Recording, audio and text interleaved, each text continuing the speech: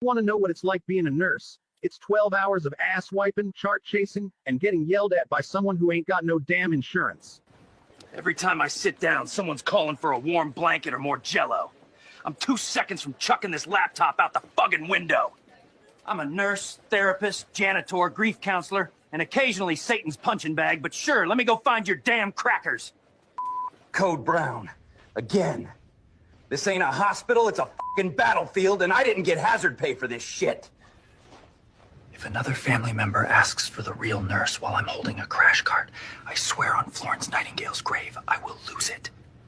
No lunch, no pee break, and now the charge nurse wants someone to stay late? They better call Jesus, because it sure as hell ain't gonna be me. I saved lives, dodged poop, and didn't slap a single family member today. That's called growth. Now shut up and bring me wings. Jekyll Island, November 1910. 7 bankers meeting in secret to create America's central bank. We just can't call it that.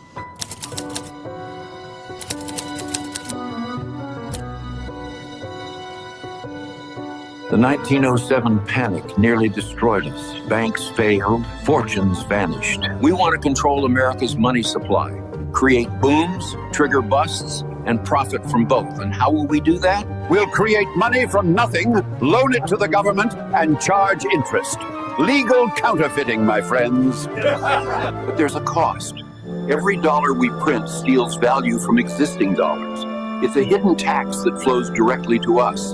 And it gets worse. If we ever get off the gold standard, governments can print money for wars. Endless wars become possible and profitable.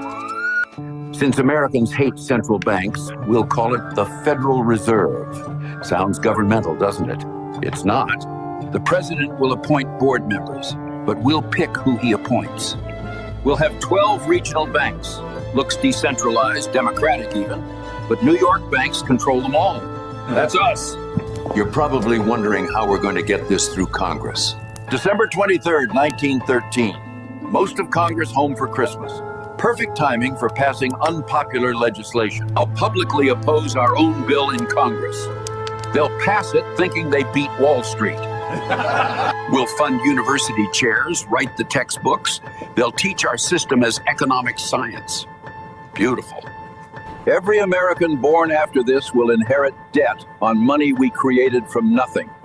Generational servitude. The Federal Reserve. Not federal, no reserves, but everyone will think it's their government protecting them. Good afternoon.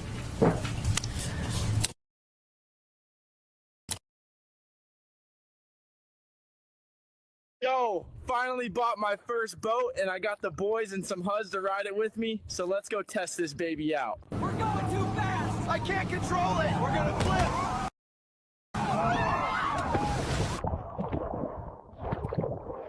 Oh, fuck, is everyone good? Yo, where's Mason? Oh, shit! Oh, there he is. Damn. You think he's good, bro? Damn, you think he's good, bro? Yo. What's up, everybody? How's it going? How's it going? Happy Friday. Sorry for the late start. I had a bunch of stuff going on today. And, man, I had a whole bunch of stuff yesterday, too, when I was going to stream, but then I decided not to stream last night. I figured I'd go tonight, and I'm planning on going at least 3 hours tonight. If we hit the goal, I'll go 5-6 hours. So let's see what we could do. The goal is a very simple goal. It's $75 at total across anything, and we'll go for 5-6 hours, something like that. So that's the goal, and that's what we're going to do. So let's see who's here tonight. I don't expect a lot of people to be here because, well, it's a late start, and I didn't get the notifications out, and probably didn't get any, as they say, notifications didn't go out yet because I didn't get it out in time. So it is what it is and what it is. So Rachel Boone, how you doing? And Tika? And that looks like about it. That's the only two people I see in the chat. That's weird. That's odd. Odd. No one here. Oh, there's Daniel Gygax. Hello, Daniel. How you doing? It's nice to see you. So, full moon's out, etc. Cool. So, yeah, it is what it is. So we'll see. I hope everyone had a good night, and gonna prepare for a good weekend because, as they say, full moon can fool you, but not fool me too. Or something. Mm-hmm. This.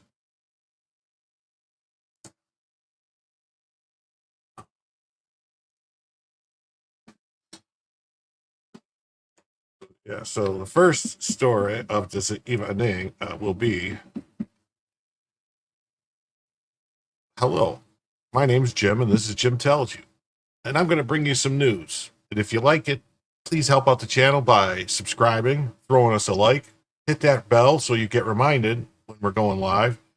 And let's jump right in to the first story of the evening. It says, breaking news.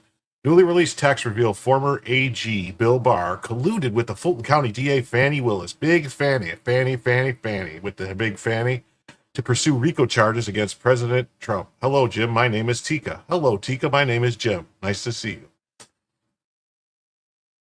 you. To pursue RICO charges against President Trump because, as Barr told Willis, it's a very difficult type of charge to defend. What do you know? What do you know about that? I feel like every time I open this app, there's another person from the deep state that's proven here to actively undermine or try to imprison Trump. It's just insane. It is. It feels like drowning in conspiracies. They're all turning out to be real. It's just nuts. It is. Nuts. And, newly released text messages and emails reveal that Bill Barr collaborated. I wouldn't say collaborated. I would say colluded. I would say conspired. It was a conspiracy. Conspiracy. Conspiracy. Conspiracy.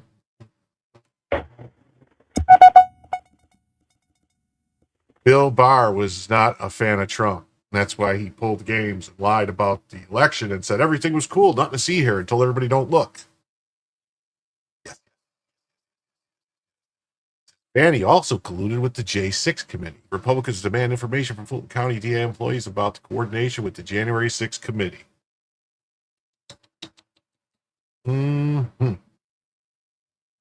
Hey, Rick, what's up, buddy? How you doing? Jennifer, thank you for reposting the stream. That's what it says. It says Jennifer reposted the stream on X. That's very nice. Thank you. Rick Ducamalta, what's new? So the House Judiciary Committee and the investigators. It shouldn't be members only. I don't think so. Is it members only? What? Let me look. Did I do something wrong? Oh, no. No. Did I screw up? Oh, I did click members only. My bad. I'm sorry. I'm sorry. I'm sorry. Oh, my Lord. I don't know how I did that.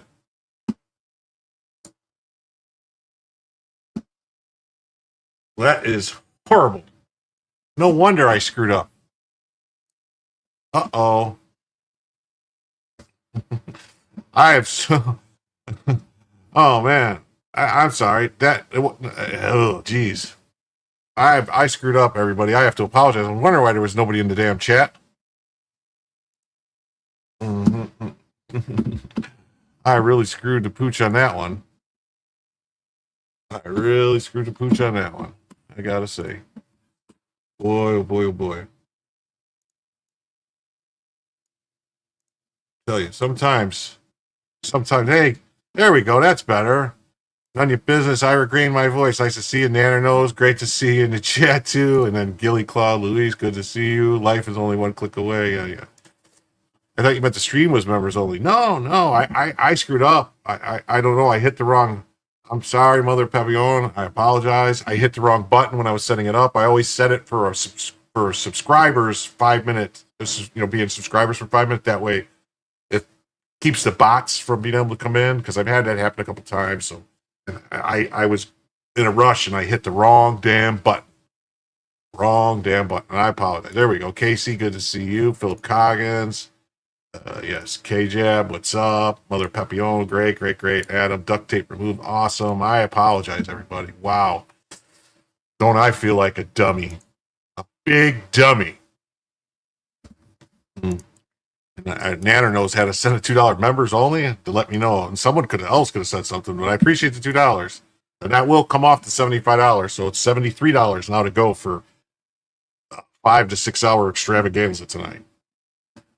Yeah, so they want the communications from the Fulton County District Attorney's Office and the January 6th Select Committee in furtherance of their political prosecution of President Donald Trump. According to court testimony, these individuals met with the partisan J6 committee to coordinate their political investigations. Still think Butler was an inside job? Raid these animals, like I said, they're all complicit in the coup to overthrow our nation. They just didn't think he'd ever win again. Someone showed up just in time. Oof. Man, oh man, it was I still want to go make sure that I don't have ads running, right? There's no ads running right now.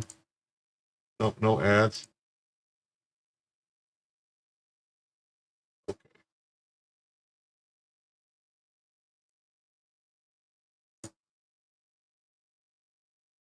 So it looks good right now. Everything looks good. Looks good.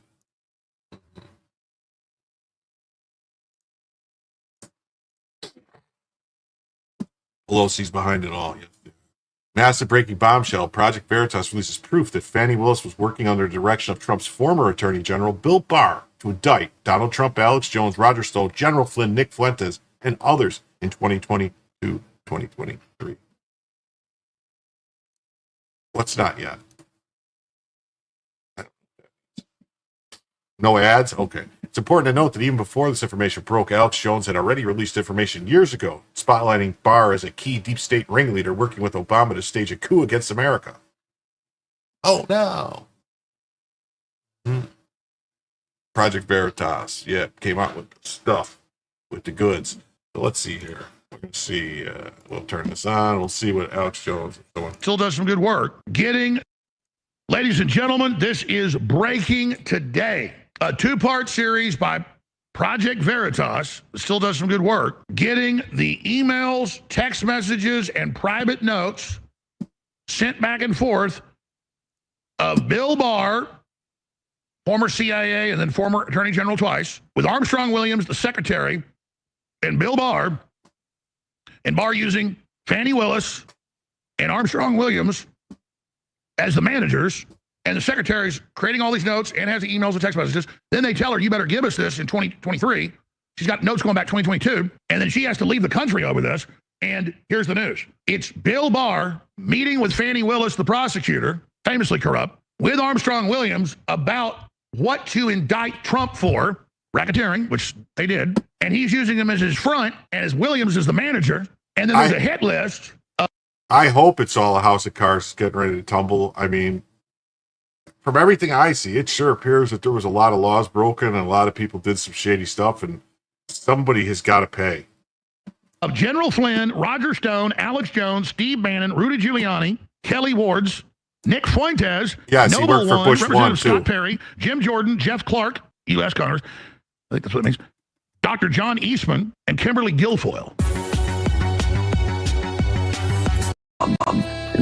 And Bill Barr, and Barr using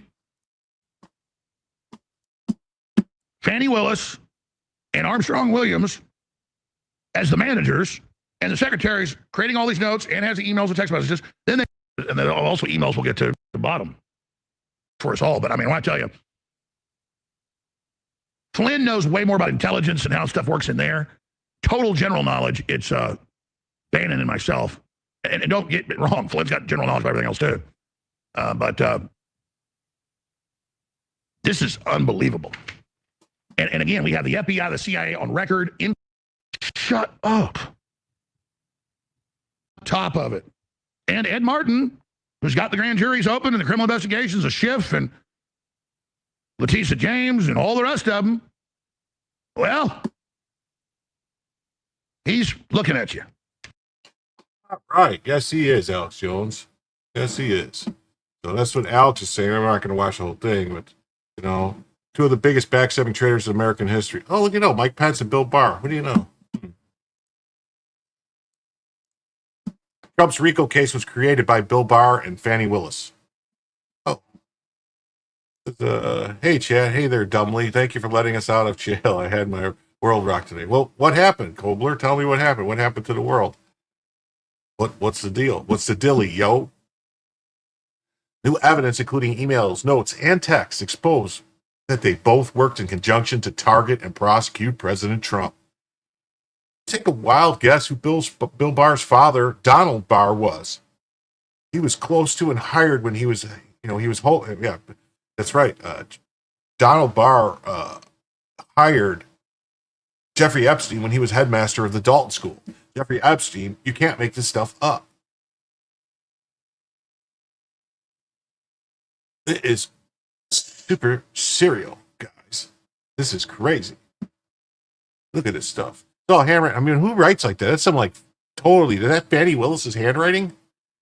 Now, Armstrong needs you to be able to deliver us the meeting minutes between Barr and Willis. Oh, no. Using words like go after Trump campaign team shows the mindset they had made up everything they needed.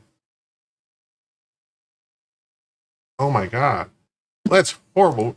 I mean, you found out your stepdad has been in the hospital since Tuesday and no one told you. The neighbors found him in the back porch. Do you mean like your family knew and they didn't tell you, or no one in your family knew? Because, I mean, is it just like, Putin is meeting with Trump in Alaska on Friday? Well, I know they said they wanted he said he wanted a summit, but then I heard some stuff that they were going to they wanted something else.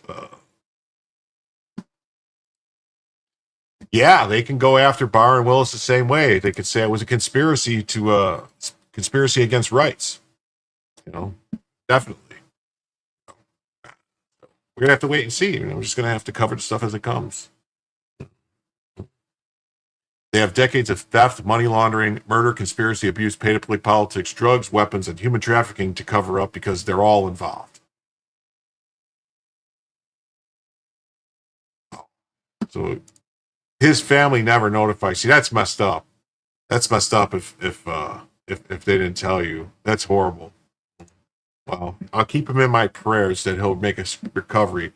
Was he out? I mean, how long was he out? Like, would it take a long time before people found him and got to the hospital, or would he get to the hospital right away? Because that makes a big difference when it comes to a stroke. Trump was the one to bring it all down, and they proved he would go to any lengths to stop him. Yes. Yeah, Bill Barr hired Epstein to teach at the school. Yep. Mm-hmm. Yeah, Bill Barr was sent to the prison to confirm Epstein killed himself. Bill Barr was a confirmation Epstein killed himself. We all know what that means. Mm-hmm. The Skiff is a good follow there on Twitter. Officer Lou says, breaking news. Project Veritas reports that recently uncovered text messages and emails show that former Attorney General Bill Barr worked with the Fulton County DA Fani Willis on the RICO case against President Trump. I mean, there's a lot of rumors about Georgia in particular, and that the establishment in Georgia, like Brian Kemp, the governor, and the Secretary of State and all them, and that there's kind of let's say they're rhino, and they're part of the establishment. They don't really like Trump. And go figure, there was also a story, it was in yesterday's topics, but that the former lieutenant governor of Georgia just decided to come out as a Democrat. Go figure. Like, I have to be a Democrat. Busted. Bill Barr is a rat. Explains why he refused to allow U.S. attorneys to open investigation into the voter election fraud in the 2020 election. Yeah, it kind of explains a lot, doesn't it? Makes a lot of explanations there. A lot of explanations. Hey, we got 53 people here. I'd like to, in YouTube, I would like to remind everybody, please hit the like button. And if you haven't subscribed, please subscribe to the channel. It really helps with the algorithm and all that jazz. And remind everybody again that there is a goal tonight. I put it as 15 $5 super chats, but that's $75. So, but that's $75 over all things. So Rumble Rants, or YouTube super chats or memberships, anything like that. Memberships, I'll add to it. Or if anybody wants to donate through PayPal or Cash App, that will also apply to the $75 to go for 5 or 6 hours tonight. So we'll see. We'll keep going here. We've got the Gateway Pundit that says, Project Veritas Part 2, Whistleblower. Bill Barr held secret meetings to plot prosecutions of Trump and block his political comeback. Yes, I'm sorry. $73. You're right. $73.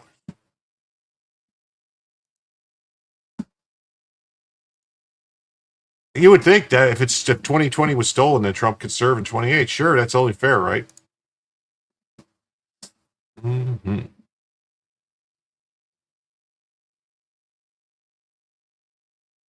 They say the first arrest will shock the world. Oh, at this point, any arrest will shock us, yes.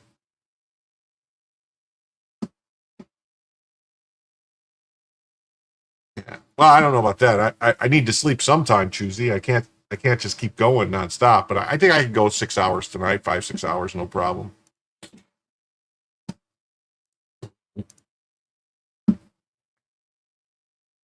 Project Veritas. Oh, man, why do they always do this to me? Project Veritas Part 2, Whistleblower. Dun, dun, dun.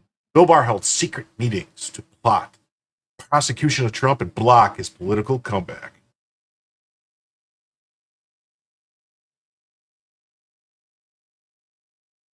Project Veritas on Thursday released Part 2 of its whistleblower investigation into former U.S. Attorney General Bill Barr.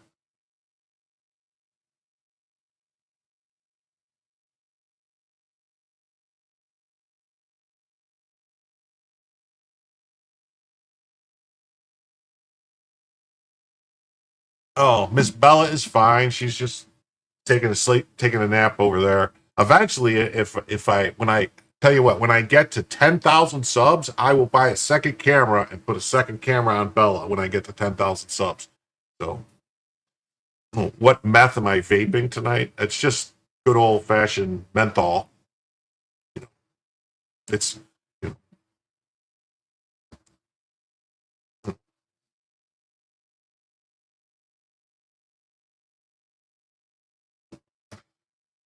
let's show your live so you missed the first 30 minutes. Well, you really didn't miss very much except for me screwing up and having the show set to members only instead of subscribers. So that's all you missed. So nothing much. Yeah, Trump should at least get the salary that Biden stole from him, definitely. Mm-hmm. On Tuesday, they released a bombshell story from a whistleblower alleging that former U.S. Attorney General Bill Barr, along with media figure Armstrong Williams, running an illegal immigration visa fraud scheme for elites and billionaires. Patricia Lelice, whistleblower, former Brazilian journalist at Howard Stirk Holdings, who was in hiding abroad, told Project Veritas that she was prosecuted after reporting Bill Barr and Armstrong Williams to the FBI. On Thursday, Project Veritas released a video of Leticia explaining how Bill Barr plotted prosecutions of Trump to block his political comeback. Bill Barr was like, we should bring RICO because it's a very difficult type of charge to defend, Leticia said. Texts and emails reveal Fulton County DA Fani Willis and Bill Barr worked together on the RICO case targeting Trump and more than a dozen other defendants. Hey, Tay Marie, how you doing, Tay Marie? See, that time I didn't say Tay Marius, I said Tay Marie because I remembered. Yes, I remembered. Texts, notes, and emails exposed. Fulton County DA Fani Willis and Bill Barr worked together on a RICO case targeting at real Donald Trump. Mm-hmm. Yeah. Yes, it's been 3 years since they started playing with Melania's underwear. But the funny thing, she doesn't wear underwear. So there was nothing in them drawers.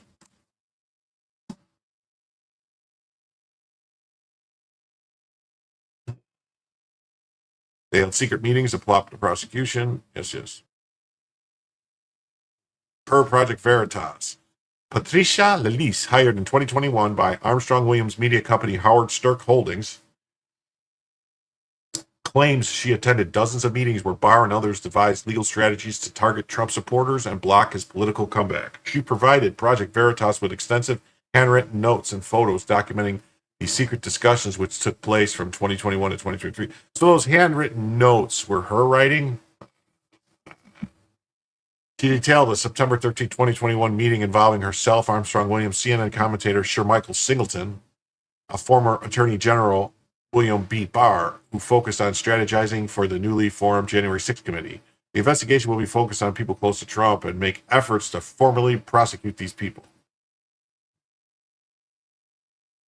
Her notes reveal that Barr provided a list of targets, including Steve Bannon, Rudy Giuliani, Stuart Rhodes, Enrique Tarrio, Jeffrey Clark, Oath Keepers, and Proud Boys. Those people were all targeted. Following the meeting, many of these individuals were subsequently subpoenaed to testify before the January 6th committee or the 2020 election committee.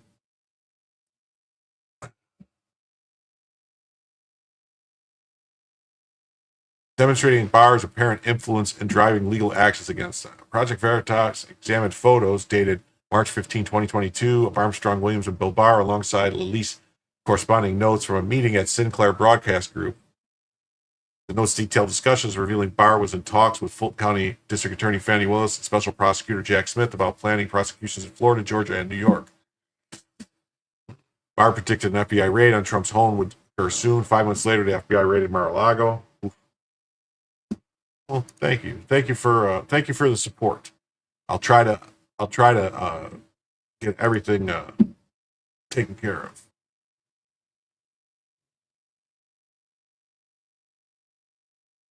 And this is from Christina Lalia. We're going to keep going with this story because there's quite a few more of these. So we got this.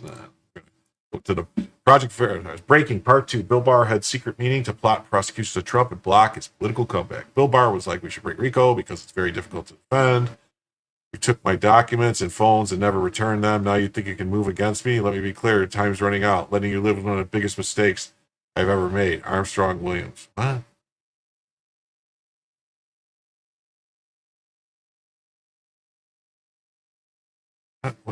Who was he talking about? Maybe we can listen to a little bit of this, but I'm not going to play a bunch of it because it's very easy to know why I am being persecuted and no one else. It's being charged or persecuted. It's very easy. I called the FBI to report Bill Barr and Armstrong Williams.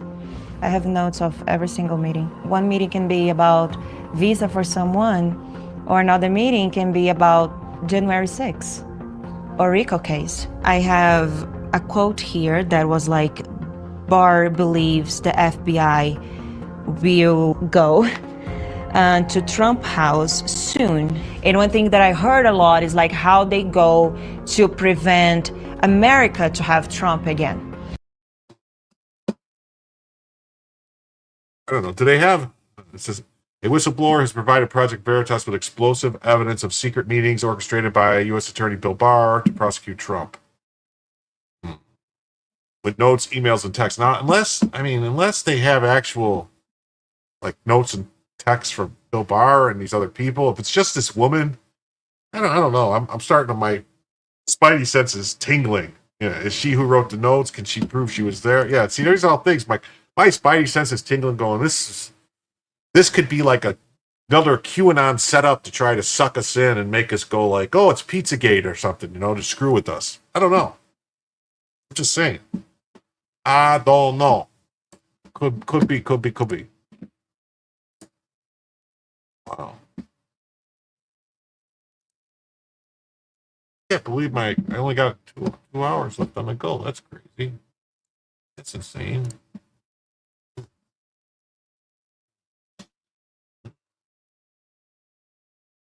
Yeah, that's how I feel. I'm like, Hello, Lynn. How you doing tonight?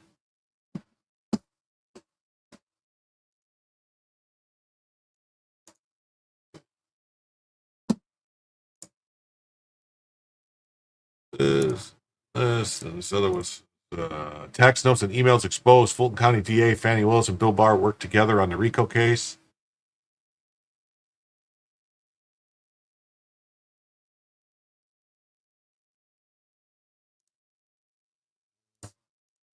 Bill Barr's target list says after a secretive September 13, 2021 meeting, several targets were subpoenaed or charged over January 6th in the 2020 election.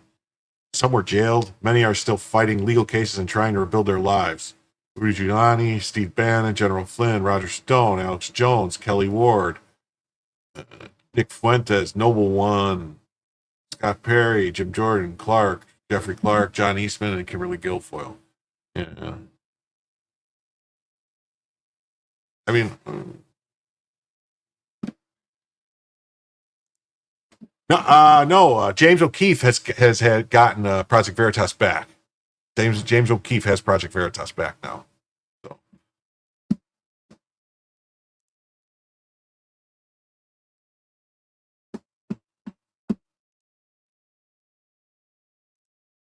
Fani also colluded with the J6 committee. It's not colluding when she has the right to request documents. Look at these people like, that's not colluding. That's what I'm saying. I don't know. We have to figure out where this lady was. Supposedly she was working for these people. I don't know. We'll have to see what happens, what comes of what. So,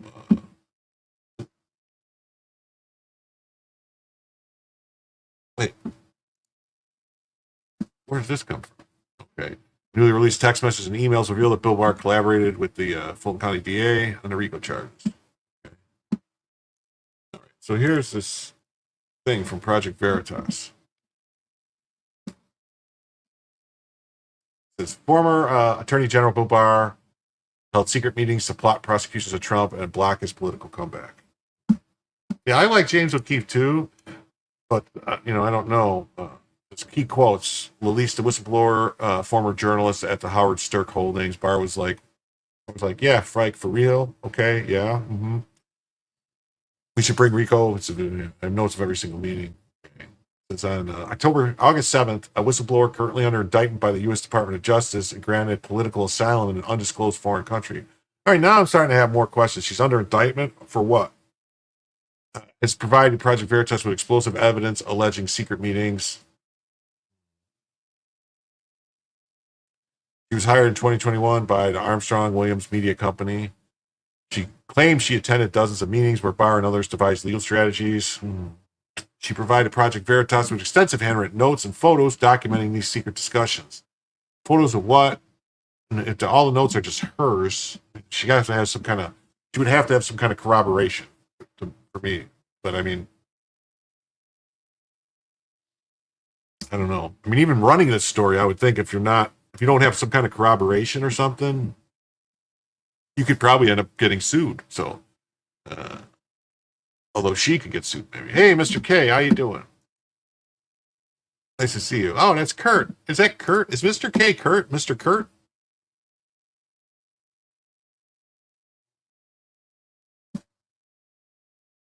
Mm-hmm. Keep the faith. Yes, I keep the faith. The investigation will be focused on people close to Trump. Okay.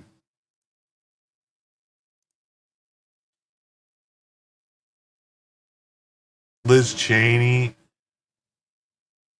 I mean, these notes, I don't know, these notes look so perfectly written, like they were done, like not like at a meeting, like someone taking notes. It doesn't look like that to me. This looks like this was, someone took their time writing this all out, because it's all perfect, like cursive. Perfect cursive. Any more brain busters? That's for Billy Madison. I mean, it is Kurt, but I'm not Kurt. I understood, yes. It says she was a journalist hired by this company, but that she was taking notes at these meetings. Her notes reveal that Barr provided a list of targets. Yeah, we went through all that. Steve Bannon, Giuliani, Rhodes, Tario, Jeffrey Clark. Following the meeting, many of these individuals were subpoenaed to testify, demonstrating his apparent influence. Well, it could be just, depends on if these notes were actually taken at the time and weren't created after the fact. You could create notes after the fact that are legit notes and then make it look like this stuff. So it says Veritas examined photos dated March 15th of Armstrong, Barr, alongside Lease, corresponding notes from a meeting at Sinclair Broadcast Group. The notes detailed discussions revealing Barr was in talks with the Fulton County District Attorney. You have a friend who writes perfectly all the time? Really? That's very suspicious. I meant that you have a friend is very suspicious. I'm just kidding. I'm teasing. The notes detail discussions recorded. Willis recorded that Barr predicted Trump's raid on the home.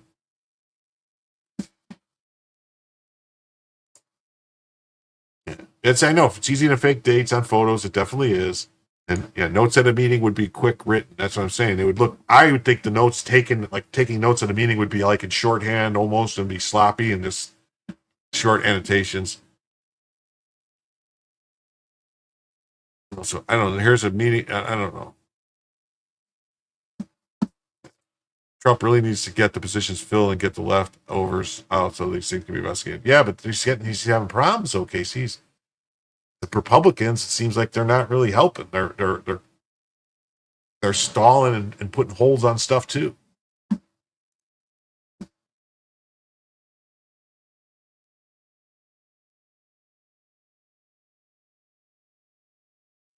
Hey, Steve Hiller, nice to see you.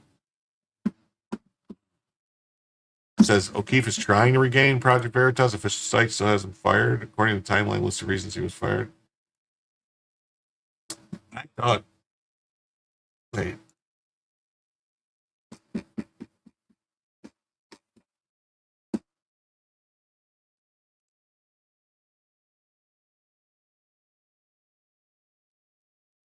So maybe this is all baloney?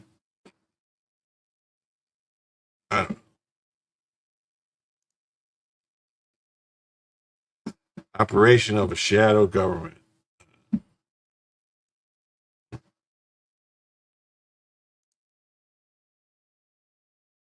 Yes.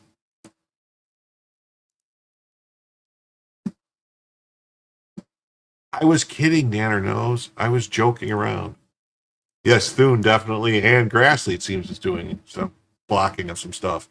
It says text from Williams to Lilise confirmed a planned meeting between Bill Barr and Fani Willis.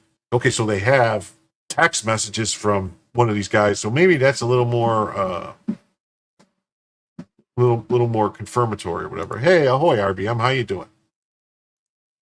Well, you're never late. A wizard always arrives exactly when they plan, J.H. Wallback, and I consider you to be a wizard.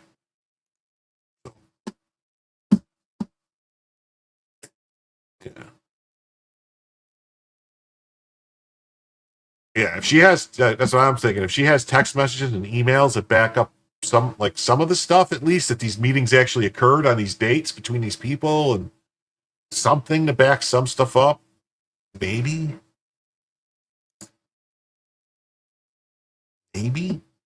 Bill Barr was like, we should bring RICO because it's a very difficult charge to defend.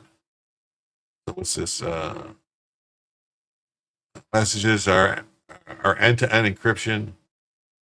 Morning, I need you at the office today. I can't. Also, I'm already resigned. I've just put everything that I have in a file to give to you. We've already talked about this. I'm not going to accept the resignation until you finish the project. Well, so then we have one more problem. Okay, so this woman, all right, I just want to point out that this woman who wrote in perfect cursive English can't write simple English speaking things in a text message. See, it says, I can't. Also, I'm already resigned. Well, so then we have one more problem.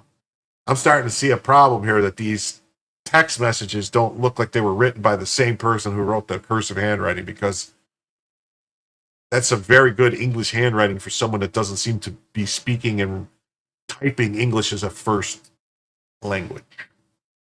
Know what I'm saying? Know what I'm saying? I need you to talk to Clyde about our meeting with Bill Barr and Willis and see if we can schedule this next week. I will call him soon. Update. He will let me know soon. I will put in an email all the notes I already have. Yeah, Diddy did defend Rico just fine, but that's because the Rico case, I think, that they did with Diddy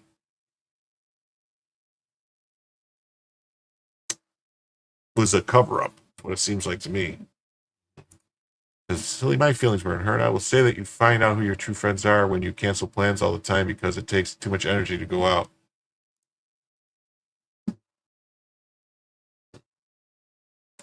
Since January. Yeah, no, I understand, but it just the texts are written like we listen to her speak and she spoke in broken English, and so she's texting in broken English. All I'm saying is those carefully cursive written, handwritten notes don't seem like somebody who speaks in English as a second language, reads English as a second language, writes English as a second language. That's all I'm saying. She claims the overarching goal in all the meetings was to block Trump's return to power. One thing I understood very well is she says she was working for this Armstrong guy. This Armstrong guy who, some kind of media company who's working with Bill Barr. And I did see other stories somewhere else about the immigration stuff and the visas and that stuff. So I don't know. Like right here it says something February 2023 Rico. See how me, Armstrong, Barr, Claude, and Willis. I mean, this looks like it was written by someone who's been writing cursive for years. You know, that grew up writing cursive in school.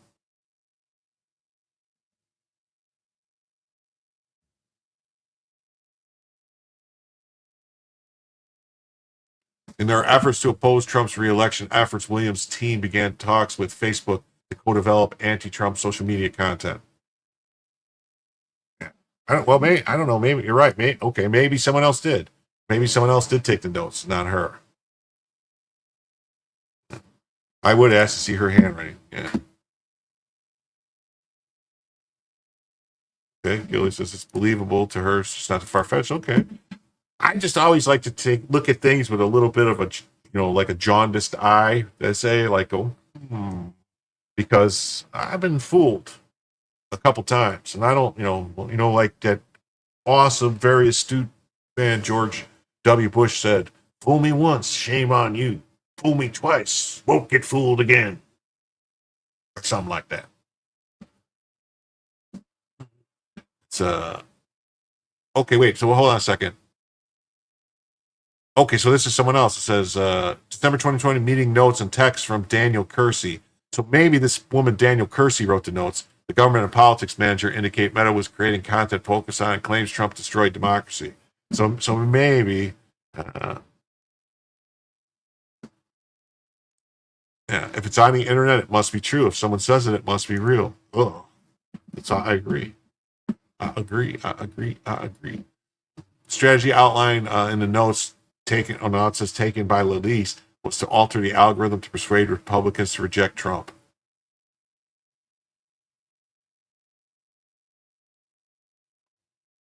It's Facebook training, January 6th, something 6th, December 13th. Call with these people. Hey, Jay Lee God, how you doing? Nice to see you. Yeah, that was my motto. Always believe none of what you hear and only half of what you see. That's what I was raised to believe.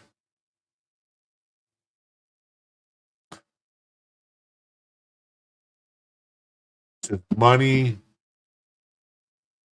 something in getting follows in public to Armstrong, whatever that means. So another person to add to the conspiracy. More public is more money. Facebook is the. So this is a text that says, "Hi Patricia, this is Daniel Kersey from Facebook. We were introduced earlier at the meeting by attorney Clyde Vanell and Mary Barr. May I give you a call?" So is it Bill Barr or Mary Barr? I'm busy today for a call. Can you text me the next steps? Call you in the morning. Just text me. We need to move on this matter. Mary wanted you to post as well. Armstrong doesn't have an audience among the young and Latino public.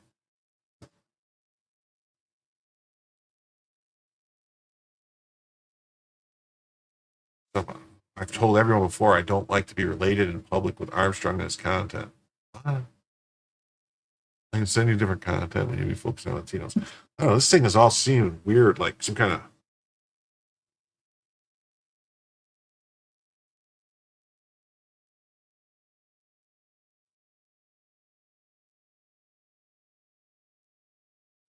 Well, I guess someone needs to get Danielle Kersey in and start talking to her. Mm-hmm. Lee reported Armstrong and Barr to the FBI in June 2023 for their secret meetings in a visa fraud scheme exposed by Project Veritas in Part 1. Text messages revealed panic from Williams and his associates upon learning of the FBI report. Lali faced a barrage of threats, demands to return meeting notes and other documents she recorded during her employment, suggesting their authenticity and a frantic effort to conceal those covert meetings. You had a chance to be part of my team and build something big, make money, and you threw it all away. You took my documents and phones and never returned them. Now you think you can move against me? Let me be clear, your time is running out. Letting you live was one of my biggest mistakes I've ever made. Oh, so this guy's threatening to kill her. If I could, I'd have my hands around your throat right now. So this guy just threatened to kill her? In text? That's not very smart.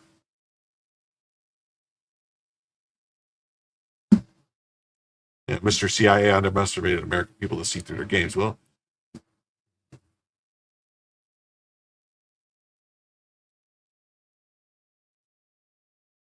look, Patricia, I already something. Your lawyer went to the DOJ to try to save you, and I know who he is. He's Bannon's attorney, and Bannon's been a friend of mine for years. I'm calling him today to let him know exactly what kind of person you are. Don't be surprised if your lawyer decides to drop you. Well, this, if I'm not mistaken, I'd have to talk to the lawyer, but I think this would be considered witness tampering. And actually, this is a crime, what he's doing, threatening her and telling her that he's going to contact her attorney and other people. This is definitely witness tampering. So he should be arrested already. He took my documents and phones, and then he threatened her. Yes. You something. You're still running your mouth about me to people you think can help you. Wasn't me giving Janaya your address to post on TikTok enough? I know your every move, and I won't say. So this is definitely witness tampering and witness intimidation. I mean, this is violating a federal and local statutes. How does it feel to be a complete illegal immigrant now? I just got confirmation all your documents have been canceled. This is what happens when you think you can go against me, David, and Barr. You'll never get your green card back, not even if you marry the president. Now give me back my phones and the notes that belong to H, because at some point I'll lose my patience, and when I do, I'll come for you myself. Well, I mean, that sounds very threatening, you know.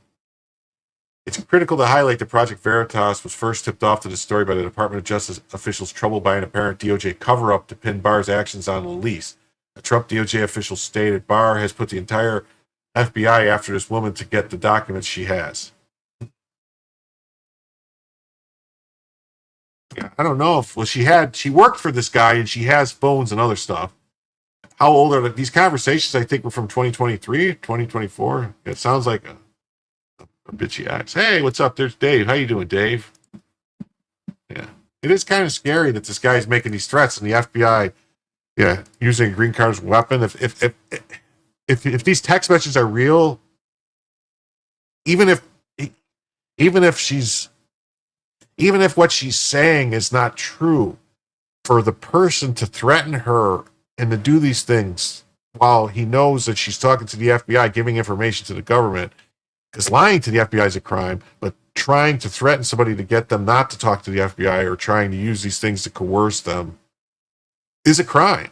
And it should be. I thought I read he was back in control of Project Veritas, but then someone said he wasn't. So let me look into that real quick here. Let me just look real quick.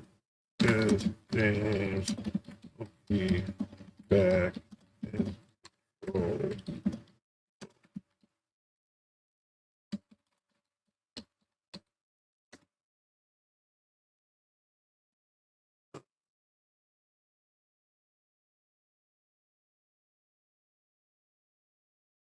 It just says he was in talks to regain control.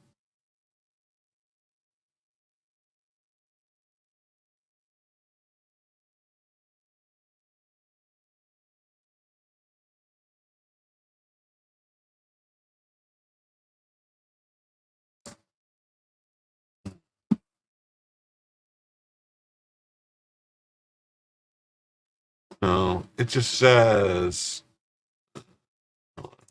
This is what it says right here. It says O'Keefe testified in federal court as Project Veritas seeks protective order to restrict his speech amid reacquisition talks.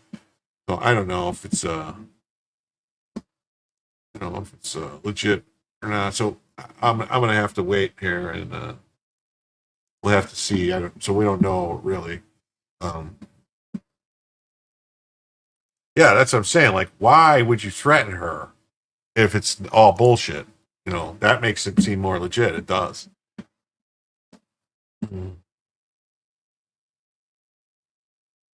Here's a story. A woman tried to report Bill Barr to the FBI because he's part of some group of people who sell visas to millionaires. Barr put the FBI after this woman. She's currently outside the U.S. with political asylum because she's received death threats. Well, I mean, we read some of those death threats.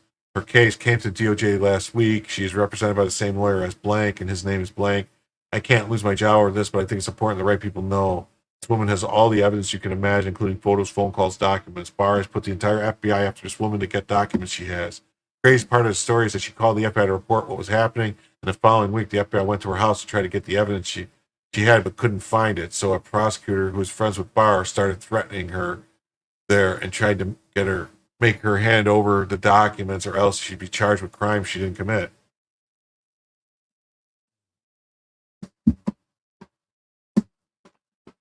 Police faces accusation of masterminding the visa scheme. Well, now charges have been filed against Williams or his employees. How would this woman that's just a journalist for this company, be part of this visa scheme? How would she have the power to get it done? The more and more I read, I'm starting to more and more think there's more to this story that makes it believable. In the forthcoming parts of the series, Veritas will expose further irregularities in the government's case against Leticia, including threats from government prosecutors, as well as additional corruption she observed at Howard Stirk Holdings, such as covert messages sent to government officials via burner phones, cash and bribes exchanged for favors through illegal lobbying with foreign governments. Stay tuned.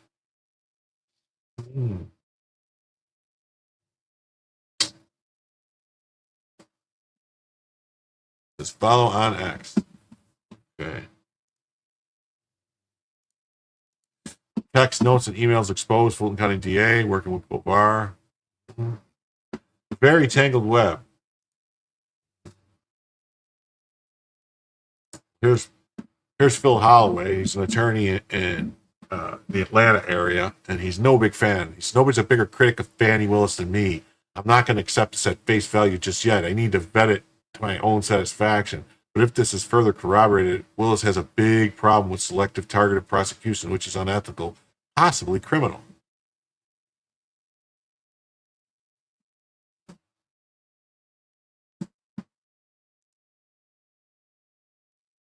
So what do we think? We're going to keep an eye on this story. We're going to see if more stuff comes out. We're going to keep watching it, keep you informed, and Jim will tell you what the truth is. Either way, he's not going to lie to you. On to the next story. It says, the Democrat brand is in the basement. It's in the old shitter, as they say. Even CNN admits it. Americans have never disliked Democrats more. Record low approval, record high disapproval. And with midterms coming, they're doubling down on the crazy. Look at them, they're crazy. CNN's Harry Ent, the Democratic brand is in the basement. Total and complete garbage in the mind of the American public. Polling has, the Wall Street Journal has them at 30%. CNN has them at 26%. Gallup has them at 26%. That's some low-hanging stuffers there. See, look at that. Oof. Oof, oof, oof, oof. Oof, oof. Why? Because Democrats offer nothing but socialism and wokeism, defund the police, anti-Israel extremism, anti-American policies. Oh, and they throw in a little Trump hate just for good measure. At least they're being honest. They weren't any different 20 years ago. They're just more open about it now. And they're a lot more angry. Mm-hmm. It says you can't have capitalism without racism. Really, you can't? Blue cities prove the point. High taxes, high crime, very low quality of life. Police recruitment is collapsing. Criminals roam free. New York leading mayoral candidate is a socialist. I'd call him a communist, a Marxist communist who wants to seize the means of production. That's right, just a little bit. He wants to take just a little bit. He just take a little bit of your money. That's all. Mm-hmm. National leadership's a disaster. You got Kamala Harris is leading in the 2028 polling at a pathetic 21%.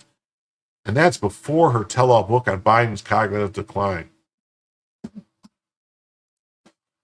O'Keefe has a donation page for a suit against Project Veritas, did a fundraising stream, and had a deposition on the 5th.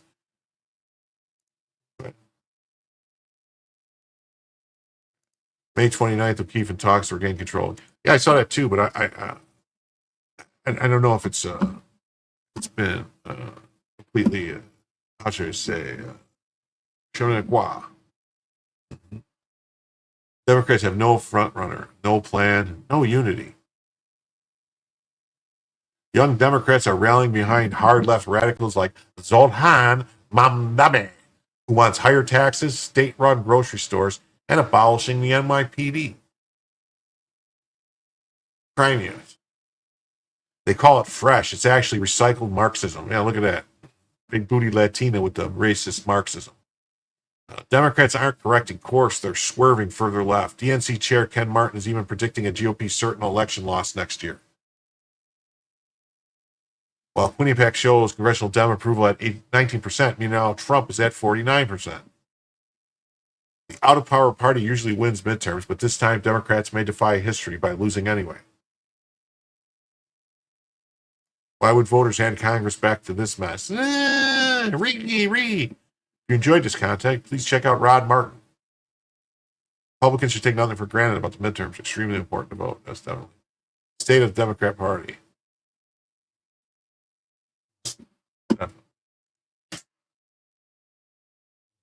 Here's some more on this. Is more about what these Democrats are doing. It says, don't make judgments before you have all the facts. One of the women in Senator Kelly visited at the LOA detention facility has a final order of removal from the DOJ judge since 2013. So 12 years ago, she was told to leave, and they didn't. And they just go, well, I didn't have to leave. I didn't leave. So why should I have to leave? Sticking around after removal orders of federal crime, ICE enforces immigration law, period. And here's Senator Mark Kelly. I visited two people, Kelly and Maria, being held at the ICE in Alloy. One is a business owner, and the other is a mother of a U.S. Marine. They belong with their families, not locked up. Well, here's the thing there, Mr. Senator Mark Kelly. You should know that if you have a final order of removal from the country, you're not legally allowed to work in said country, which would mean you're not legally allowed to own a business in said country.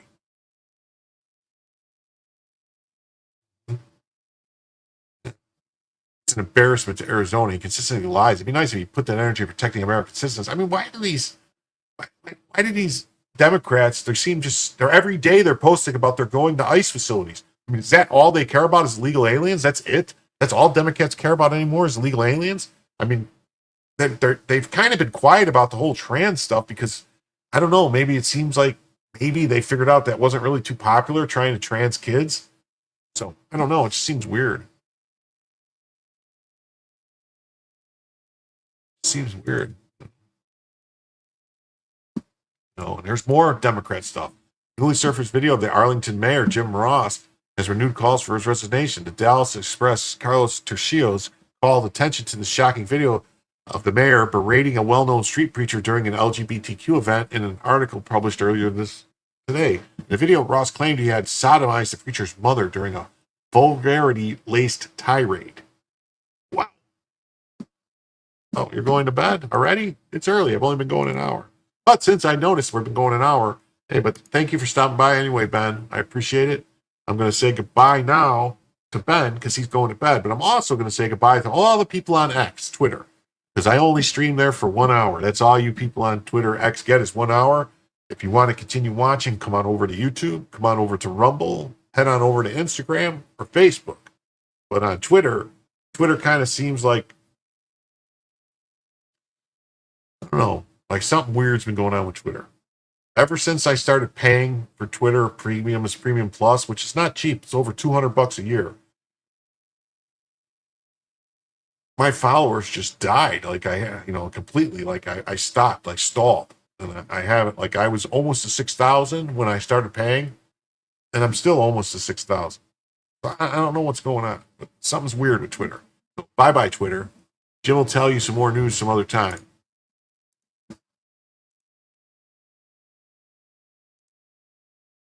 Mm-hmm.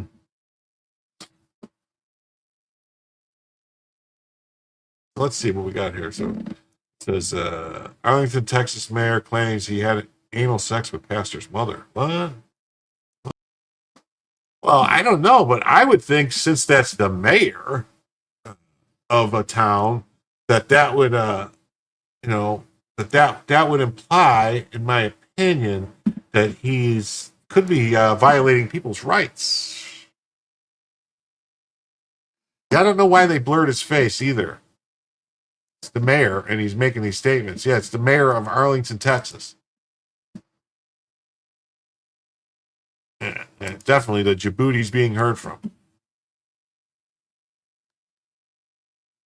Arlington Mayor Jim Ross caught on video berating street preacher. Why they blur his face out, I don't know. Arlington Mayor Jim Ross is facing backlash after newly surfaced footage from 2018 showing him using vulgar language and making explicit remarks toward a Christian street preacher. The video recorded by Vice News in 2018 was filmed at the Southern Decadence Festival in New Orleans, an LGBTQ event held annually over Labor Day weekend. In the footage, Ross, whose face was blurred, can be heard addressing street preacher Reuben Israel with crude language and profanity. Israel, known for preaching at public events, passed away in 2023. Oh, well, that's terrible. I believe y'all can have free speech, but this is some hateful S, and I am a heterosexual guy. It don't sound like it to me, Mr. Ross. It sounds like you take it up to Keister. Which is cool. You can do what you want, but you stand out here like you're...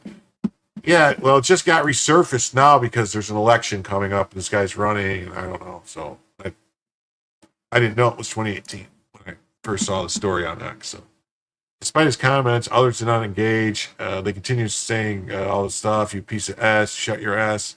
You ought to have the S people take a good F time and other. Wow. Footage ends with him approaching the group and appeared to initiate a confrontation. Several Arlington and Tarrant County residents expressed disgust over the behavior.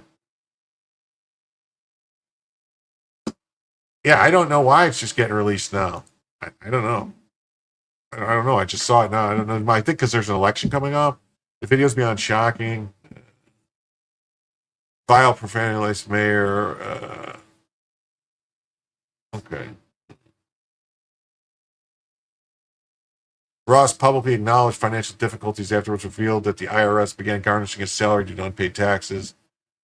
Records from the Tarrant County tax assessor from June 2025 show Ross owed $940 in penalties with an outstanding debt of $174,940. Whoa. Whoa. Whoa. Whoa. Yeah, possibly taking a trip up the old Hershey Highway. They reached out to Vice News and Ross, but didn't receive it.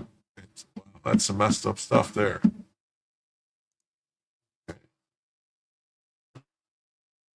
Then we saw this stuff. We saw this stuff.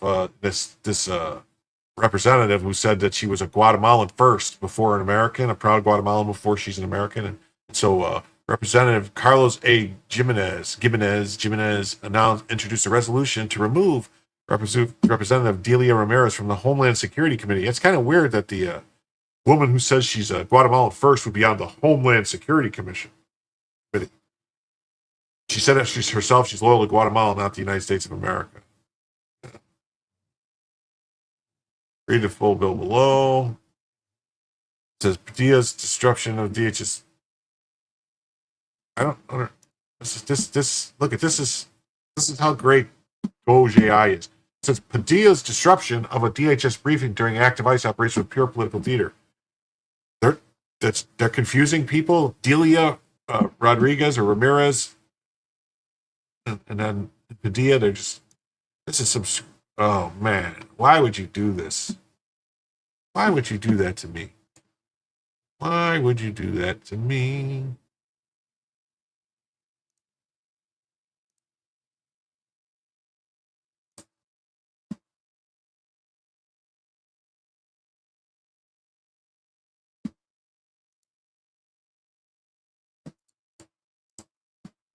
Cuban-born congressman calls for squad members' removal over Guatemalan before American remark. I have and will continue to use my voice, my heritage, and my experience to defend everyone in America, our Constitution, and our rights. Ramirez responded.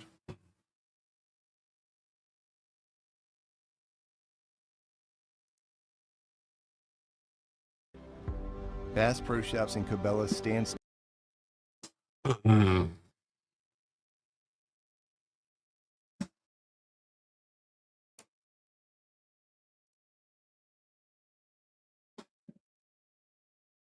Representative Carlos Jimenez, the lawmaker who fled Castro's communist regime as a youth, put forward a resolution Friday to boot squad member Representative Delia Ramirez from Illinois from the Homeland Security Committee for violating her oath of office. The resolution cites Ramirez's comments in Spanish during an event in Mexico City earlier this week in which she declared, "I am a proud Guatemalan before I am an American."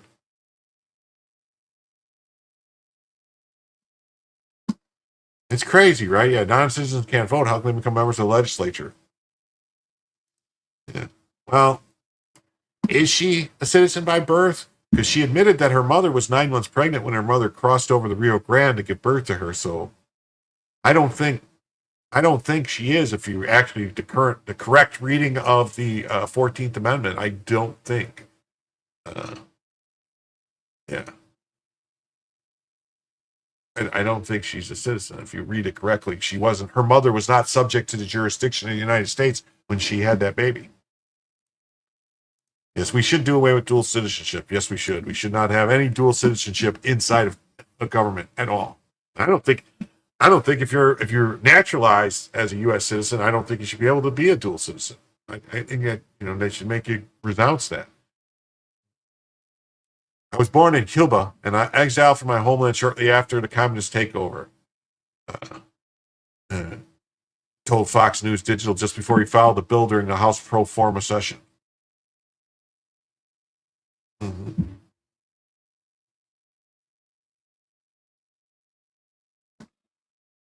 Oh yeah, no, I know Jim Ross is a Democrat. Yeah, we knew that.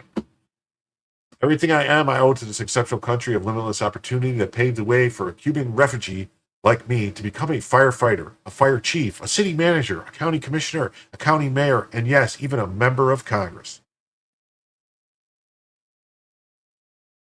Lone Cuban-born rep amped up to see nation liberated after emotional return 64 years in the making. Only in America, said Jimenez, who's the only Cuban-born member of Congress. While an immigrant himself, Jimenez said that when a fellow lawmaker openly declares allegiance to a foreign nation over the U.S., they lose the right to be in certain positions in the federal government. I would think they lose the right to be in any position in the federal government. They swore an oath.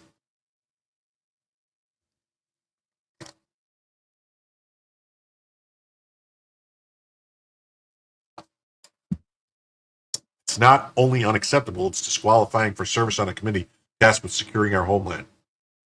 I'd say it's. I just want to point out there was this guy. His name was Steve King. He was from Iowa, I think, or he was from Iowa. I think he was a congressman from Iowa. I think it was Steve King. He made some comments that were like, I don't know if he made a comment saying he was a white person and he also is a nationalist, and so, or if he made another comment that he actually said, put the two words together. If he said that, but they basically stripped him from all committees, and I think they kicked him out of Congress. I think, or if they didn't, they just basically took away everything. He wasn't on any committees. He couldn't be part of anything. They should be able to do the same thing here, because what she said, I think, is worse than what he said. He also serves on the House Homeland Security Committee, chairing its Maritime and Transportation Subcommittee. Venezuelan opposition leader joins Cuban board rep to laud Trump after Biden's Maduro oil deal canceled. Blowback continued online this week with actor James Wood quipping, "Well, okay then, hasta la vista, baby." Conservative commentator Matt Walsh added that Ramirez should be arrested. He left after those comments. Well, they stripped him first, didn't they? And then he decided to leave or not run for office again, or did he? I don't know. But Congress took action against him, I'm pretty sure. The statement said Republican commentator and social media presence from the Department of Homeland Security wrongly attacked her for showing pride in her multicultural, multi-ethnic heritage.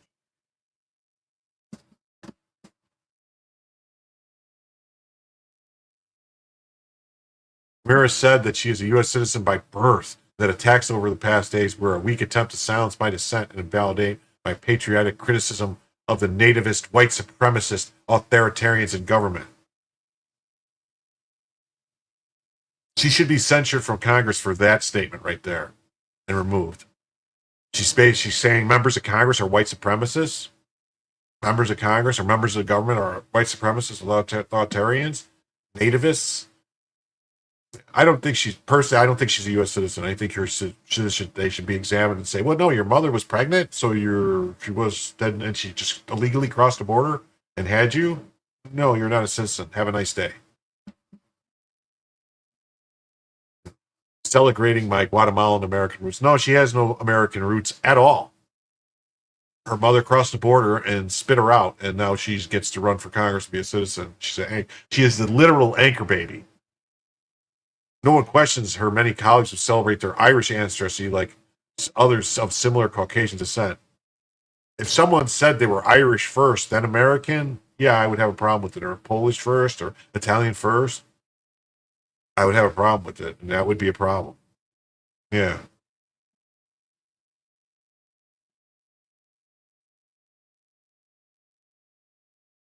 Later, Ramirez later offered a formal response to Fox News Digital, saying she saw Jim and his effort coming. It's not normal, but it's predictable. I'm the most progressive member of Congress on the Committee of Homeland Security. Okay. I speak out. I was the first to call for Noam's resignation for many ways. She is violating our civil rights and undermining the Constitution. Trump administration, she is an illegal alien. She is an illegal alien, pretending to be an American, got into Congress, and she only cares about other illegal aliens and getting more in the country. That's all she's worried about. That's all she cares about. She's got to go. I represent diversity. I fight for equity, and I demand inclusion. Well, you're not going to get any equity here. The only thing we're going to include you on is a bus trip back to Guatemala. They'll use any opportunity to misconstrue what I said and weaponize it to attack me. Well, she never denied what she said. She didn't deny what she said. So she's going to change it now and try to claim she didn't say it.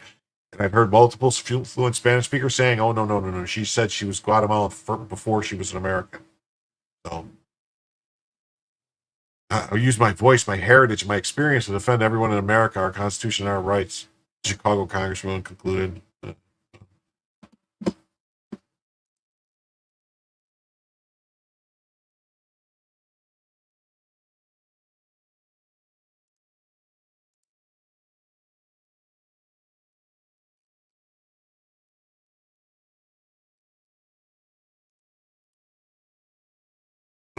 On to the next story now. Judge Boasberg.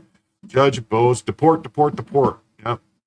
The D.C. Circuit Court of Appeals says Judge Boasberg was way out of line by holding the Trump administration in contempt, despite SCOTUS ruling he didn't have jurisdiction in the case in the first place. It also ordered him to cease and desist issuing his contempts.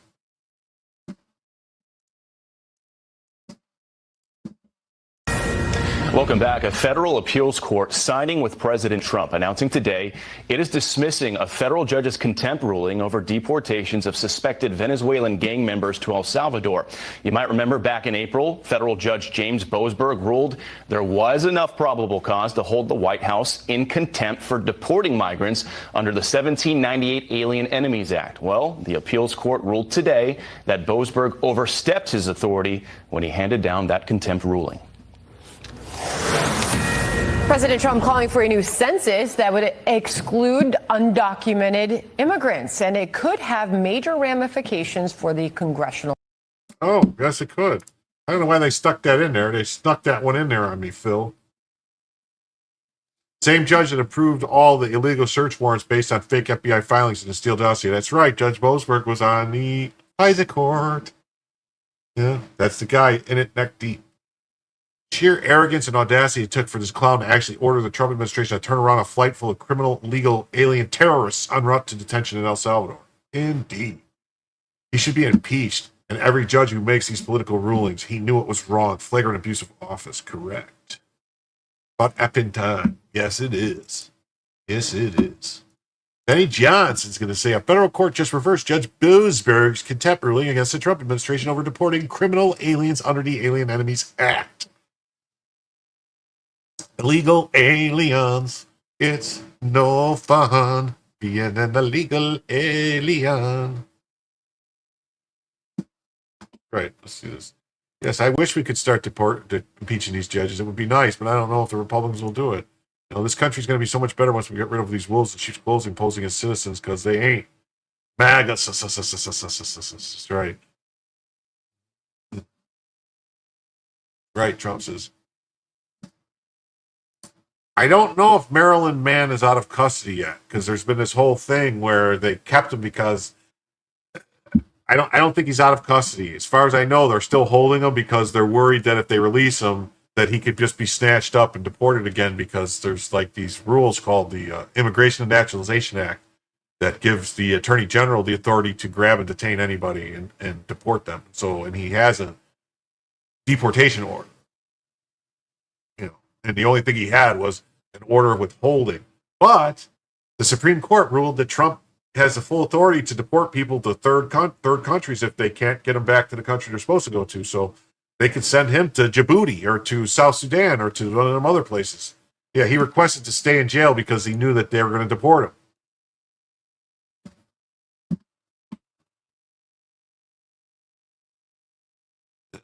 The D.C. Circuit's reversal of Boasberg's contempt ruling reaffirms this administration's authority to enforce immigration laws against criminal aliens. Yes, it does. The Alien Enemies Act is a critical tool for removing threats. Gang members, cartel affiliates, and violent offenders do not deserve endless appeals. This aligns with the Criminal Alien Gang Member Removal Act, H.R. 1050, which mandates detention and deportation of aliens tied to criminal organizations. Activist judges like Boasberg undermine national security by prioritizing procedural gains over public safety. Every delay risks American lives. The court's decision restores sanity. Enforce the law, deport the criminals, and stop letting DC elites sabotage border security. Yeah, I saw that story. That was Penske said ICE can't use its trucks to disappear people. Yeah, it's okay from human trafficking. Yeah. Penske was fine with the Patriot Front using their trucks, though. Remember, Patriot Front would ride around with people. They didn't say anything about that because Patriot Front's the FBI, so that's why. Mm-hmm. Yep. Charlie Kirk says the United States Court of Appeals from the District of Columbia just vacated radical activist Judge Boasberg's order holding the Trump administration in criminal contempt for deporting illegals using the Alien Enemies Act. Boasberg embarrassed. Deportations march on. And the deportations marching on, my friend. The D.C. Circuit's decision exposes judicial activism's collapse when confronted with awful immigration enforcement. Boasberg's contempt charade wasted taxpayer resources trying to shield illegal aliens under the Alien Enemies Act, a tool designed to protect national security. Meanwhile, the SHIELD Act's $100 million for deportation defense proves DC's priorities. Funding lawyers for border crossers while ignoring citizens drowning in inflation. Yeah, that's right. They tried to put $100 million in to pay for lawyers for people we're trying to deport. Why the F would our tax dollars be spent on lawyers to keep illegal aliens in the country? What are we doing here? Why are we paying to get them out and paying to keep them in? Seems nuts. Every dollar spent on propping up illegal immigration is stolen from veterans, infrastructure, and law enforcement. Defying deportation orders isn't resistance, it's sabotage. Secure borders demand unapologetic enforcement, not courtroom theatrics. That's right.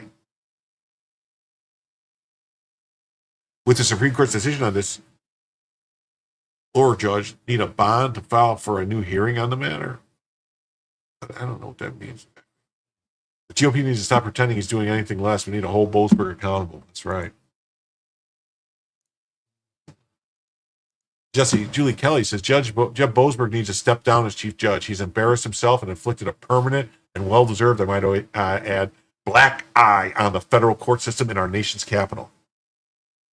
Yes, impeach. Impeach. Impeach the judge. Yes. He's embarrassed himself, that's right, in a black eye. Republicans in Washington must demand his resignation or pursue impeachment. Enough is enough. Let's look at his face. You're right, Boasberg should have been put through the impeachment process already. Now we have other activist judges who will rule against the Trump administration and destroy our future with tariffs. Well, sort of, Boasberg is not any worse than Cotelli, Jukin, Mehta, Frederick Cooper, or the corrupt, tyrannical DC bench. They're all activists under the row. That's right. Right. Boasberg, judicial coup, domestic enemy. That's right. That's right. Bill Mallusion says a federal appeals court has reversed federal judge James Boasberg's ruling of probable cause to hold the Trump administration in contempt of court over the deportation of the Venezuelan illegal aliens to El Salvador via the Alien Enemies Act. It's a legal win for the Trump administration. As expected when it initially happened, these partisan hacks and rogues need to be impeached immediately.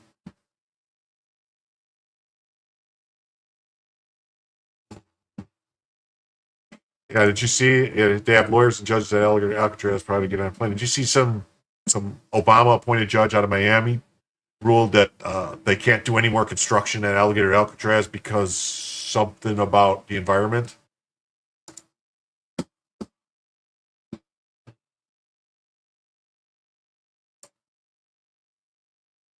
We got Nick Sorter saying a federal appeals court reversed Boasberg, activist, tyrannical, lower court, inferior judge Boasberg, black robe tyrant. Big win for Trump. This loser needs to be impeached.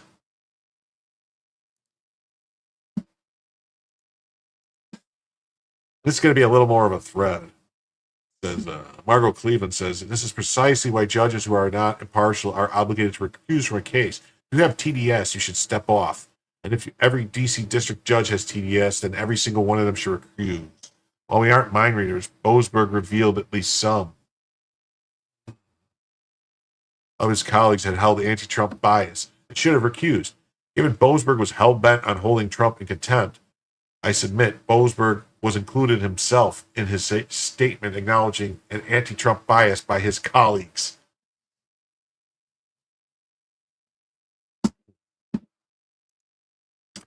Steve Hiller says they only have enough water to take one shower per week. I'm pretty sure in most federal prisons around the country, and even in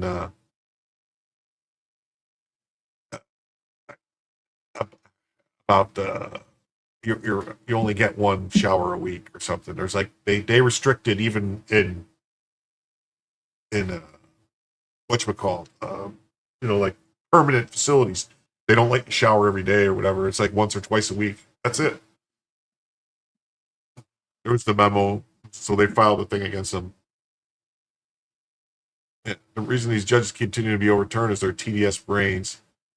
are so broken. Even liberal SCOTUSs have voted to overturn them. Cuckoo, cuckoo. Yeah, they're building one at Camp Blanding in North Florida. I saw that.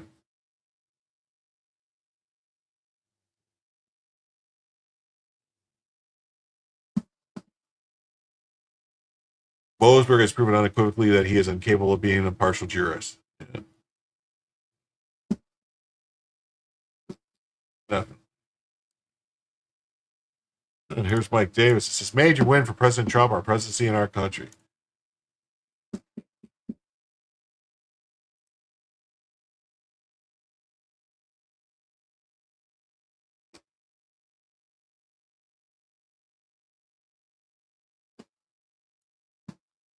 Boasberg's unlawful and dangerously took the federal judiciary to the brink.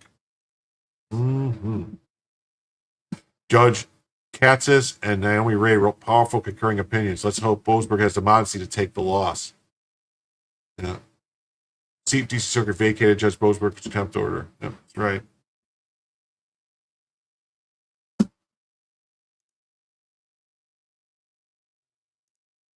Not only does this vindicate Trump, but it vindicates my decision to expose the relevant closed-door statement Boasberg made at the judicial conference. She's just patting herself on the back with that one. Great work, J-Town. Here's Harmeet K. Dillon says, ouch, this is a bench slap. She wanted to put a I in for the E and a T for the N, called a biatch slap, but she's very respectable. She said bench slap of epic proportions, in which the DC Circuit ruled it was patently obvious that Judge Boasberg was out of line in the Nicaragua deportation case. Yes. The government is plainly correct about the merits of the criminal contempt. Well done by my DOJ colleagues. It says, at the end of this dispute lies a much simpler question. By its terms, the TRO prohibited the government from removing suspected TVA members. This prohibition could be interpreted in either of two ways. It might have barred the government simply from expelling detainees from the United States territory, or it might have barred the government from surrendering custody of detainees to a foreign sovereign. All agreed that the government did not violate the TRO under the former view, so the contempt question boils down to a straightforward interpretive dispute over what construed removing within the meaning of the TRO. For purposes of criminal contempt, ambiguities lie in the underlying injunction must be resolved in the favor of the alleged contemptor. At the time of the alleged contempt, just hours after the TRO hearing, and before any transcript of it was available, the district court's minute order could reasonably have been read either way. Thus, the TRO cannot support a criminal contempt conviction here. The government has sought review of the probable cause order by way of appeal and mandamus. There is no basis for interlocutory appellate jurisdiction. Nonetheless, mandamus is appropriate because the government is plainly correct about the merits of the criminal contempt, and our saying so now would prevent long disputes between executive and judiciary over difficult, contentious issues regarding the court's power to control foreign policy and persecutions, or to impose criminal sanctions for violating injunctions entered without jurisdiction. In circumstances much less fraught than these, courts have reviewed interlocutory orders through mandamus to prevent extended interbranch conflict. Yes, what they're saying is, bench slap. He deserves much, much worse. My favorite part is the district court's abuse of contempt power is especially egregious because contempt proceedings against senior executive branch officials carry profound separation of power overtones. Because the order exceeds the court's authority and amounts to a clear abuse of discretion, mandamus is appropriate.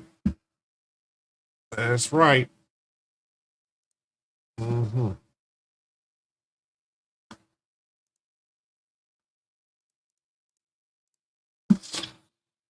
It says partisan judges abusing their positions is a threat to democracy. Do you agree or disagree? All voters, 35 strongly agree, 35%. Yeah. Some would agree, 21%. So that's 56% agree. And only, 35% oppose. I guess the deep state thought, well, let Trump win and use lawfare against him and wait him out. Sure seems like that was the strategy.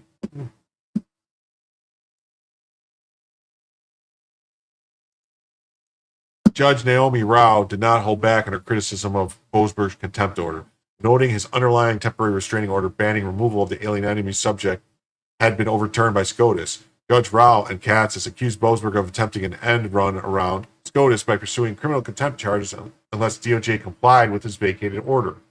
Wild. The district court's order is a clear abuse of discretion that warrants the drastic and extraordinary remedy of mandamus. When an injunction, the temporary restraining order, has been vacated, as occurred here, the district court loses the authority to coerce compliance with the order. Punishment through criminal contempt might still be available in these circumstances, but the district court cannot use the threat of such punishment as a backdoor to obtain compliance with a vacated and therefore unenforceable TRO. The district court's abuse of contempt power is especially egregious because contempt proceedings against a senior executive branch official carry profound separation of powers overtones that demand the most sensitive judicial scrutiny.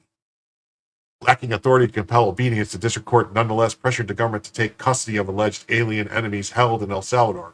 This intrusion on the president's foreign power authority constitutes an unwarranted impairment of another branch in its performance of its constitutional duties. Because the order exceeds the court's authority and amounts to clear abuse of discretion, mandamus is appropriate.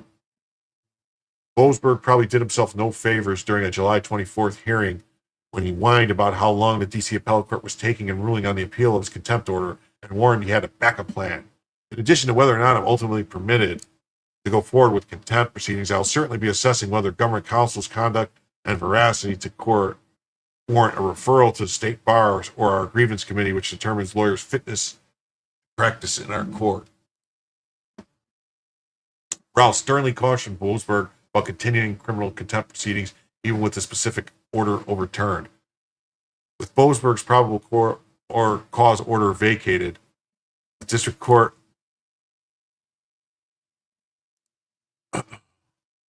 will have to squarely face the difficult question that would arise from initiating criminal contempt against senior. In this and related proceedings, the district court primary focus had been securing government compliance and bringing the removed individuals back into government custody. A pivot now to purely punitive proceeding would be a momentous decision. Indeed, I am not aware of any case in which punishment for contempt against a senior executive official was upheld on appeal.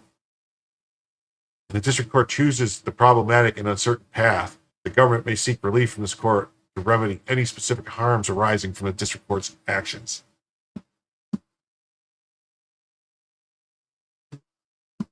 Hey, Spuds, what's up, buddy? Nice to see you. Man, they should, right? That would be nice. That would be nice.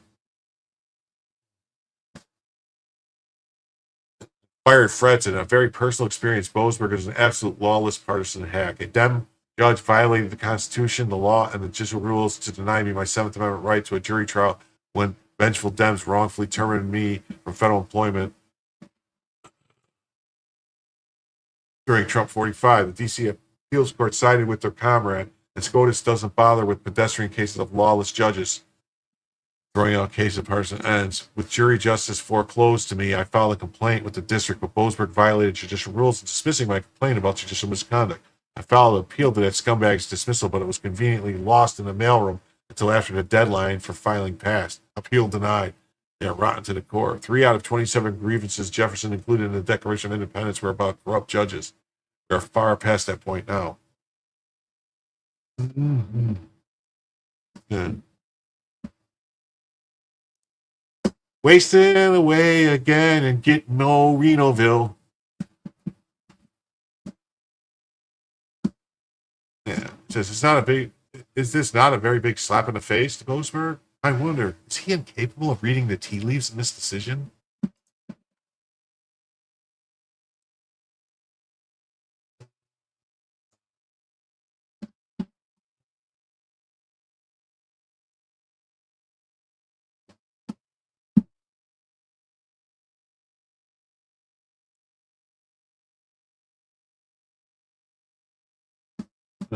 Then Kyle Cheney just says the DC Circuit has vacated Judge Boasberg's contempt order.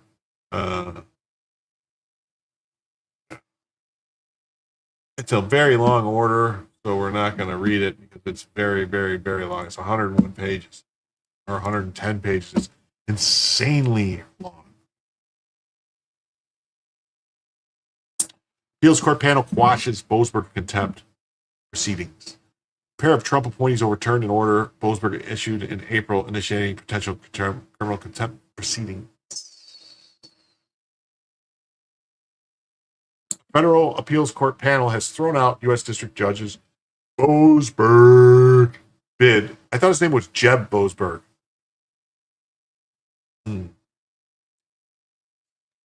Criminal contempt proceeding for Trump administration officials, he said, defied his orders in March by sending 130 Venezuelan terrorists to a prison in El Salvador. The ruling can be appealed further. If it remains in place, it appears to sharply diminish but not completely rule out the possibility that lawyers or other officials in the administration could face contempt charges over their conduct in a high-profile deportation showdown. I don't see. Yes, helicopter rides for everyone would be great.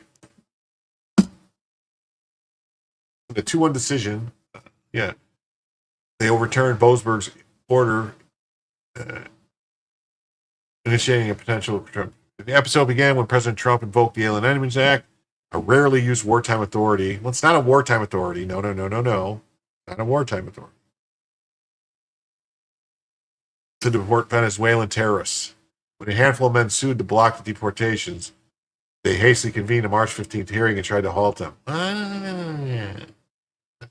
If I remember correctly, the people that sued were actually lawyers. It wasn't the people's. He ordered the Justice Department lawyers to ensure that deportees who had already been loaded onto airplanes were not transferred out of U.S. custody. No, see, what Politico, you're lying. Politico is lying. That's not what it said. It's not what it said. Politico is lying. A month later, he found probable cause of hold in contempt. Because his oral orders were not legally binding and he lacked authority over the planes if they left U.S. airspace. BC panel quickly paused his contempt-related order while they considered the administration's appeal. On Friday, the panel issued its formal ruling. They ordered to vacate the contempt. They disagreed on how far to go in limiting his future options. Well, if he didn't have any jurisdiction over the matter, how could there be any options for him doing anything further? I don't understand this. That doesn't make any sense. The Supreme Court said he had no jurisdiction. So, what the hell? Really seems like there's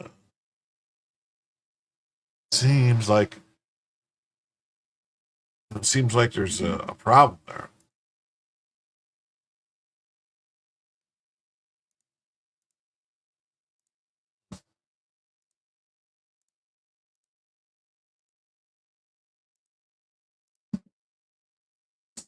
Third Amendment appeals, Cornelia Pillard, an Obama-appointed dissented. She said the majority's ruling was legally unjustified and a grave disservice to Boasberg.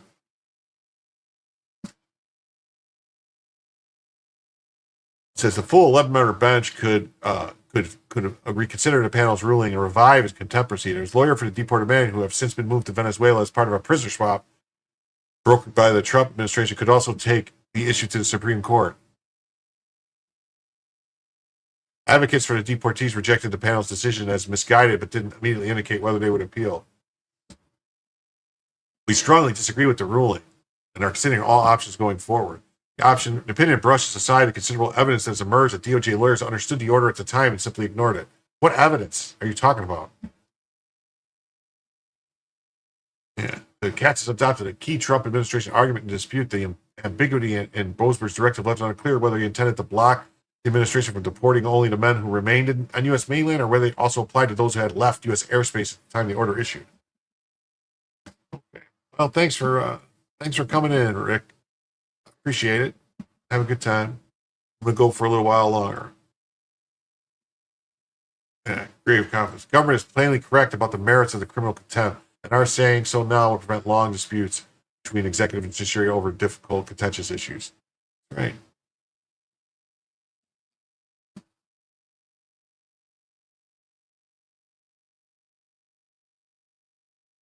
Morales said Boasberg's contempt order improperly intruded on the executive branch's foreign policy powers and amounted to attempt to strong-arm the government into affording the deportees relief they're not entitled to.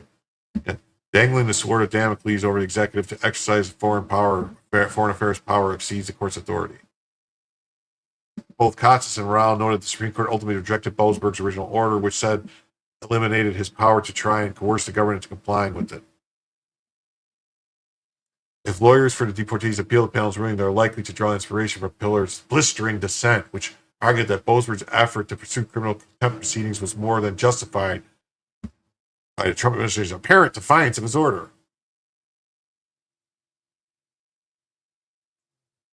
Willful disobedience of a court's order is punishable as criminal contempt. Well, you know what else they could do is they could actually investigate Boasberg for conspiracy to commit a coup or seditious conspiracy, because he talked about doing exactly this stuff a couple weeks before he did it. So that means he planned on doing it. So that's a conspiracy. And it says, your colleague's ruling amounted to a slap in the face of Boasberg. Yeah, that was a slap in the face of Boasberg. Yeah. Boasberg, an Obama appointee, became D.C. Circuit's District Court's chief judge in 2023. Chief Judge Boasberg faced immense pressure to make a quick decision in a rapid evolving high-stakes situation. So it's all a lie. He took the case purposely and he pulled this shit purposely.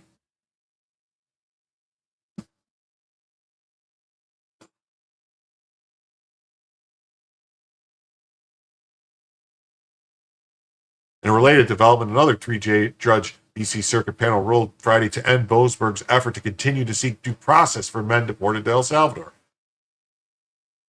Citing a recent deal to transfer them to Venezuela, the panel found that the events had overtaken Boasberg's original order and sent the matter back to him to reconsider his ruling in light of the development.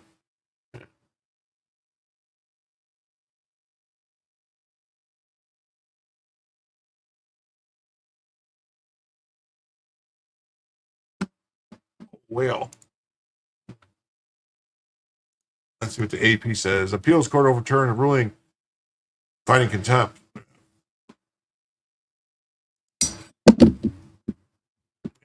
Josh Greenberstein says that 2-1 ruling, judge overturns his contempt proceedings.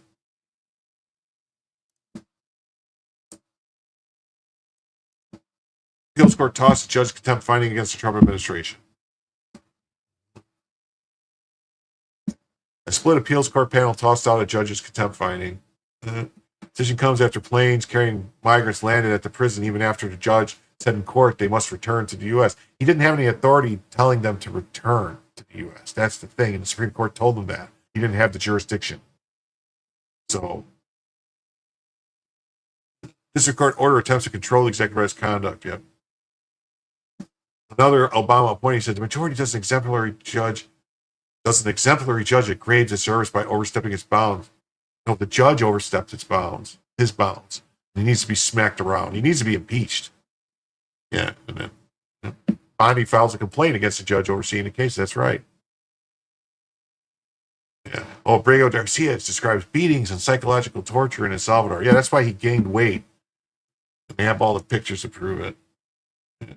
Yeah, here's the order that came down, but it's 110 pages, so we're not going to go through it all. See, 110 pages.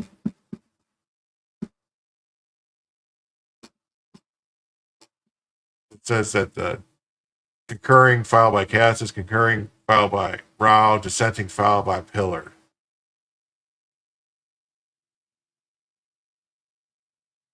It says opinion for the court filed per curiam. So I don't understand that. How is it per curiam?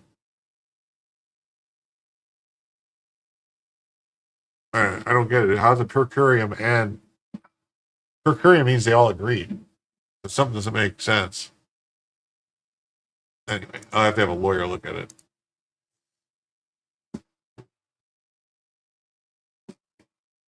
right. Now we're going to jump to the next story, which is that they opened a grand jury for Tish James in Albany, New York, of all places. I was highly critical of the civil lawsuit against Trump as well as the absurd award in the case. It was raw lawfare. However, a persecution over such discretionary authority is extremely difficult to maintain. So see, he's like trying to say like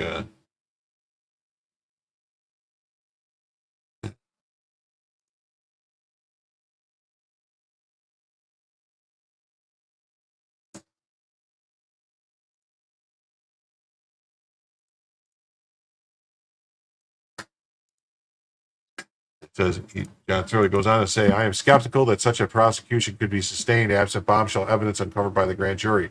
While the court was dead wrong, James prevailed in the case, and that would be weighed in the balance.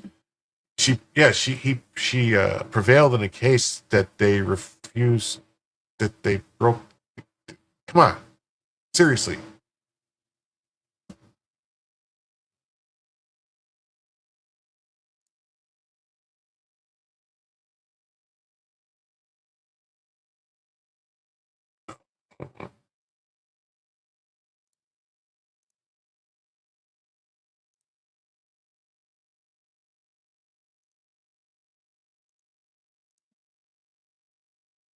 For Trump counsel on the appeal of this grotesque judgment, this may not be particularly welcome. It could push the New York judges to circle the wagons and reaffirm the basis for the original action.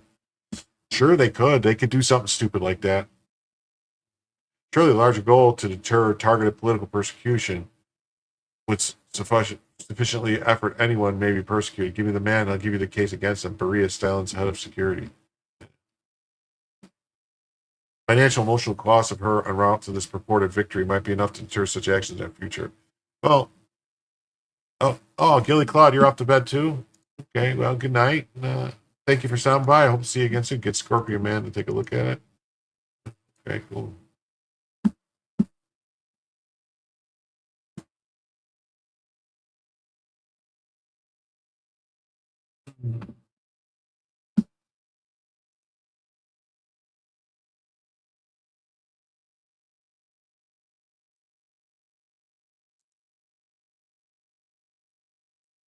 Breaking news, DOJ opens grand jury investigation into New York Attorney General Leticia James tied to the Trump civil case.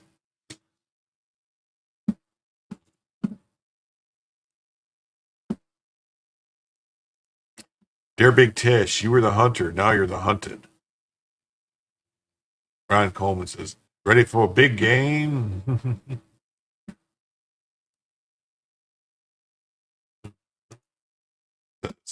Dear Big Tish, lawyer up, justice is coming. Nobody is above the law.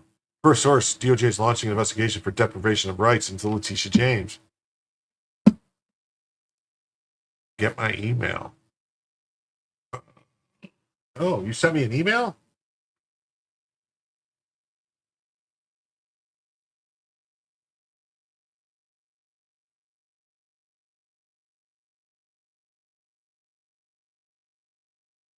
We will be live at the Villa Roma Resort.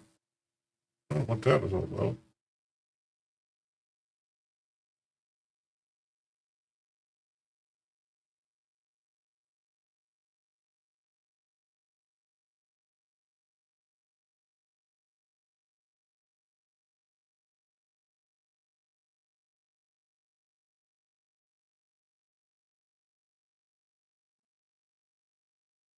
Oh, Bronca, Scorpion. Okay, Andrew Bronca. Okay, yeah, get him a look at it.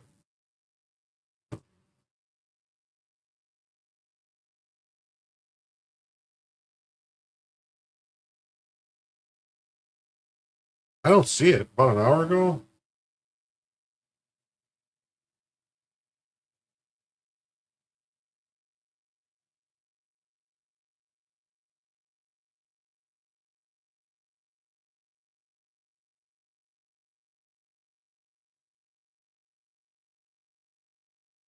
I don't see an email.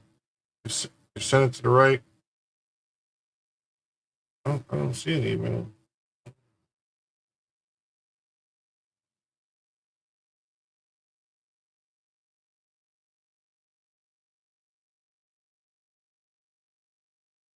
I don't see it. I'll have to look for it later. I don't have a Cox email. I have a Comcast email.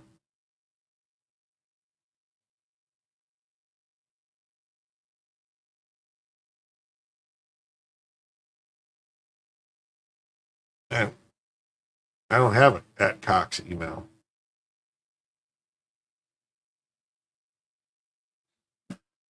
Anyway, okay. Deprivation of rights. Yes.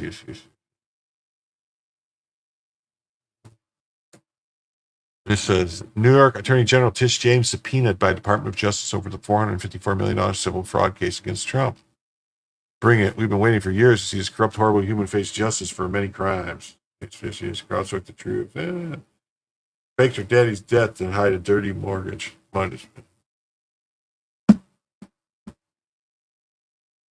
Andrew Branca, was stopped to steal January 6th? I don't think he was with them per se. He's the law self-defense guy. He does law self-defense. Panzer Corps invite? No. Well, SB Farmer just sent it to. I'll put it in the chat right now where you can send it, SB Farmer. Give me my email address right now. We're gonna send it. Oh, just did this.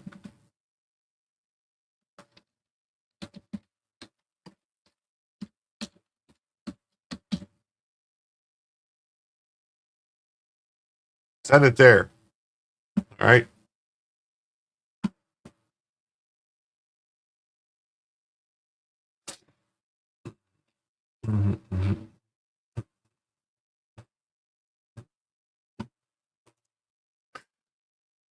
DC Drano says the DOJ has officially opened up a grand jury investigation of New York Attorney General Leticia James for deprivation of rights, where someone in a position of legal authority abuses their power. She campaigned on getting Trump and then maliciously prosecuted him for non-crimes. I think that's where they'll have the problem, where Jonathan Turley fails to realize that she campaigned on getting Trump. She said she's going to get him, go after him, she's going to do all this stuff. It's that's illegal. Now the hunter's begun to hunt it. Let's see. We're going to see. This is a nice one here. Nice one. Washington, what do you know, David? Well, hi, Dana. Two well-placed sources familiar with the probe tell Fox News that New York Attorney General Leticia James and her office is under investigation by the DOJ here in Washington. We're told that Attorney General Pam Bondi signed off on the probe. Subpoenas were sent to James's office, and there is a grand jury investigation underway in the New York State capital of Albany. The specific investigation, my colleague Jake Gibson, Ashley Oliver, and myself are being told involves deprivation of rights, which in plain language means someone in a position of legal authority violating someone else's constitutional or legal rights. Those sources tell Fox News the DOJ is going after James because she took then former President Donald Trump to court, quote, simply because she didn't like him and campaigned on getting him. DOJ, led by Bondi, believes she violated his First Amendment rights dealing with free speech. James has said before she believed Trump inflated his net worth to get good deals on loans from lenders and other financial benefits. Ms. James won in a court judgment of over $450 million against the Trump organization. Trump is appealing, and it's pending. The entire scope of the grand jury probe in Albany, Dana, is unclear. Grand juries are secretive, but we've learned from these well-placed sources it stems from a recent strike force set up inside the Justice Department to investigate an alleged plot to tie Trump to Russia in 2016.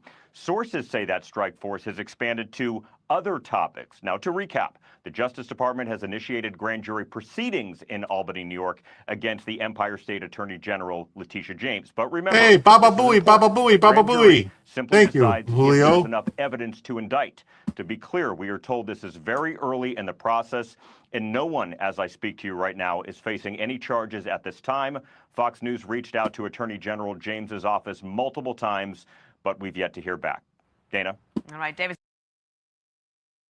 Okay, so there's that. Obama's legal hatchet man Norm Eisen was behind all the lawfare. He used state actors, including Leticia James, Fani Willis, and Chris Maines, to carry out this plan. Comrade Janie Raskin confirms his longtime friend and partner in crime, Norm Eisen, was behind the lawfare against Trump. Let's see.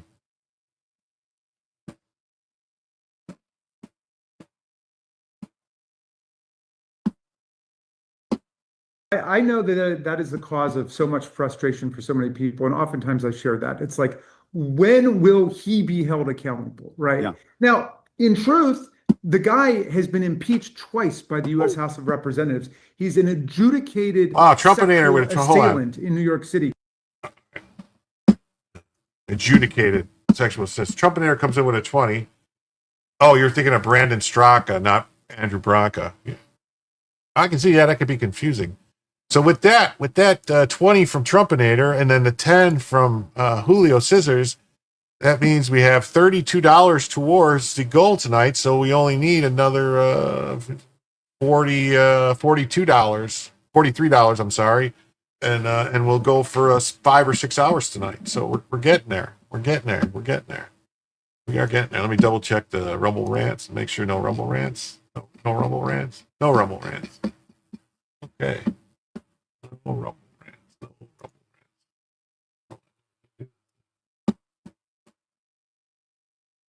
Rumble rants.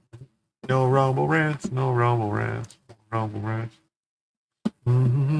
Thank you, by the way, Trumpinator, for the 20. That's greatly appreciated. And Julio Scissors for the 10. And also Nanner News for the 2.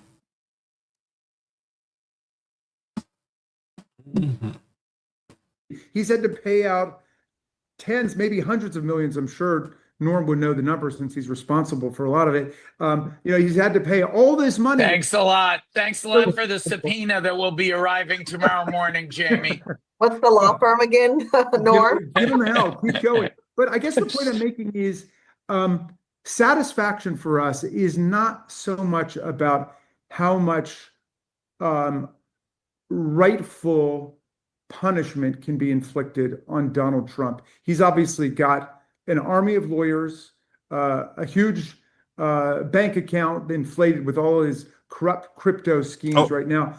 For us, victory is going to be to put Donald Trump and MAGA behind us and to restore the trajectory of democracy and freedom in America. That's real victory. So I'm with you. It would be sweet to know that he would actually be held accountable for a couple of his crimes that he's committed.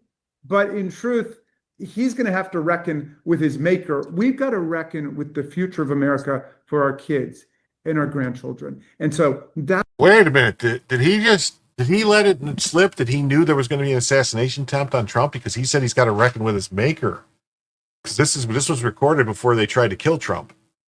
So anyway, but oh my God, Brian Oldenkamp comes in with $43. So he basically said, yes, you will stay up you will stay up until 4 a.m. You will go 5 hours. You will go 6 hours.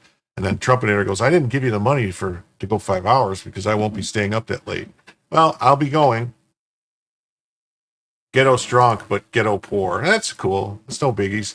But Brian Oldenkamp, oh my Lord, thank you so much for the $43. That right there means we hit the $75. We got 40, 50, 60, 73, $75. Yes, we did. All righty. Okay.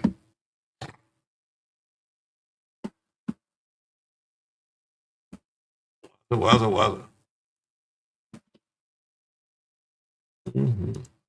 AP says that he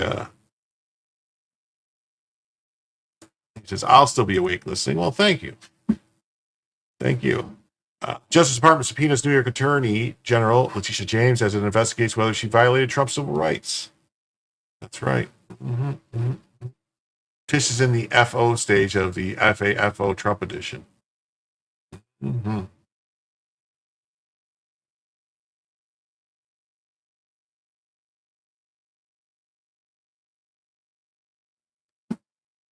Mr. K says, it's 3:20 p.m. for me, so it works out well. Well, I'm glad to hear. So many dirty people belong in prison. Abuse of power must not be tolerated in a free country. Right. Breitbart News says that Justice Department opens a criminal investigation to New York Attorney General Tish James. Let's hear what Andrew Breitbart has. Fuck you. War. All the people that have all the people that have gone out there against the mainstream media and said, you're going to call us racist, you're going to call us potential Timothy McVeighs. Fuck you. War. Yeah, Andrew Breitbart, man. Yeah, man. He's him being gone, it sucks, man. He would be a great person to have around right now. Trump administration has officially launched a grand jury investigation into Tish James. The investigation will run out of Albany and focus on possible deprivation of rights. Let's see what Doge says. Leticia James weaponized her office against political opponents. Exactly the abuse Doge exists to expose. The grand jury probe into her civil rights violations is a necessary step towards accountability. Pam Blondie's DOJ isn't just targeting corruption. They're dismantling a system where partisan AGs exploit their power to persecute, not prosecute. Transparency matters, whether it's Epstein files or Albany subpoenas. Full release of evidence, full accountability. No one is above the law. That is right. That is right.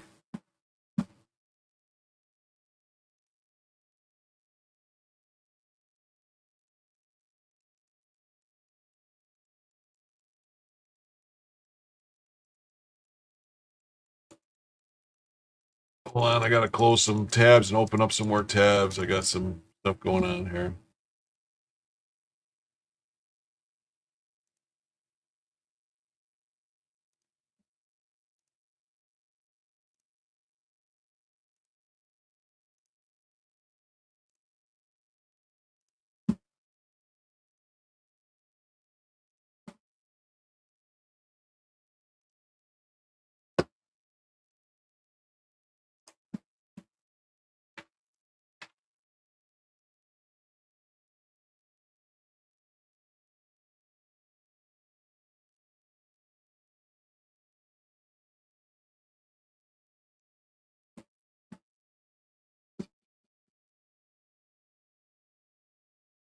As a reminder, once again, this is the only attorney general who signed an activist letter in 2021 which falsely claims males are girls and women. By the way, the Associated Press lies in crime reporting due to garbage sex generals. Pam Barbie. I call her, and then he died, yeah. It was terrible.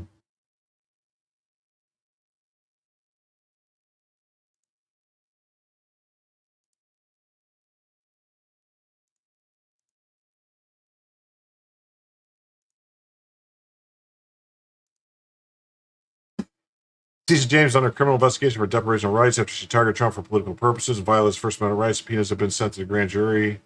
The hunter is now the hunted. Let's see. Some breaking news sources are telling us that New York Attorney General Leticia James and her office are under investigation by the Department of Justice in relation to her case against President Trump. Justice correspondent David Spunt is in Washington. What do you know, David? Well, hi, Dana. Two well-placed sources familiar with the probe tell Fox News that New York Attorney General Leticia James and her office is under investigation by the DOJ here in Washington. We're told that Attorney General Pam Bondi signed off on the probe. Subpoenas were sent to James's office, and there is a grand jury investigation underway in the New York State capital of Albany. The specific investigation, my colleague Jake Gibson, Ashley Oliver, and myself are being told involves deprivation of rights, which in plain language means someone in a position of legal authority violating someone else's constitutional or legal rights. Those sources tell Fox News the DOJ is going after James because she took then former President Donald Trump to court, quote, simply because she didn't like him and campaigned on getting him. Organization Trump is appealing, and it's pending. The entire scope of the grand jury probe in Albany, Dana, is unclear. Grand juries are secretive. Initiated grand jury proceedings in Albany, New York, against the Empire State Attorney General Leticia James. But remember, this is important. A grand jury simply decides if there's enough evidence to indict. To be clear, we are... Yeah, so that's what the grand jury is going to do. And this is Leticia James weaponized her office to target Trump for political gain. Executive corruption, Doge exists to expose the subpoenas and deprivation of rights investigation prove the system can still self-correct when elites overreach. James, NRA, and Trump organization vendettas weren't justice, they were abuses of power. Accountability matters even for partisan AGs. Now watch bureaucrats panic as the same scrutiny they unleash on Americans finally turns on them. See how the tables are turning and who's next in the crosshairs. Definitely.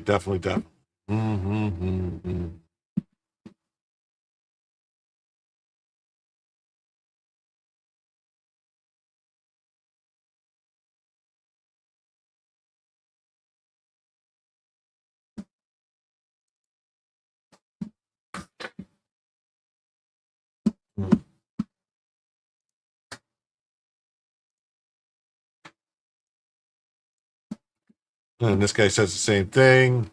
You're going to find out they just launched the investigation. And then Doge says the investigation into Leticia James scores a critical principle. Accountability applies to everyone, regardless of political power. Her office weaponizes civil litigation against a political opponent, like the Trump organization and NRA, exposed systemic abuse of the legal authority. Attorney General Blondie's pursuit of this probe isn't retribution. It's enforcing the rule of law against bureaucrats who exploit their positions to target adversaries. Epstein files debacle proof transparency isn't optional. Trust demands it. If James actions violated constitutional rights, justice must prevail. No one gets a pass, especially those who turn the justice system into political cudgel.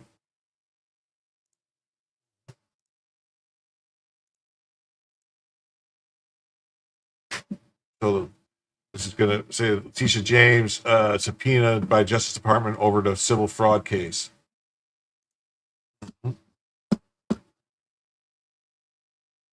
Trump's planning to send National Guard to D.C. Wow, that looks interesting.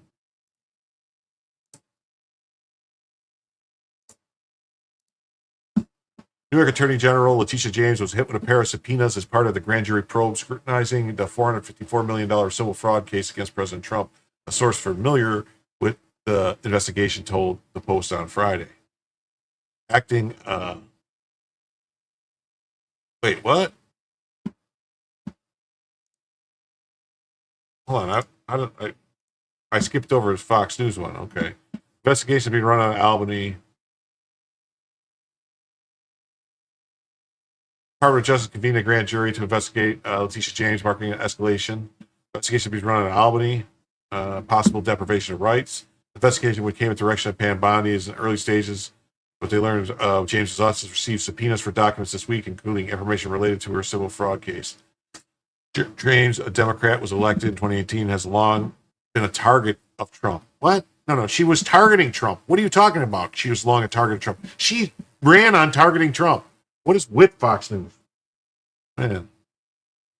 Yeah, it says New York AG's office hires the attorney that repped Hunter Biden to defend Leticia James against fraud accusations. I wonder if that's the same lawyer that worked for Trey Smith and Matt Parker for, or is it Trey Parker or Matt Smith? Anyway, for South Park.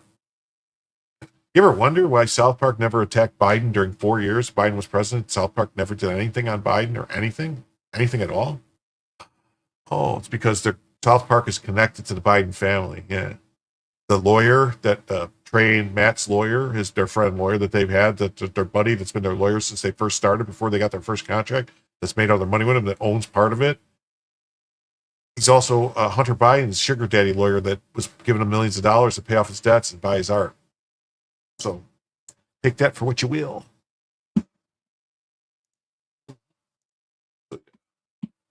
We're going to go to the Post because I like the Post better a little bit.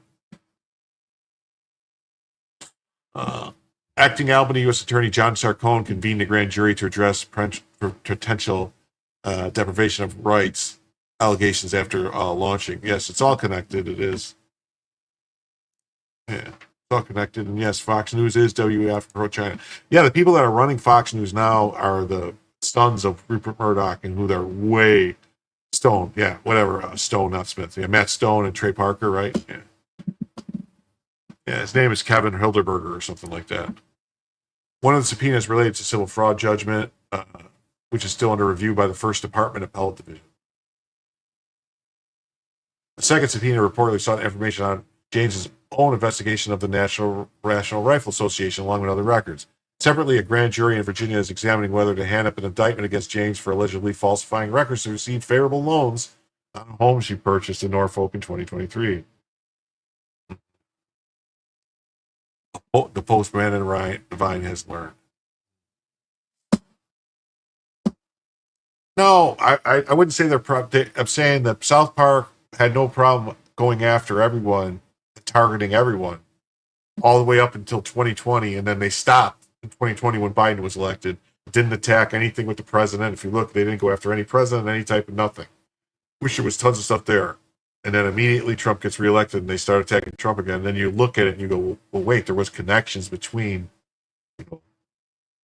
there's financial connections between the Bidens and South Park. It's just, it is what it is. So James has been a fierce critic of the 45th president's administration, brought the civil case claiming the Trump organization inflated the value of real estate holdings to get favorable loans. New York's top cop and supporters often profess no one is above the law, discussing the case, which started an investigation launched in 2018 while Trump was still serving his first term. If average New Yorkers went to the bank and submitted false documents, the government would throw the book at them. The same should be true of former presidents, said the state attorney general. Well, she's going to have problems, too, because it's going to apply to her, too. Upstate New York Rep. Elise Stefanik said in a statement Friday that James is going to find out how true her own words are now that the DOJ opened the grand jury investigation into her abuse of power. DOJ's investigation into Leticia James is a vital step towards justice. I'll continue to fight to expose New York corruption, protect constitutional rights, and hold these failed Democratic leaders in New York accountable. Federal Housing Finance Agency Director William Pulte made the initial referral to the DOJ in April, alleging that James had falsified records to also receive favorable loans on a home she purchased in Norfolk, Virginia in 2023.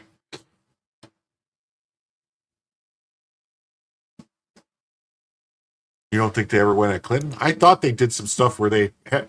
No, they went at Clinton. Clinton was part of when the whole thing, if you look back, when they did the Kevin Morris, the lawyer, Kevin Morris is the lawyer's name, but no, when they did the whole thing, when they did the goo, and in those episodes that were like banned now, Clinton was one of the people that was one of the celebrities in there.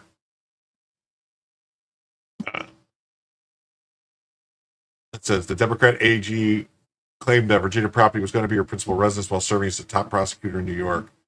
Other records show James misrepresented the number of units for a Brooklyn brownstone she had purchased in 2001. The referral letter indicated that action could result in criminal charges, including wire fraud, mail fraud, bank fraud, and false statements to a financial institution.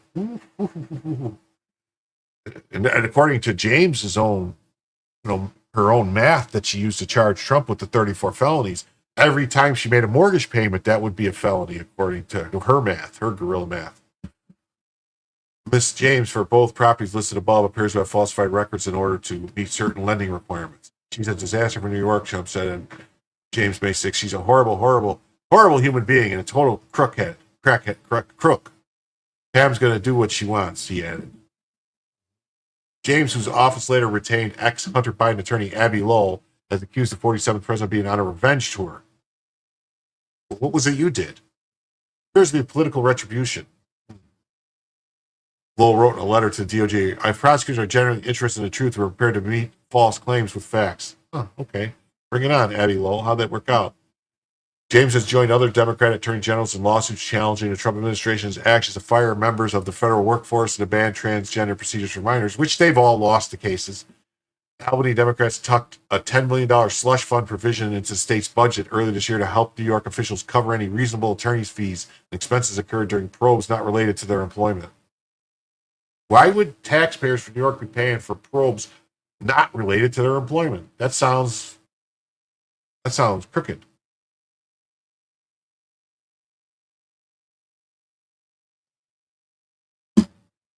Have I ever heard of Charles Ortel show that Clinton have committed tax fraud for decades? Well, I'm sure they have. Most of the people do.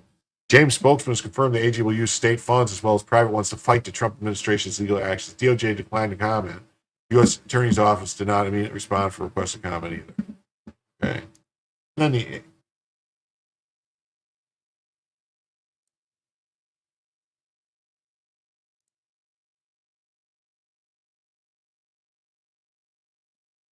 how did this get it?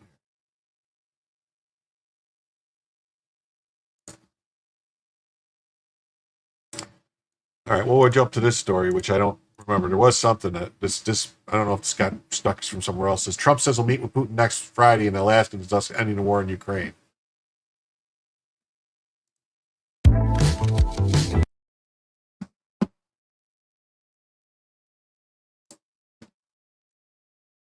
Be announcing later on we're going to have a meeting with Russia.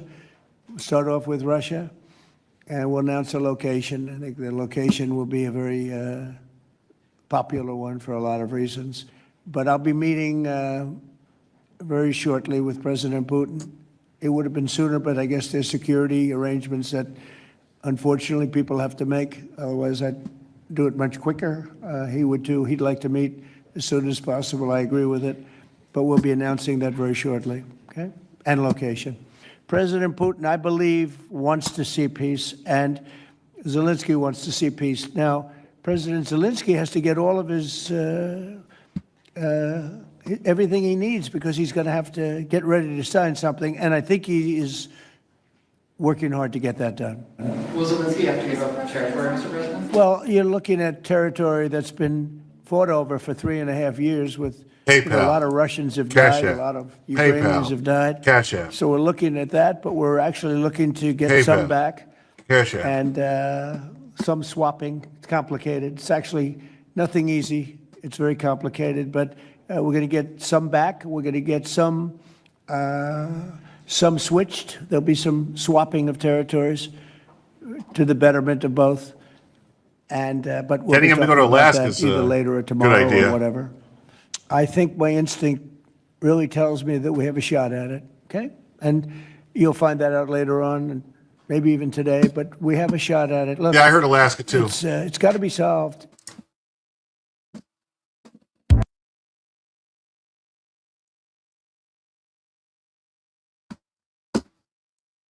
So it says U.S. President Donald Trump said that he and Vladimir Putin will meet next Friday in Alaska to discuss bringing an end to the Russian war in Ukraine. The Kremlin has not yet confirmed the details.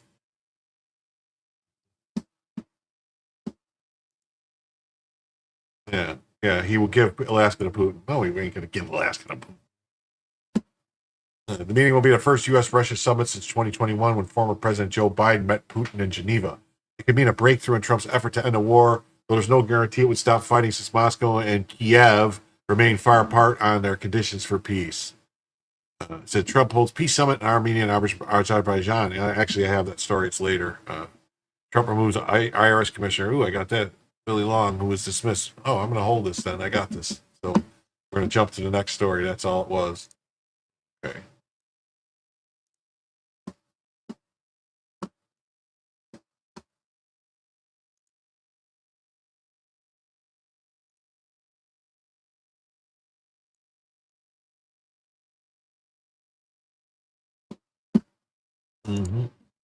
Breaking news. The DOJ has authorized a special prosecutor to investigate Adam Schiff and Leticia James for mortgage fraud.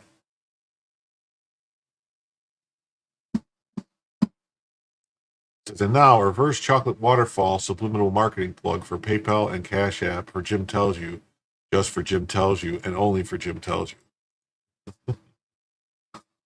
I just thought that was funny because I have it in the top corner. I have the Cash App, but I can't tell if the PayPal one actually works because it looks a lot smaller.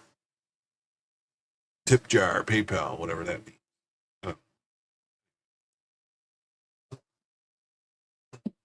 No one is above the law. Poor Adam. It's not easy having a neck that long.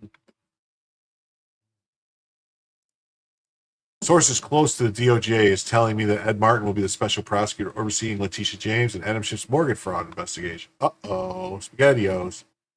The American people waiting for just one Democrat to be held accountable for literally anything. I have to agree. Pam Bondi appoints Ed Martin to investigate Leticia James and Adam Schiff as special prosecutor. This is not going to end well for them. Eagle Ed.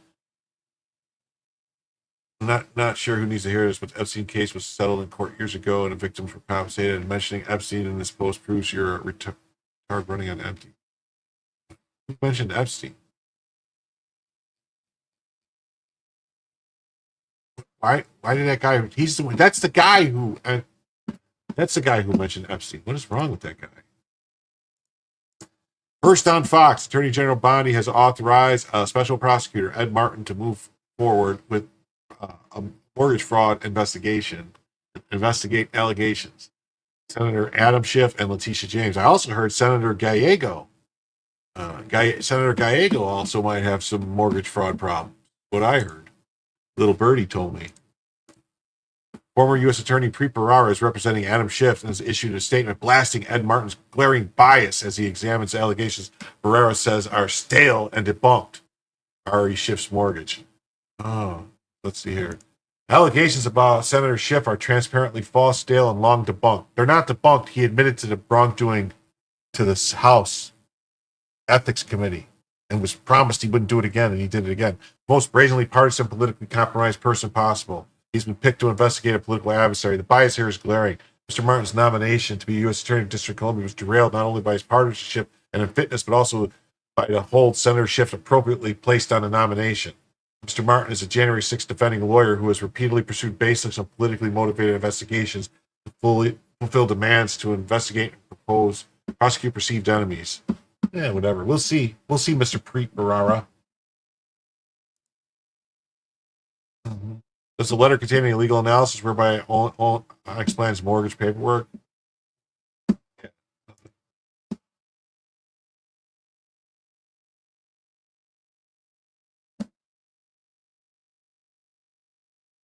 See, now this is the wrong story. This was supposed to be about the other story. It says DOJ opens investigation of New York Attorney General, Trump foe. It's convened a grand jury and subpoenaed New York Attorney General's part civil rights. DOJ seeking records for the lawsuit.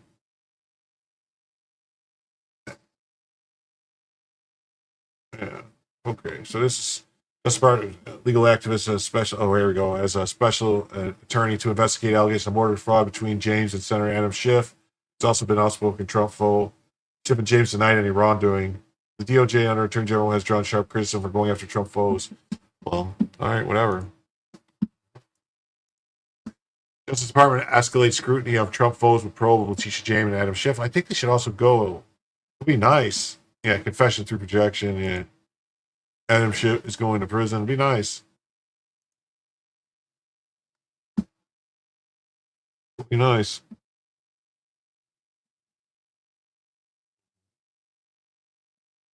Yeah, everything the left has been accusing us of doing, they've been actually doing. They have. Yeah, I'm pretty sure what's his name is Ruben Gallego from Arizona also has some mortgage fraud allegations. Justice Department's escalating efforts to scrutinize perceived adversaries. They have subpoenas for James, records relating to the lawsuit, and also the National Rifle Association. The people could not publicly discuss the details of the investigation. Attorney General Pam Bondi also named Ed Martin as special prosecutor to help conduct separate mortgage fraud investigations into James and Democrat U.S. Senator Adam Schiff. Any of these senators, if they're all doing it, they should all get investigated. Moves come along when they're most serious yet. The Department of Justice has taken the political foes of the president. News of the subpoenas comes as the Department advances investigation into Trump Russia probe that shadowed Trump for much of the first term.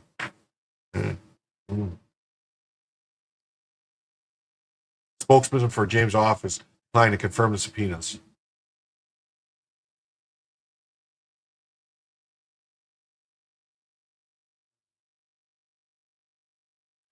Investigating the fraud case James won against Trump and his businesses has to be the most blatant and desperate example of administration carrying on.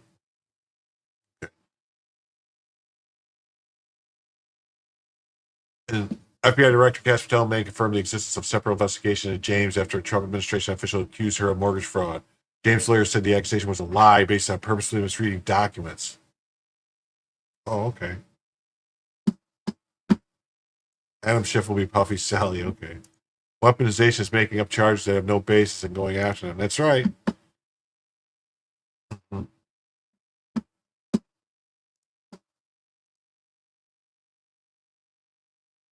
then this was a great story. This is on to the next story here.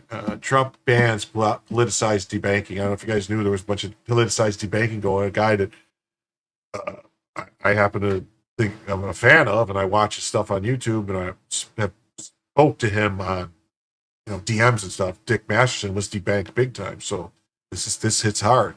Banks can no longer cut off your accounts just because you're conservative, pro-life, or Christian. Today's executive order forces regulators to investigate and punish politicized or unlawful debanking. Here's why it matters. Charlie Gasparino.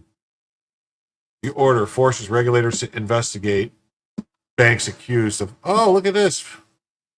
Julio Scissors comes in with 5 Jim Tells You gifted memberships. That was very, very nice of Julio. Let's see. Got Terry Nee received a gifted membership. Terry Nee, I recognize Terry Nee from the Shuley Network. Hi, Terry Nee. And Cindy DeTore from received one. And Adora, or Audra, Lori Wagner, and Roger Wood. And yes, Julio Scissors is a good egg. Definitely a good egg.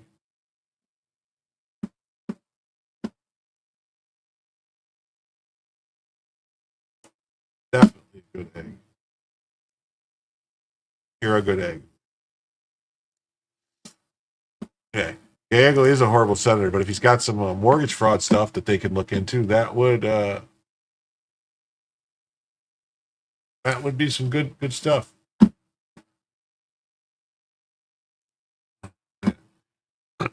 James's NRA and Trump organization's vendettas weren't justice, they were abuses of power. Accountabilities matter, even for partisan AGs. Now watch bureaucrats panic as the same scrutiny they unleash on Americans finally turns on them. See how the tables are turning and who's next. Wait a minute.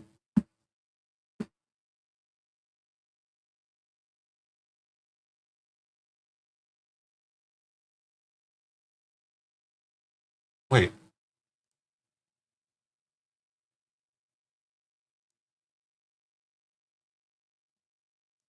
How did I get to the wrong one here? Oh, I'm on the wrong one.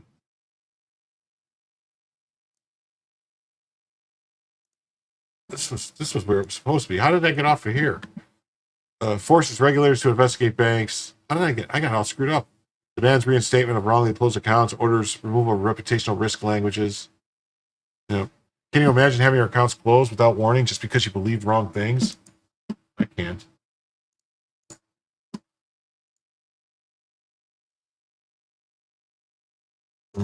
I can't believe that was happening. That's crazy. Well, every leftist, even illegal aliens, are A-OK. It even happened to the likely next UK Prime Minister, Nigel Farage. It's like the mark of the beast. It even happened to Trump and millions of other conservatives. After 2020, JP Morgan Chase Bank of America cut ties with Trump businesses. Other banks shut down accounts for Trump, Melania, and even their son. Wow. More examples. Major banks refused to process GOP event ticket payments until published backlash. Regulators encourage banks to flag transactions with Bass Pro Shop, Cabela's, or payments mentioning Trump or MAGA. Crazy. Trump order also targets discrimination in small business lending, debanking in the crypto digital asset sector, regulatory abuse that lets unelected bureaucrats punish political opponents.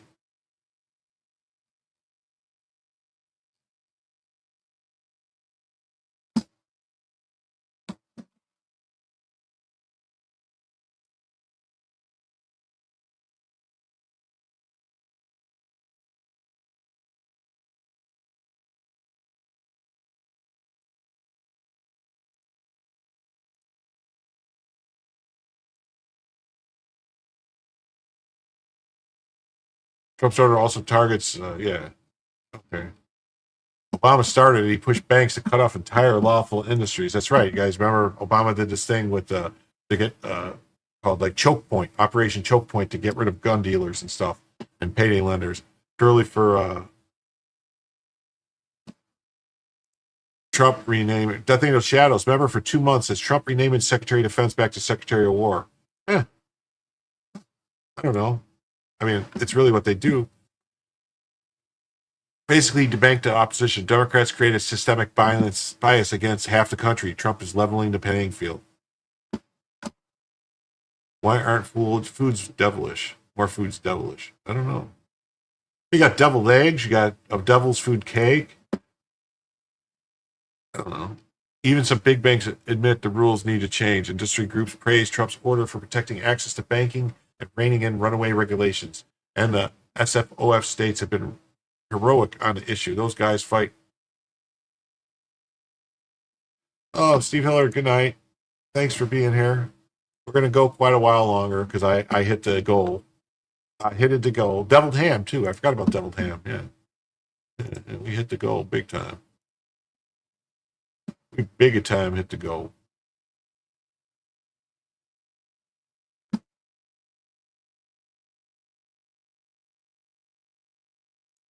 Mm-hmm. Why does it keep jumping up there? Obama started it. Yep. Even some big banks admit it. Mm-hmm.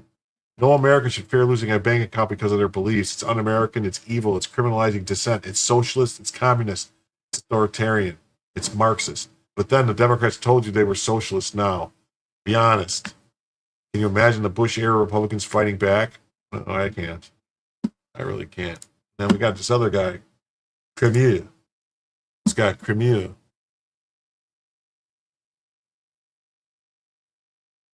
The Trump administration has officially taken a stance against debanking. That means, soon enough, no more Americans will be deprived of being able to hold a bank account because of their opinions they hold. Americans will be free to think independently.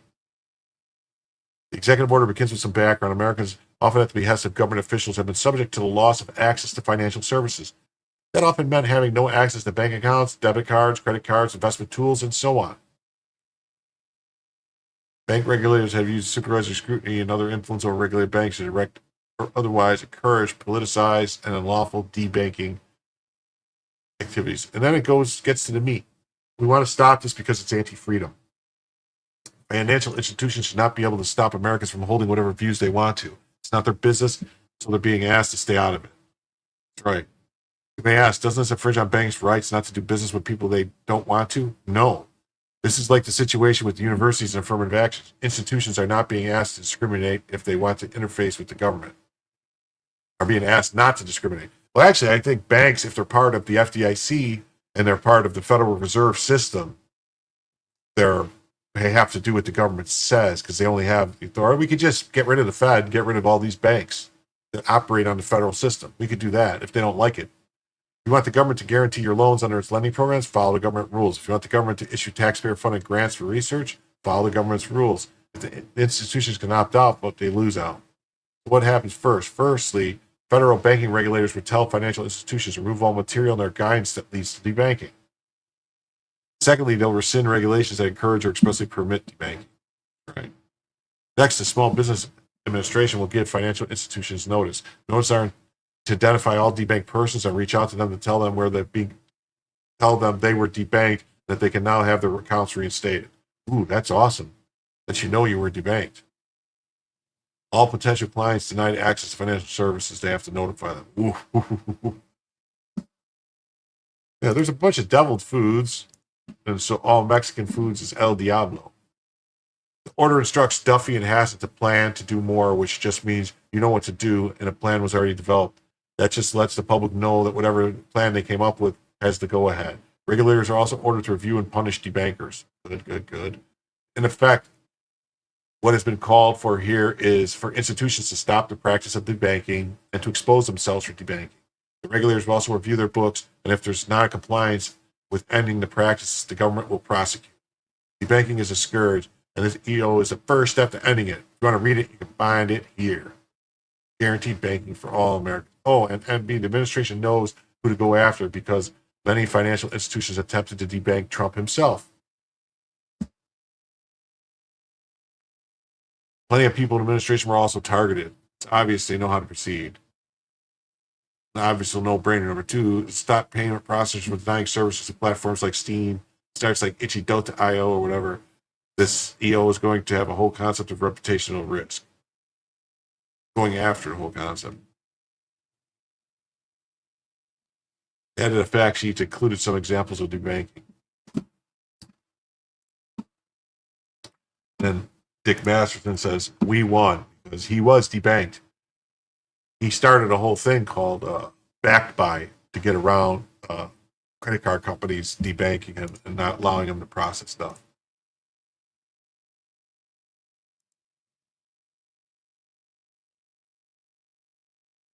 Yeah. So first, we're going to read the fact sheet on it. It says, fact sheet, President Donald Trump guarantees fair ranking for all Americans. Prohibiting politicization or unlawful debanking, today President Trump signed an executive order to ensure regulators do not promote policies or practices that allow financial institutions to deny, restrict services based on political beliefs, religious beliefs, or lawful business activities, ensuring fair access to banking for all Americans. The order directs federal banking regulators to remove reputational risk and other equivalent concepts. Order instructs SBA to require all financial institutions subject its jurisdiction to make reasonable efforts to reinstate clients and potential clients previously denied. Yeah, PayPal debanked a lot of people. But I'm not sure how PayPal is going to fit into this. If they can go after PayPal. because I don't know if PayPal takes any government-backed monies. I don't know. Order directs the Secretary of Treasury, in consultation with the Assistant President for Economic Policy, to develop comprehensive strategy to combat politicization and debanking. But will this stop the unfair banking shenanigans like 2008? I have no idea. They have credit cards. Yeah, you know what? You're right. PayPal does have credit cards now, so maybe they are in there. Anyway, let's see here.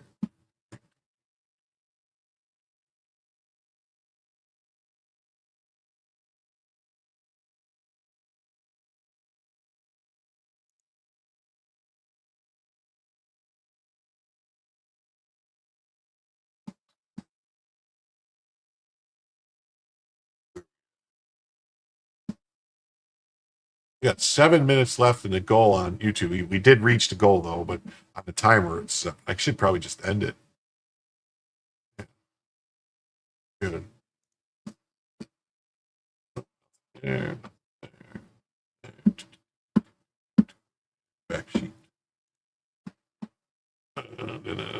Order directs down the Treasury and federal banking addressing unfair banking practices. President Trump believes that no American should be denied access to financial services, which I believe that too. One major banking institution denied ticket payment processing services for a Republican event. Senate Banking Committee held hearings on the issues. Digital assets industry has also been a target of unfair banking initiatives. Hey, there's Terry for $2. Thank you, but thank you very much for $2. We already made the goal though. We already met the goal. We're going for 2 hours and 40 minutes. President Trump expressed that the banks discriminate against many conservatives, including himself. So let's read what the actual order states. It's guaranteeing fair banking for all Americans. By authority vested in me as president by the Constitution and laws of the United States of America, it's hereby ordered that financial institutions have engaged in unacceptable practices to restrict law-abiding Americans and businesses access to financial services on the basis of political or religious beliefs or lawful business activities. Some financial institutions participated in government-directed surveillance programs targeting persons participating in activities and causes commonly associated with conservatism and the political right. Following the events that occurred on or near the Capitol on January 6th, the federal government suggested that such institutions flag individuals who made transactions related to companies like Cabela's or Bass Pro Shops, or who made peer-to-peer payments with terms that include Trump or MAGA. Wow.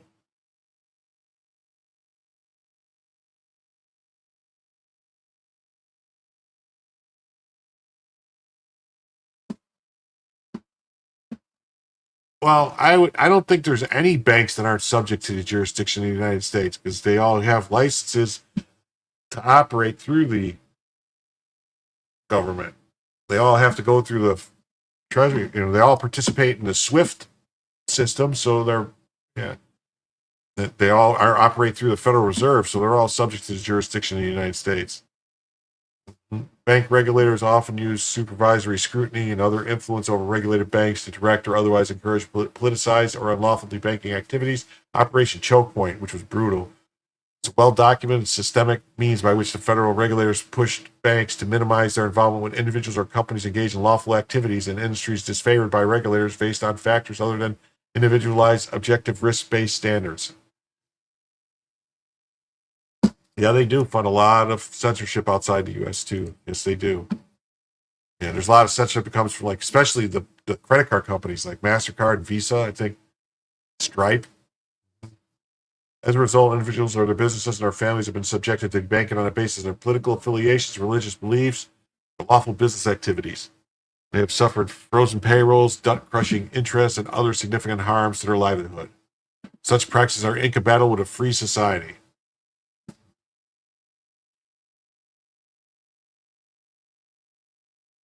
Skippy is coming back. I mean, Skippy peanut butter is coming back, or Skippy something else. It's the policy of the United States that no American should be denied access to financial services because of their constitution or statutorily protected beliefs, affiliations, or political views. Ensure that politicization or unlawful debanking is not used as a tool to inhibit such beliefs.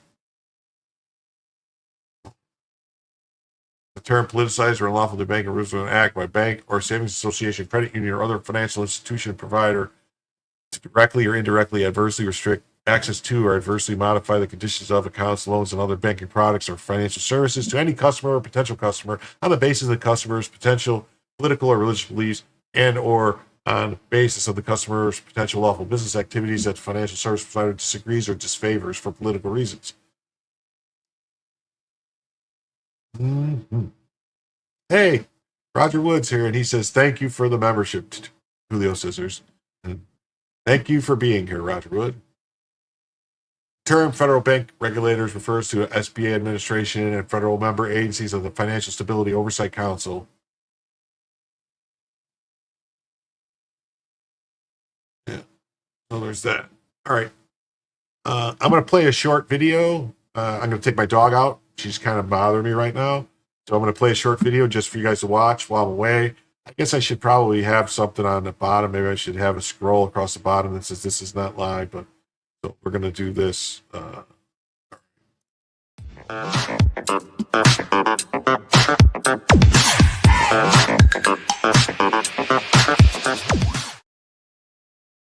Hey, how you doing? I'm Jim, and this is Jim Tells You. And this is just a short video of this is just a short video that I'm making to try something out about news stories that I'll be doing. And hopefully, if you like it, let me know, and I'll continue to do these little short stories, little videos. If not, if you prefer the live streams, let me know, and I'll do whatever the audience wants, because that's the whole point of doing this, is make the audience happy and make you come back and subscribe and watch the videos.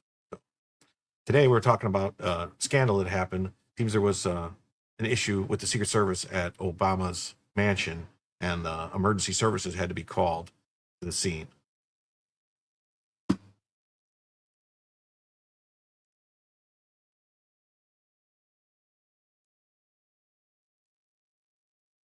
It says a scuffle between Secret Service agents breaks out at Obama's D.C. residence. Here's the report.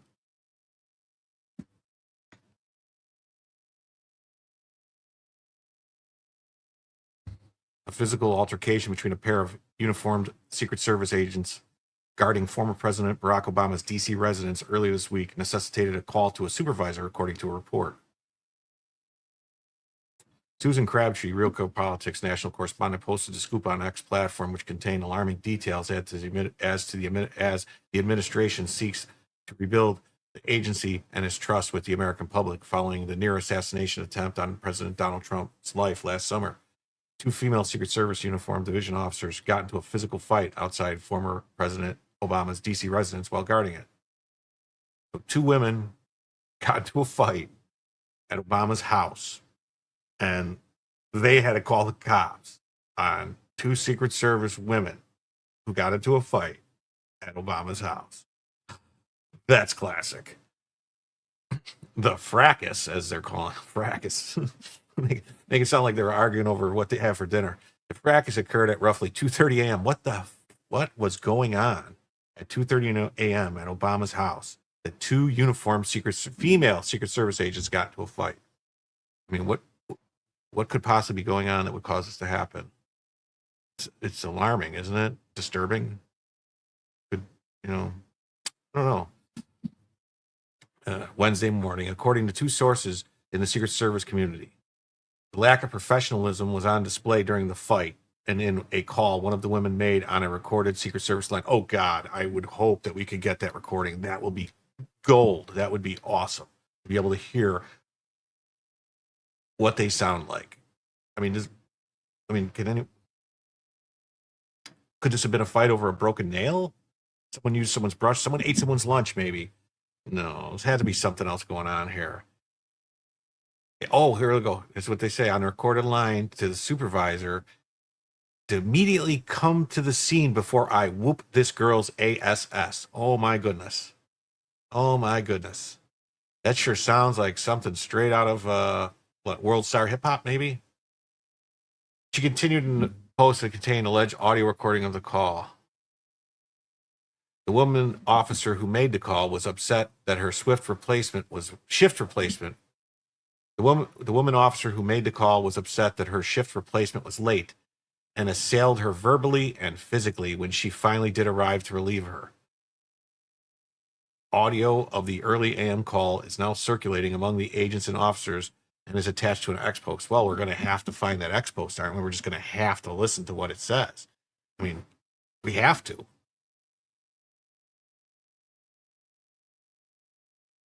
Okay, I got the recording of the call. Let's listen to it and hear what it sounds like.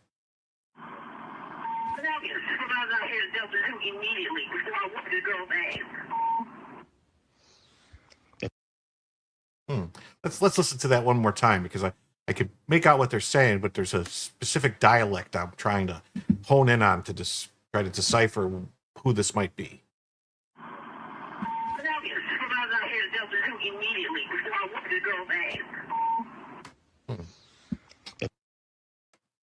Very interesting. Very, very interesting. I must say, I would expect more from Secret Service agents protecting presidents, wouldn't you? Seems like maybe we should be screening people better. I don't know if this is DEI, if this is just lack of standards, but generally speaking, people who protect the president are supposed to be the most top qualified, the best at the job, and should be weeding out any person that might have a penchant to get violent at the drop of a hat or something like that. It seems like maybe this should have been worked on a little bit better and workshopped, and maybe some changes need to be made in who we hire at the Secret Service and who's actually protecting presidents of the United States.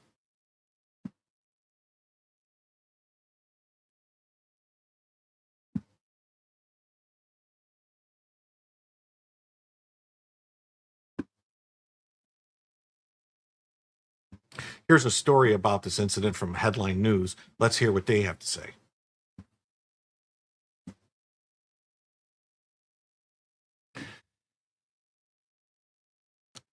Secret Service agents get into cat fight outside Obama's home. So they're calling it a cat fight. It's unclear whether either woman was injured or whether they will be disciplined over the altercation. 2 female Secret Service agents reportedly came to blows at Barack Obama's D.C. crib while they were supposed to protect the former president's residence early Wednesday. Okay, so maybe Obama wasn't there. So maybe they get less qualified people when the president's not actually there. Doesn't add a lot of confidence in the Secret Service and who's protecting presidents and stuff, does it? I mean, it's kind of like this whole thing with what happened with Trump and Butler, and then at the Mar-a-Lago. Kind of makes me wonder who's running the Secret Service and actually what they're doing and how they're doing it. You know, at around 2:30 a.m., one agent summoned a superior before threatening a fellow agent in a now viral audio clip that we just listened to, released by Real Clear Politics reporter Susan Crabtree. Can I get a supervisor down to Delta 2 immediately before I whoop this girl's ASS? The agent demanded. And Susan Crabtree's tweet here, which she's a good person, maybe follow, check it out. Breaking scoop: is DEI still plaguing the Secret Service? Fracas outside Obama's residence raises new questions. Get a supervisor immediately before I whoop this girl's ASS. 2 female Secret Service Uniform Division officers got into a physical altercation.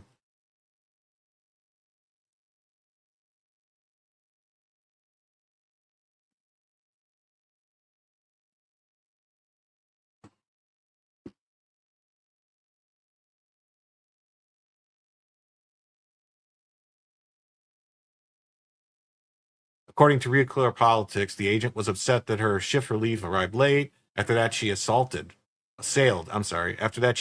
her colleague verbally and physically when she finally did arrive to relieve her. The audio reportedly being shared among agents and officers is unclear whether either of these women were injured or whether they would be disciplined over the altercation. Crabtree reported the fight did not wake anyone in Obama's residence or surrounding neighborhood. Oh, so Obama was there, or someone was in the house. The alleged incident comes amid growing scrutiny of the Secret Service recent fixation on diversity, equity, and inclusion policies under former director Kimberly Cheadle. Cheadle, appointed by then President Joe Biden in 2022, faced criticism. Appointed by then President Biden in 2022, faced criticism from several lawmakers who questioned the readiness of the new agents during the assassination attempt on President Donald Trump in the summer of 2024. The backlash prompted Cheadle to resign in disgrace in July, though the Secret Service stood by the agents in public statements. As an elite law enforcement agency, all of our agents and officers are highly trained and fully capable of performing our missions. Well, it doesn't really sound like that. And it is an insult to the women of our agency to imply that they are unqualified based on gender. But I'm not saying that these women are unqualified based on gender. I'm saying that these women are unqualified based clearly on their ability to maintain composure and not get jumped to, like, it seems like someone just jumped to violence at a drop of a hat over some minor inconvenience. That's not something we want from people who are actually supposed to protect someone. What if they got upset with the person they're supposed to protect? What would happen then? Would they assault the president or the president's wife or, God forbid, one of their children? This is not something that's acceptable from the United States Secret Service. DEI at the Secret Service was pushed heavily during the Obama era, according to a book, Zero Fail. The agency threw out hundreds of qualified applicants in favor of DEI candidates. Well, maybe this is what happened. Some of whom did not even know what the Secret Service does. Well, they thought it was a secret, maybe. They didn't think no one would tell them. Shh, don't tell no one. This is what we do. It's a big secret. Can't let no one know. We got a tweet here. DEI was implemented in the Secret Service in the early 2010s, and this was the result. The agency threw out 300 qualified applications, replacing them with applicants who didn't know what the Secret Service did. Other applicants includes a 400-pound man, some with prosthetic. Wow, that's crazy with prosthetic stuff. I mean, maybe we'll finish reading some of these here.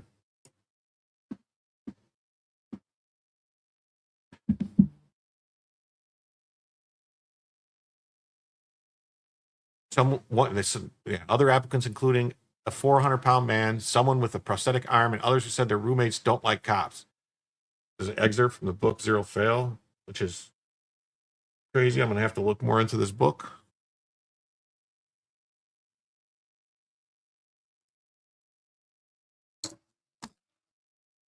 Amazing. Here's more of the tweet from Susan Crabtree. We'll just read a little bit more of this. I had to go find it.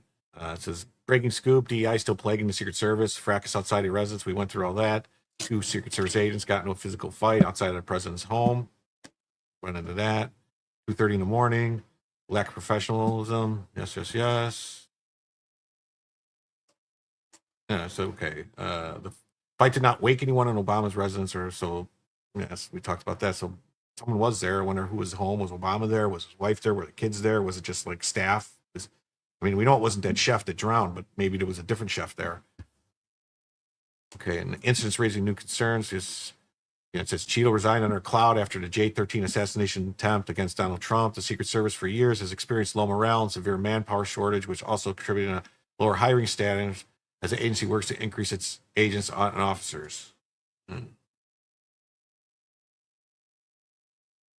And then we got a special agent, Rashid Ellis, earlier this year publicly stated that he believed Secret Service DEI policies and agendas are currently responsible for the Secret Service failures at Butler that led to the near assassination of Trump. Numerous sources have questioned Sean Curran that Trump tapped to lead the agency.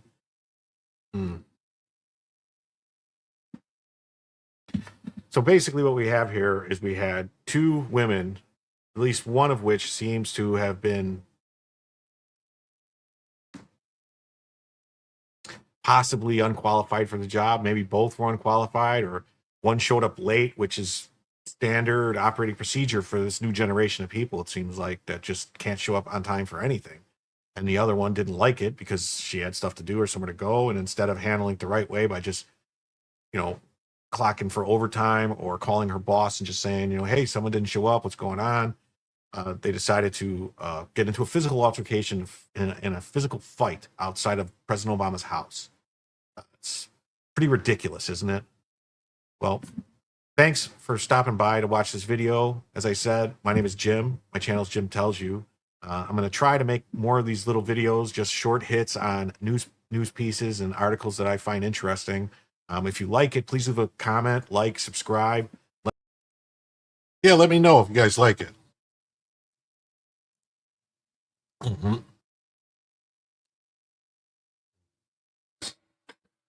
So I hope you guys liked that video. It was a nice video about crazy stuff at Obama's house.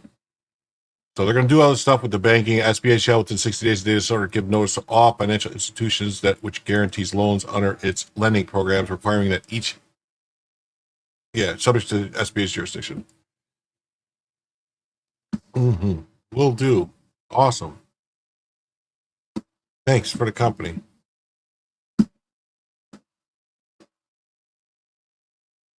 I'm not. That was just it. I was trying to end it before that. Look at that story. And this one, let's see what we got here. Oh, here's on to the next story. The Billy was dismissed by Trump from his IRS position. Rumors he's considered for a U.S. ambassadorship. So yeah, Billy Long was fired from the IRS. I don't. Man, there's has to be more to this. Why does Video Jim have such spiky hair? I don't know. I had some product in my hair, and I don't know. This is, I mean, my hair is still spiky. It's just not. No, that video was filmed at like 2 p.m, not 2 a.m. So it probably had something.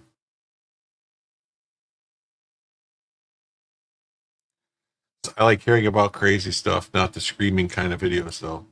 Yeah, I don't like screaming in videos. I try not to scream at people. Is that what you mean? Bastard to wear at Mordor. Thank God the photo was in landscape because I don't know if he'd fit in the portrait mode. Oh, that's very mean. Yeah, very mean about Billy Long. I wonder if he's related to Huey Long. This is undisclosed. It says from the New York Times. It says Trump fires Billy Long as IRS commissioner. Billy dismissed IRS commissioner Billy Long, confirmed in June of 2025, just 2 months. Treasury Secretary Scott Bessent will act as interim commissioner. Long, a former congressman, promoted a fraud-riddled tax credit and once backed abolishing the IRS. What fraud-riddled tax credit is he talking about? He's slated for an ambassadorship, raising suspicions of political maneuvering. Long's tenure saw him place 2 top IRS officials on leave and push early staff dismissal, stating, "Please enjoy a 70-minute early exit tomorrow." The IRS under Trump administration faced staff cuts and increased scrutiny of tax-exempt entities. That's it? That's all they had in there about this?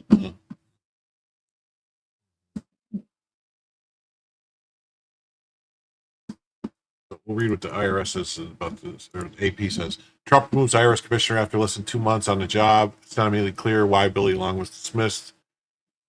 The White House official was not authorized to speak publicly said Scott Bessent will serve as acting commissioner. Long will be the shortest tenured IRS commissioner confirmed by the Senate since the position was created in 1862. Wait a minute. So they're saying the IRS commissioner position was created in 1862. Why would they have an Internal Revenue Service IRS commissioner for Internal Revenue, but they didn't have? Wait a minute, I gotta Google this now because that doesn't make any sense. I think they're wrong about it being created in 1862. I think they're conflating it with the Department of Revenue or something like that, as opposed to the Internal Revenue Service. The IRS is strictly about collecting income tax, which the income tax didn't exist prior to 1913 or 14 or whatever it was. Right? Let's see here. We're gonna do some digging here. When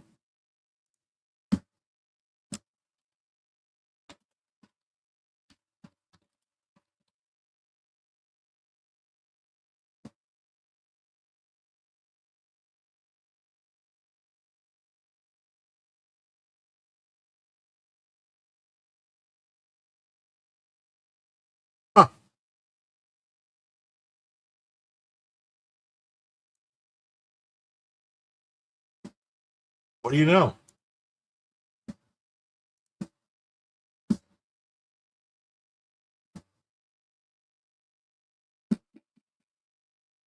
We're going to look at this. We're going to do a little IRS timeline here. IRS history timeline. Taxes and revolution. Taxation without representation was the seed of the American Revolution. Colonists rebelled against the British punitive taxes because they had no voice in Parliament. On July 4, 1776, the Declaration of Independence severed ties with England. The Revolutionary War ended in 1783. A new nation was born. Abolition of taxation. In 1787, Congress approved the Constitutional Convention to revise the Articles of Confederation. Congress shall have the power to lay and collect taxes, duties, and impose excesses and all that stuff. 1789, they established the Department of the Treasury and appointed Alexander Hamilton for secretary. The Whiskey Rebellion saw the first outright challenge to U.S. government's revenue laws when a federal court summoned 75 distillers in the Western Pennsylvania to appear in court and explain why they shouldn't be arrested for whiskey tax evasion. The Whiskey Rebellion set up a clash between citizens and federal officers. The federal government prevailed at a cost of $1.5 million to American taxpayers. War of 1812. Congress passed new internal taxes on refined sugar, carriages, blah, blah, blah. Treasury gets a new home. Construction began a new Treasury building in 1836, opened in 1842. Civil War expenses. In 1862, President Lincoln signed the second revenue measure of the Civil War into law. This law levied internal taxes and established a permanent internal tax system. Congress established the Office of the Commissioner of Internal Revenue under the Department of the Treasury on July 17, 1862. George S. Biltwell became its first commissioner. Property seizures and tax refund. In its first year, 1863, the Office of the Commissioner collected $39.1 million. The Revenue Act of 1864 authorized the Commissioner of Internal Revenue to compromise all suits relating to internal revenue, to abate outstanding assessments, and refund taxes subject to current regulations. State-of-the-art technology. In February 1867, the Secretary of Treasury adopted a hydrometer to establish a uniform system to inspect and gauge alcoholic spirits subject to tax. So basically, this was the revenuers that were doing the revenuers going after, like, taxing whiskey and stuff. So it was not. The Revenue Act authorized the Secretary of Treasury to adopt and procure, and prescribe these and other weighing and gauging instruments to prevent and detect fraud by spirit distillers. Representative, later President James Garfield of Ohio spearheaded an effort to make tax information private. IRS Commissioner Delano forbade tax assessors from furnishing lists of taxpayers for publication. Congress passed a Revenue Act stating no collector shall permit to be published in any manner such income returns or any part thereof such except general statistics. In 1913 was the first federal income tax. Yeah.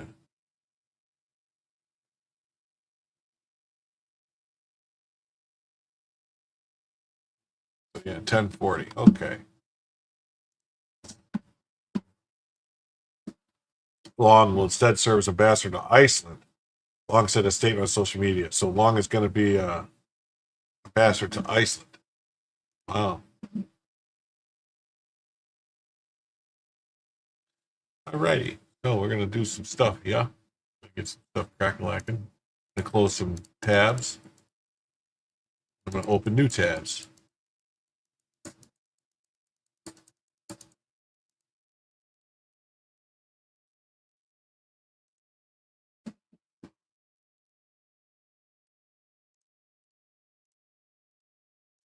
Take me a second here. New tabs.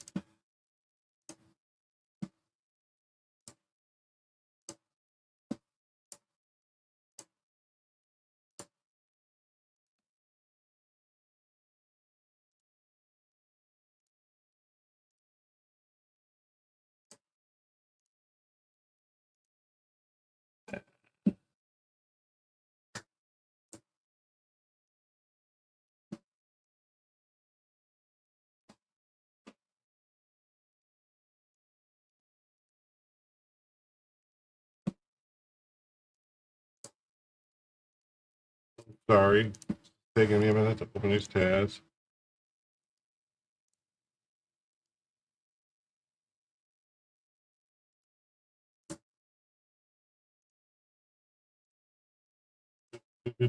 Opening tabs, opening tabs, opening tabs, opening tabs, opening tabs, tabs.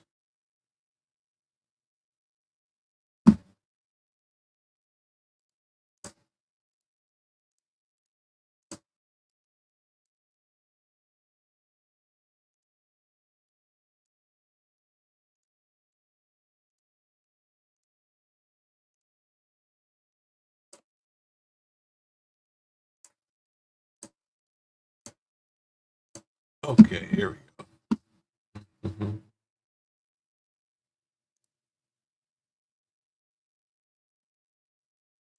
Oh, I closed the tab, huh? So I guess I did. All right.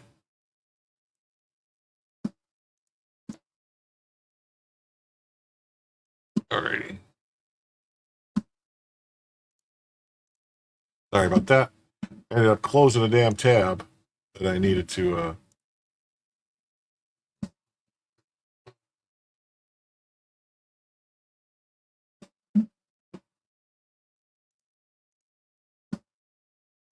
There we go. Oh. There we go. Here we go. Sorry. All right. Democrat deadline day. Texas Democrats must return to the Lone Star State today or face serious consequences after they fled to boycott the redistricting vote. Texas Attorney General Ken Paxton joins us to discuss the next steps. Let's hear what Kenny Paxton says. Who I think is going to be the next. We're definitely waiting to see if they show up. We get, Dustin Burrows, our speaker, has given them a deadline of showing up today. If they show up today, we're all happy. We can get our business done, and everybody's good.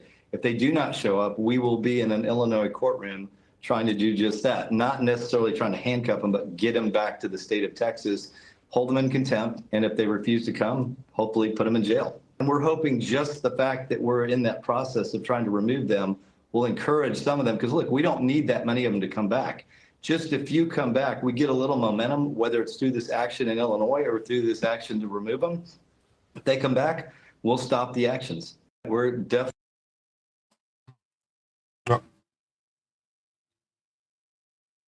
They accepted money for the stunt. Bribery is a crime. If I rob a bank and then stop robbing banks, it's all forgiven? No. I'd be on my way to jail. These arrogant and title office holders of Texas will not tolerate this blatant contempt for their office and duties. The Illinois court. Well, yeah, they already filed a lawsuit in Illinois, actually. Texas Attorney General has filed with the Supreme Court to declare 13 Democrat House seats vacant. The rogue Democrat legislators who fled the state have abandoned their duties, leaving their seats vacant. These cowards deliberately sabotaged the constitutional process and violated the oath they swore to uphold. I've asked the Texas Supreme Court to declare what has been clear from the beginning, that the runaway members have officially vacated their office in the Texas House. The right move.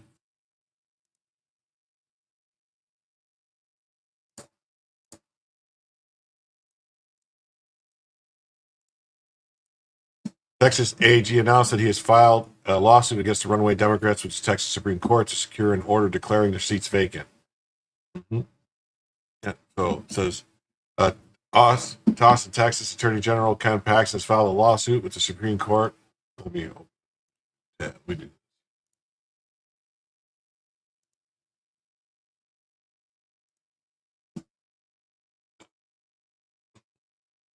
They filed a lawsuit with the Supreme Court of Texas to formally pursue judicial declarations that 13 House seats have been vacated due to continued unlawful absences by the Democrat legislators who failed to meet the return deadline set by Speaker Dustin Burrows. The rogue Democrat legislators who fled the state have abandoned their duties, leaving their seats vacant. These cowards deliberately sabotaged the constitutional process. House Democrats remain willfully absent from the state of Texas, choosing instead to engage in politically motivated grandstanding from an out-of-state location. Their conduct represents a flagrant abandonment of office. This initial lawsuit concentrates on 13 Democrat members who made incriminating public statements regarding their refusal to return, essentially confirming their own words, the very grounds for this legal action. Texas law provides the Attorney General with explicit authority to represent the state in quo warranto actions and to appear before the Texas Supreme Court. The petition states the Texas Constitution, statutes, and rules provide a broad range of tools for members of the legislative minority to be heard. Those tools do not include concerted effort of members of the minority to disrupt the function of the legislature by advocating their duties, including spurning the constitutional authority of remaining members to compel their attendance. In addition to filing the petition, Attorney General Speaker Burrows have moved to enforce arrest warrants in other states. They've launched an investigation into Power by the People and Texas Majority PAC for potentially operating illegal financial influence schemes to bribe Democrats into breaking quorum. Oh. And this is funny. While John Cornyn whines all day on X and using his office to attack me, I just defeated Beto in court and stopped the money flowing to the runaway lawmakers. This is what actually winning looks like. It says John Cornyn filed an amicus brief with the SCOTUS in support of Greg Abbott's suit trying to vacate Gene for Texas seat. I write in support of Abbott's emergency petition for the quo warranto, having fled the state. The Texas Supreme Court is appropriate court to hear an emergency petition. Governor Abbott's a proper petition. Governor Abbott filed a petition for a quo warranto. John Cornyn. Yeah. It says, as a result of Texas Attorney General Ken Paxton's bribery investigation into Beto O'Rourke and George Soros, Judge Megan Fahey placed a lien on all Beto's money and property. The order also prevents him from raising additional money and distributing it to rogue Democrats holding the state of Texas hostage. Uh-oh. They placed a lien on Beto's money. No more money for Beto. Beto, you might offer to buy him lunch. He might be getting a little hungry. It's a good reason not to have any assets in your name. Ken Paxton says, I sued Robert Francis O'Rourke for Beto bribes, the Democrat runaways to impeding Texas legislatures. I will not allow failed political has-beens to buy off elected officials. See you in court, Beto. Yep, so he sued him, and he won. The Texas Attorney General launched investigations into the Soros-funded PAC for illegally funding runaway Democrats. Texas Attorney General may have uncovered one of the parties responsible for helping Texas Democrats flee the state on Sunday. It's not midterm redistricting. On Thursday, Paxton issued a press release revealing that he is investigating the Texas Majority PAC, a George Soros-funded PAC, for illegally funding its activities. Uh-oh.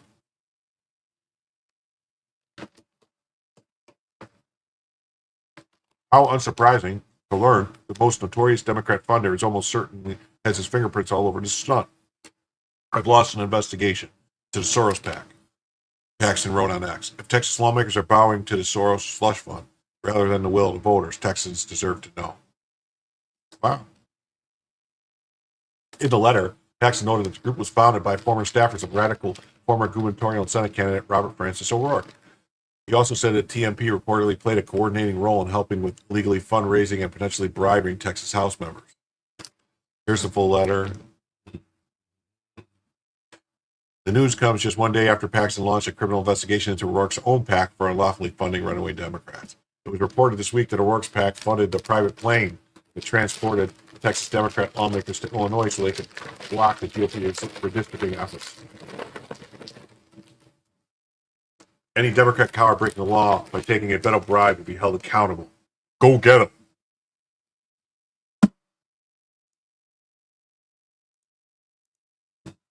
AG Paxton launched a major investigation into George Soros-funded PAC. Ken Paxton is going all out.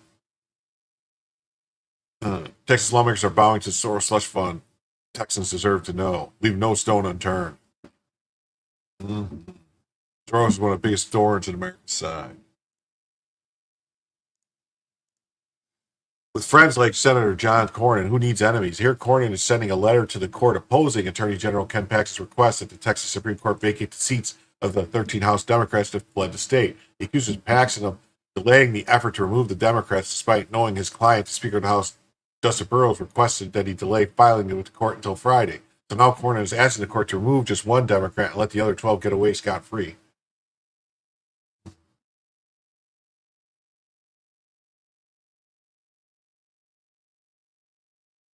Yeah, so that letter that Cornyn wrote for Abbott, he did it for Abbott, and then Cornyn's maneuvering reeks of D.C. compromise, protecting political allies over accountability. The Texas Supreme Court petition exposes a broken system where establishment Republicans shield their own, while taxpayers foot the bill for endless quorum breaks. Abbott's push to vacate seats via quorum warranto aligns with constitutional duty. Cornyn's half measures targeting one Democrat while letting 12 evade consequences prove it's not always protects its own. This isn't about the law. It's about power preservation. The same GOP elites who rubber stamp Biden's DOJ overreach now balk at enforcing basic legislative accountabilities. Texans deserve leaders who prioritize the rule of law over backroom deals, not senators playing procedural games while the state burns. Receipts on who's protecting whom are here. See the breakdown.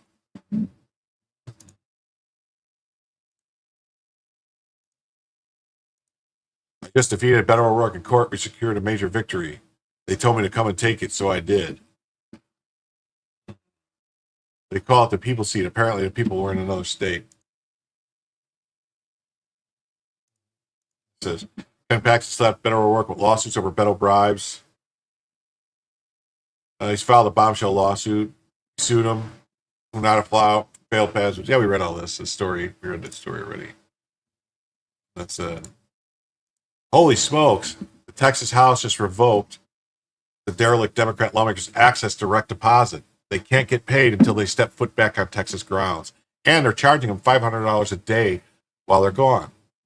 Genius. The FBI is also involved. Texas Democrats will not receive their paychecks until they get back to the House. Eventually, you will come back, fighting back at the pocketbook. Trying to thwart the new congressional map was a bad move. It will end poorly for the Dems here. Let's see. I heard a lot of bad things about the speaker, though. To safeguard taxpayer dollars and account for forthcoming liabilities under Rule 5, Section 3 of House Rules, which authorizes fines for members absent without leave, 30% of each quorum-breaking member's monthly operating budget will be reserved and made unavailable for expenditure. Absent members must also appear in person to approve or enact any of the following: requests for travel reimbursement, personal action requests, including those increasing or decreasing staff salaries, approval for newsletters and House of Reproduction Services. Failure to appear in person will result in the cancellation of your newsletters and the encumbered funds.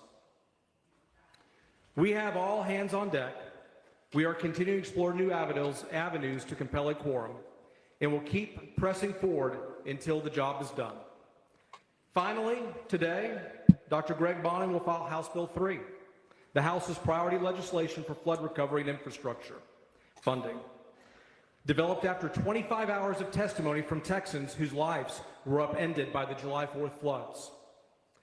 To those in California, Illinois, New York, or Massachusetts, wherever you may be, hear this.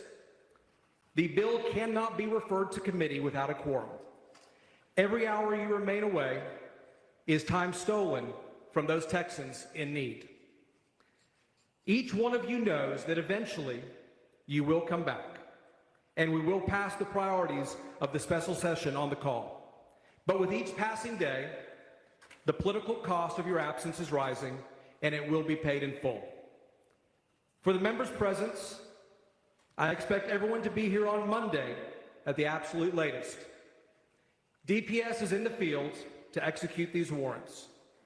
Should they lead to the civil arrest of our absent colleagues over the weekend, you are on call.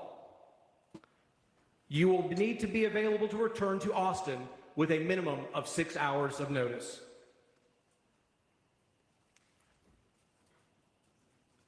Members, the call of the House remains in force. Under House rules, the House may adjourn from day to day.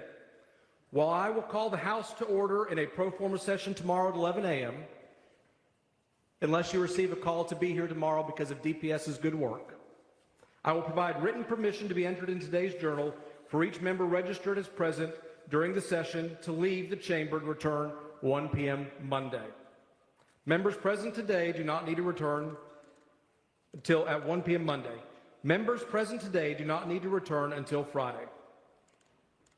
Until Monday. Mr. Make up your mind, geez. Stand adjourned until 11 a.m. Saturday. Is there any objection? Chair hears none, and the House stands adjourned. All right. Well, this was the moment we were waiting for after those 50 Texas Democrat legislators left the state to block GOP efforts to redraw congressional lines. We know that last night, as we were just discussing, the Texas AG took legal action to enforce civil arrest warrants on those Democrats who fled to both Illinois and California. Senator John Cornyn says the FBI has also agreed to help state and local law enforcement on this issue to locate these rogue Democrats, but no quorum. Bill is the headline. Those Democrats did not. Okay, so yeah, they broke quorum. MIA Democrats who didn't show up today in Austin have successfully halted the vote to fund the flood victims for the second time.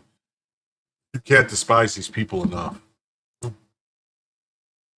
And there's this. It says a lawsuit was filed in Illinois court by Texas House Illinois State Senator against 33 AWOL Democrats. Huh.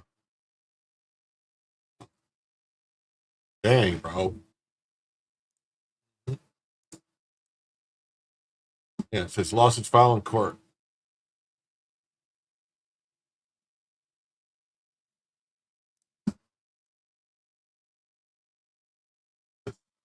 Top of today. Let me start with the one that shook Washington a few days ago. Subpoenas to Bill and Hillary. It has nothing to do. I hate that man that does that.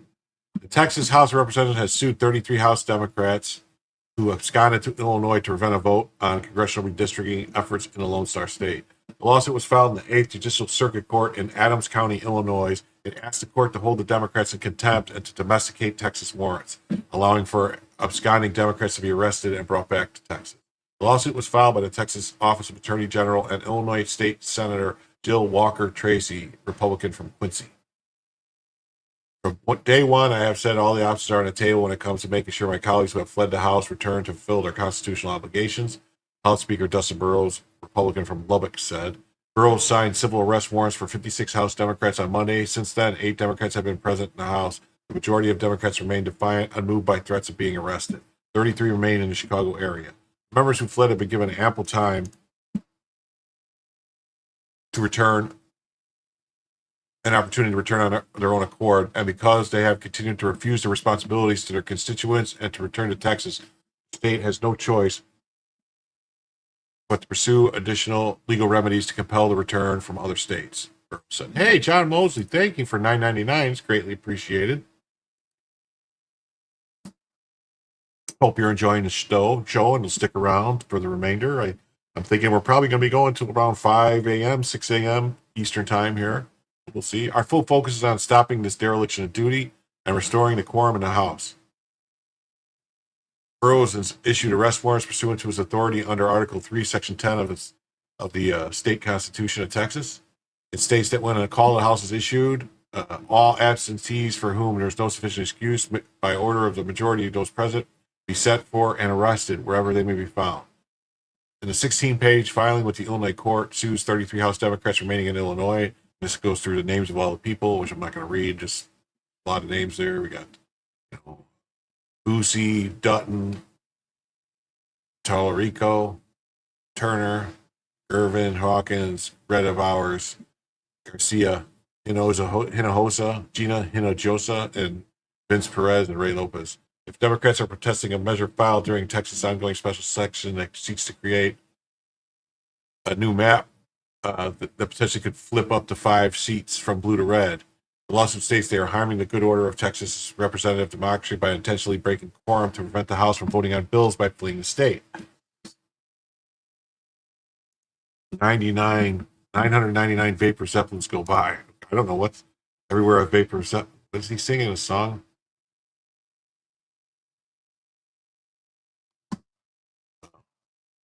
By remaining in Illinois, they hope the state of Illinois will provide safe harbor for their political actions and shield them from legal process. The United States Constitution and federal statute and doctrine of comity between states demand otherwise. The court must give full faith and credit to warrants duly issued by the Texas House and compel these civil servants to return. It repeats what Greg Abbott has said. When a governor calls a special session, the Texas Constitution mandates that the legislature shall meet. Abbott called a 30-day session that began July 21st.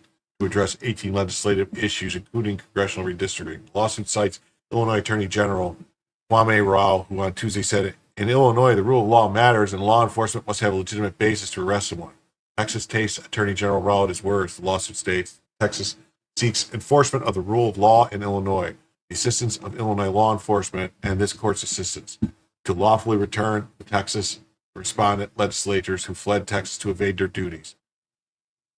It also says that the Court of Texas fellow states have the mandatory constitutional duty to respect and give full faith and credit to the public acts of the Texas House of Representatives, including the quorum order and quorum warrants. Texas is entitled to have its democratic process fully restored, and the full faith and credit clause of the U.S. Constitution to full faith and credit from Illinois. So they're basically going to say, like, oh no, because if states start denying to honor warrants from other states, we basically don't have a union of states anymore. That's where the federal government will come in and say, no, you have to do this. But I don't know. Texas asked the court to issue an order to effectuate the quorum warrants, just as if they were acts of the state of Illinois, treating the Texas quorum warrants as its own civil order. It asked the court to issue a rule to show cause why respondents should not be held in contempt, to initiate contempt proceedings against them for unlawfully seeking to evade Texas duly imposed quorum warrants, and to set a hearing as soon as possible. Texas threat with immediate and irreparable harm. I don't know how it's going to work. I don't know.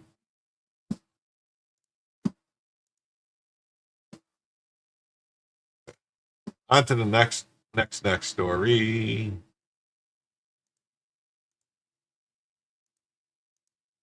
It has been revealed that D.C. Police Commander Michael Pulliam was placed on leave after he and the Metropolitan Police Department Command directed officers to downgrade felony reports and alter crime classifications such as felony assault, deliberately manipulating data to falsely show a 26% drop in violent crime in 2024. Yeah, they were trying. We've had a drop in crime. It's called Jukin the stats. Jukin the stats. Yes, they could use the Fugitive Slave Act of 1850 to get them back. Wouldn't that be a funny little turn? Democrat-run D.C. exposed sickening crime cover-up scandal. Commander Pulliam suspended for faking 26% violent crime drop. Gangs beat Hero Dodge members senselessly. Trump's federal takeover is the only option. Retweet if you agree. D.C. is a Democrat cesspool. It's unraveling in violent chaos. Now exposed by a shocking scandal, Commander Michael Pulliam's suspension reveals how he and the MPD brass ordered felony downgrades like felony assault to fake a 26% violent crime drop in 2024. Pure corruption. Days ago, a dozen gang thugs tried assaulting a woman in her car, but a heroic Doge member intervened, suffering a brutal beating and a concussion. The lawlessness, 274 homicides in 2023, a 440 per 100,000 murder rate, 54% robbery spike, proves Democrat failure. Gangs and youths aged 12 to 17 maim shoot with impunity, fueled by Mayor Bowser's soft on crime madness and felon voting, where 95% plus back these lenient tyrants. President Trump already calling in federal law enforcement warrant. Crime in D.C. is totally out of control, demanding a federal takeover. It's the only way to crush this anarchy, end felon voting, and restore order. What a huge slap in the face to victims.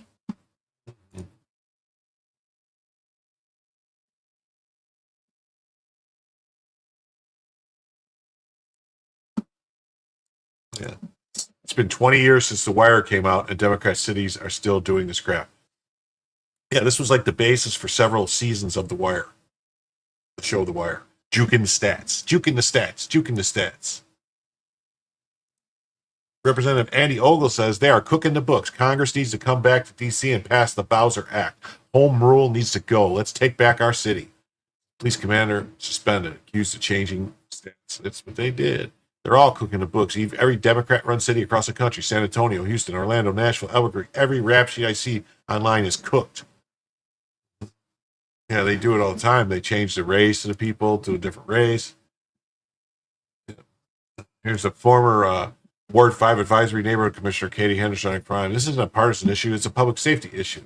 We have an individual that committed a murder when he was 16. He was allowed early release. He committed another homicide. Let's see, they're going to call her racist, though. Right? This isn't a partisan issue. This is a public safety issue. Former Advisory Neighborhood Commissioner Kathy Henderson welcomes extra law enforcement in her neighborhood, which includes Benning Road Northeast. It has struggled with a resurgence in drug and violence problems in recent years. She says she supports the request that U.S. Attorney Jeanine Pirro made to the D.C. Council today. Pirro asks them to reconsider 3 laws dealing with young offenders: the Second Chance Amendment, the Incarceration Reduction Amendment, which is coupled with the Second Look Act, and the Youth Rehabilitation Act, in order to toughen penalties on people under 25 who commit violent crimes. We have an individual that committed a murder when he was 16.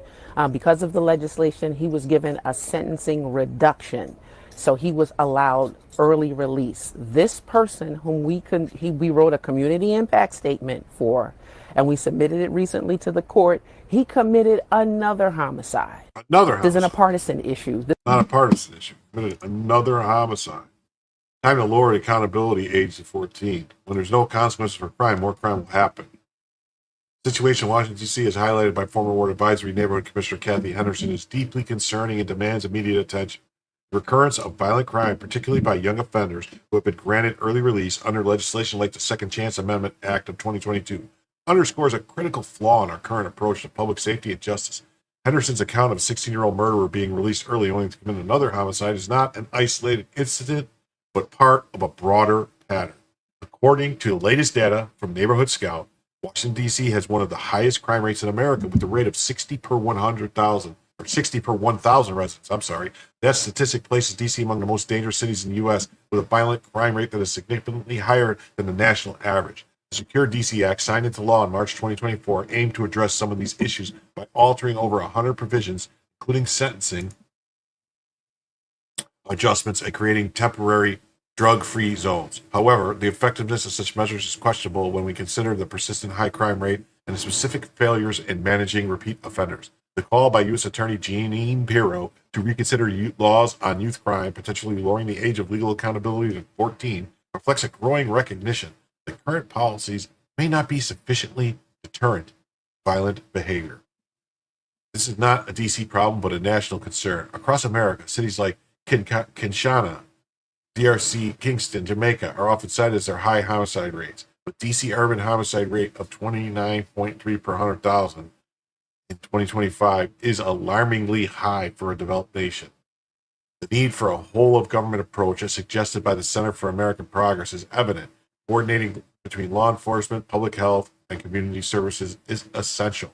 Yet the execution of such strategies have been inconsistent. The evidence is clear. Without tougher penalties and a reevaluation of rehabilitation programs, we risk continuing this cycle of violence. The brutality of these crimes affecting innocent lives and destabilizing communities cannot be overlooked. It's imperative that we support initiatives that prioritize public safety while ensuring that justice is both swift and fair. The voices of community leaders like Henderson must be heard. Their experience should guide policy reforms to prevent further tragedy.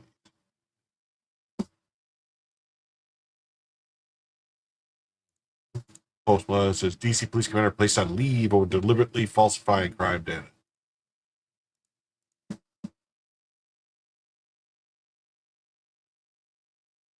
As attention has turned to DC and crime in the district in the wake of former Doge employee being attacked, it's been revealed that a commander with the Metropolitan Police Department was placed on leave in mid-May after being accused of falsifying crime data. Commander Michael Pulliam was placed on leave and under investigation for questionable changes to crime data. 5 law enforcement sources familiar with the investigation told NBC4. Pulliam was the commander of the 3rd District, which patrols the Adams, Morgan, and Columbia Heights neighborhoods.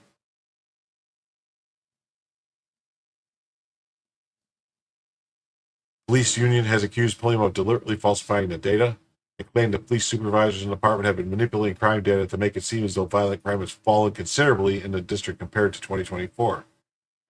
Return Order Police Chairman Greg Pemberton said, when armed members respond to the scene of a felony offense where there is a victim reporting that a felony occurred, inevitably there will be a lieutenant or captain that will show up on the scene and direct those members to take a report for a lesser offense.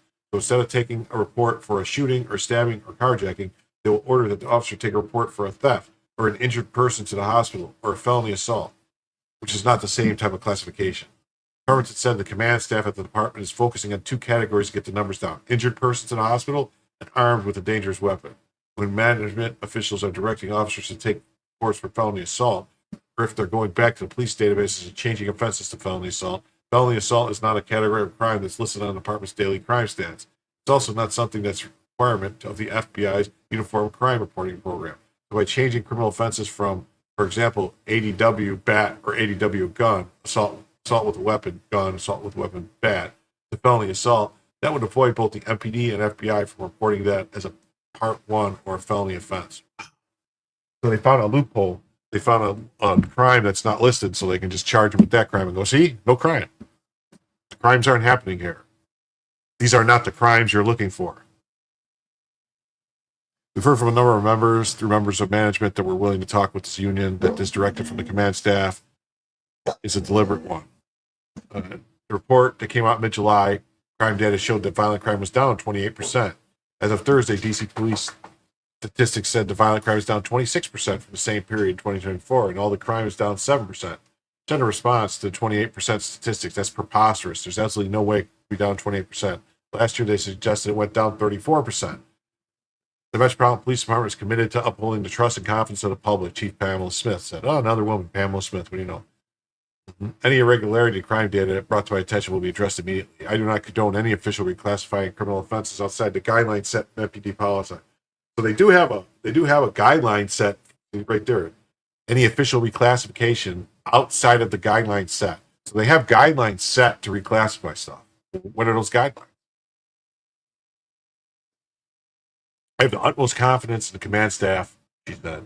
He's placed on leave and came around 1 week after he filed a complaint against the executive assistant chief of police, Pulliam's wife. Pulliam being placed on leave also came around 1 week after he filed a complaint against executive assistant chief of police Andre Wright. Pulliam's wife, Captain Rachel Pulliam, was transferred to Midnights in the 7th District. Oh, so it's another. So he got two captains. And so the one, they filed a complaint for his wife, who's a captain, who was transferred to Midnights in the 7th District from the Youth Division in April by Chief Smith. 3 sources familiar with the incident said that the Wright ordered Pulliam to pack of his wife's belongings personally and deliver them to her new assignment himself. Pulliam viewed the order. What? Where's the rest of the story? That's weird. I didn't finish the story. Just end. That's weird that the story just ends like that abruptly. That's odd.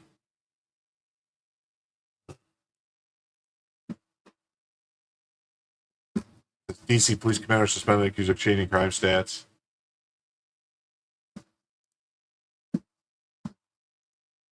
For allegedly making changes to crime statistics in his district. Tonight, the police department confirms Michael Pulliam was placed on paid administrative leave in mid-May, a move that came just a week after Pulliam filed an equal opportunity complaint against an assistant chief. And the police union accused the department of deliberately falsifying crime data. News 4's Paul Wagner has the story. This might be the DC Police Union is a putting its retaliation allegations on the record tonight, claiming police supervisors in the department are manipulating crime data to make it appear violent crime has fallen considerably when compared to last year. As of today, according to the DC Police website, crime is down 25%, a decrease the chairman of the police union calls preposterous. The union's allegations come as the former commander of the 3rd District stands accused of doing what the union says is being done day in and day out. To areas where we know that That's Michael Pulliam standing with the chief of police at a recent news conference. At the time, he was the commander of the 3rd District, which patrols the neighborhoods of Adams Morgan and Columbia Heights. In early May, 5 law enforcement sources familiar with the investigation tell News 4 Pulliam was placed on administrative leave with pay and told he was under investigation for questionable changes to crime data. A move that came just about a week after he filed an EEOC complaint against Executive Assistant Chief of Police Andre Wright, according to 3 law enforcement sources familiar with the complaint. The reasons for that later in this story. News 4 reached out to Commander Pulliam for comment. He denied the allegations against him and referred us to the public information officer. As for the union's allegations, Chairman Greg Pemberton laid it all on the table. When our members respond to the scene of a felony offense where there is a victim reporting that a felony occurred, inevitably there will be a lieutenant or a captain that will show up on that scene and direct those members to take a report for a lesser offense. So instead of taking a report for a shooting or a stabbing or a carjacking, they will order that off. More than likely, though, Charles, but they knew he was doing it because they told him to do it, and they all do it. And so, he filed this complaint about when something happened. There was obviously some falling out or some problem happened with his wife. The way that deputy chief or whatever called him and told him to move the stuff. I want you to go get your wife's stuff, pack it up over there, and move it. Something else happened, and so basically, when he filed the complaint about that, they knew that this was going on, the juking of stats, because they're all doing it. You heard the chief of police say there's guidelines for downgrading stuff. They have guidelines for doing it. So was he within the guidelines? Was the guidelines set at different things? Maybe it's not in writing. Maybe when they have these ComStat meetings where they go in and they meet and they talk about stuff. Maybe they were directed to do things at the meetings and it's not on paper. Who knows? Officer to take a report for a theft or an injured person to the hospital or a felony assault, which is not the same type of classification. Greg Pemberton says the police department's command staff is focusing on two categories in order to get the numbers to fall. They are armed with a dangerous weapon, an injured person to the hospital. When management officials are directing officers to take reports for felony assault, or if they're going back into police databases and changing offenses to felony assault is not a category of crime that's listed on the department's daily crime stats. It's also not something that's a requirement of the FBI's Uniform Crime Reporting Program. So by changing criminal offenses from, for example, ADW bat or ADW gun to felony assault, that would avoid both the MPD and the FBI from reporting that as a Part 1 or a felony offense. Pemberton says the union has been gathering evidence for some time now by looking at reports and talking with officers all over the city. What we've heard through our members and through members of management that are willing to talk with the union is that this is a directive from the command staff, is that they want to make sure that these classifications of these reports are adjusted over time to make sure that the overall crime stats stay down. As of last Monday, when we spoke with Pemberton, D.C. crime data shows violent crime was down 28%. Today, the department's website says violent crime is down 25% when compared to the same time last year, and overall crime is down 8%. That's preposterous. There's absolutely no way crime could be down 28%. Last year, they suggested that it went down 34%. And there's more to the story involving Commander Pulliam. In April, his wife, Captain Rachel Pulliam, was transferred by Chief Pamela Smith from the Youth Division to Midnights in the 7th District. Subsequently, according to 3 sources familiar with the incident and the timing of it all, Executive Assistant Chief Andre Wright ordered Commander Pulliam to pack up his wife's belongings from Youth Division and move them on his own to his wife's new assignment in the 7th District. Sources familiar with the complaint say Commander Pulliam viewed the order as retaliation. 5 law enforcement sources tell News 4 about a week later, Commander Pulliam's police powers were revoked. Now, Chief Smith declined an on-camera interview, but tells News 4 she cannot comment on an ongoing investigation. And as for the claims made by the union, Chief Smith released this statement. It says, the Metropolitan Police Department is committed to upholding the trust and the confidence of the public. Any irregularity in crime data brought to my attention will be addressed immediately. I do not condone any official reclassifying criminal offenses outside the guidelines set in the MPD policy. Any allegation of this behavior. What exactly are the MPD policies for reclassification? Will be dealt with through our internal processes, which will ensure those members are held accountable. I have the utmost confidence in the command staff leadership currently in place across the Metropolitan Police Department. And one other note, we did reach out to Chief Andre Wright, and he declined to comment.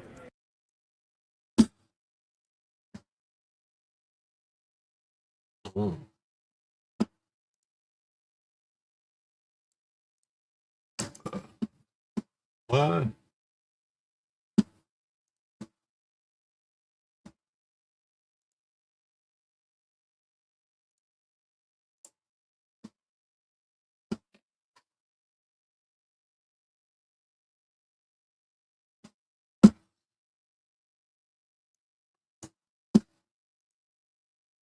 Yeah, so this is Trump has plenty of ways to make mischief for DC. City leaders dithering on crime only creates a bigger opening for the presidential Whig footing.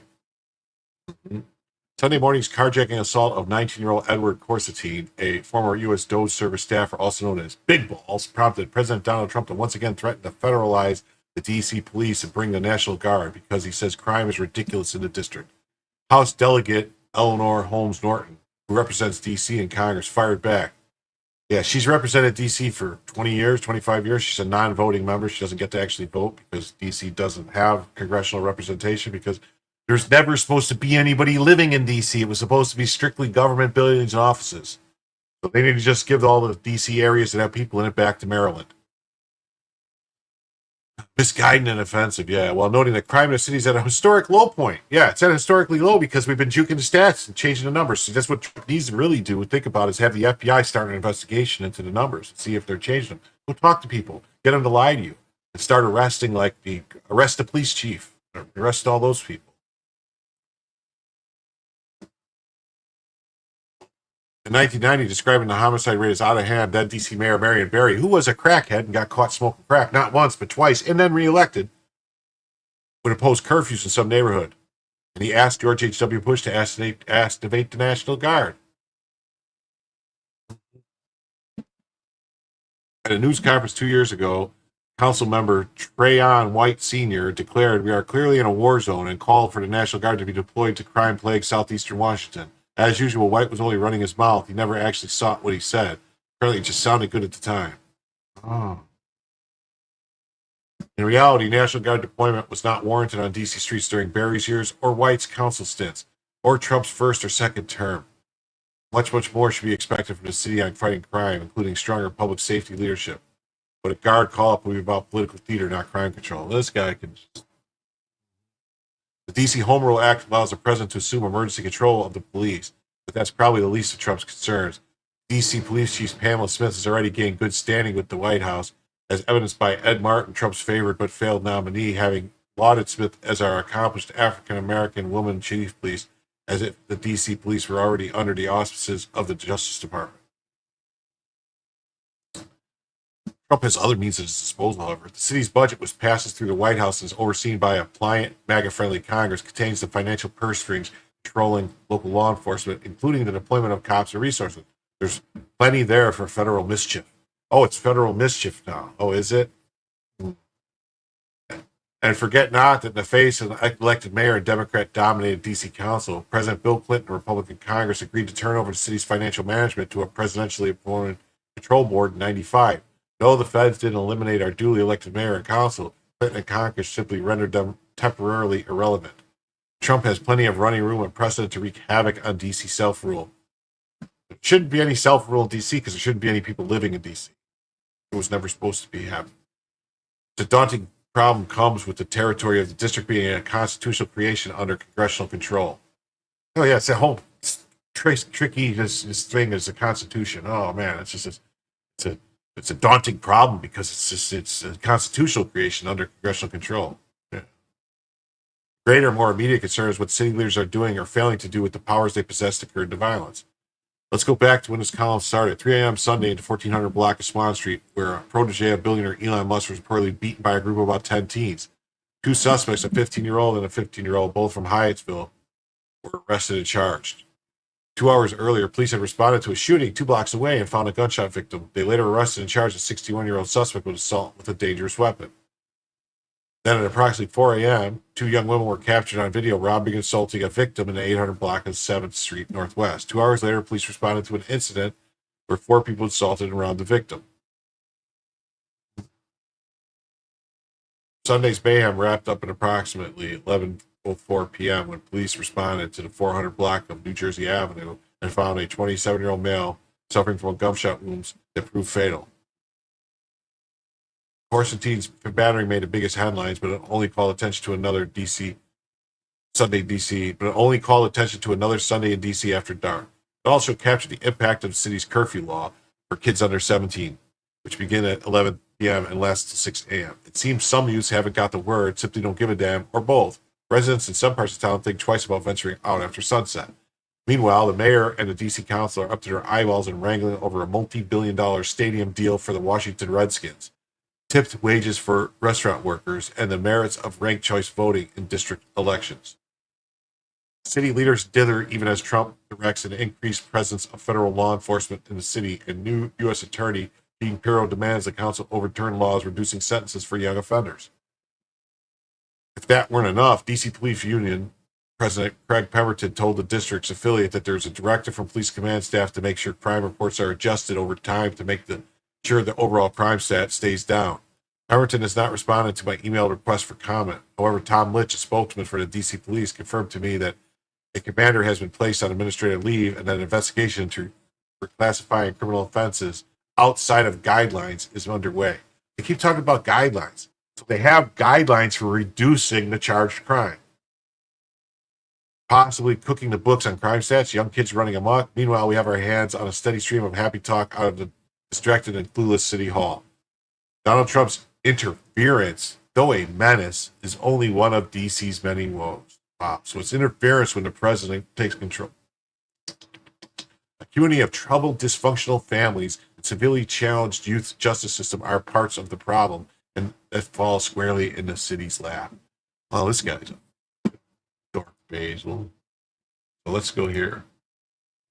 This is where the command center is, where there's a roll call before they go out, these federal officers on patrol in the district. Last night, we saw about maybe 40 cars here. We're told tonight that number could be, as you said, well over 100. A social media post by the United States Park Police shows the 2 guns, both described as stolen, and drugs. The post says crack cocaine, marijuana, and fentanyl pills recovered during the overnight operation, which also resulted in several arrests.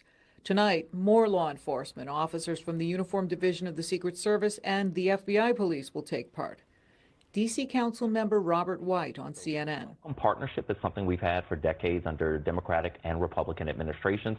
And if the Trump administration wants to partner with us on public safety, we welcome it. But overstepping and stomping on our local democracy is a different thing that won't make us safer. U.S. Attorney for D.C. Janine Pirro has asked the D.C. Council to rescind so-called second chance laws that she says hampers her office's efforts. So yeah, he doesn't want you stepping on his local democracy. If they decide that they don't want to charge people and arrest people for crimes, they want to let crime run rampant, they want to let teens do other stuff, then it's no one's business but theirs. But then that's infringing on the rights of the law-abiding citizens, so that's when the federal government gets to step in and start taking care of business. Repeat juvenile offenders. Yasmin Salina worked at the White House and the Department of Homeland Security during the Obama administration and is a co-founder of the nonprofit The Hustlers Guild. She believes scrapping those laws could have negative results that last generations. I'm just feeling like this is a new pavement of concrete. I'm just feeling like it's a new pavement of concrete. The Hustlers Guild. Yeah, she doesn't want people to fuck with the hustlers because you got to be a hustler, you know, to get buys into D.C. She worked for the Obama White House. That is being paved in D.C. to have kids go directly to prison. What is it actually saying to a lot of our youth that they will have a prison cell before they have a paycheck? Well, get a fucking job instead of committing crimes.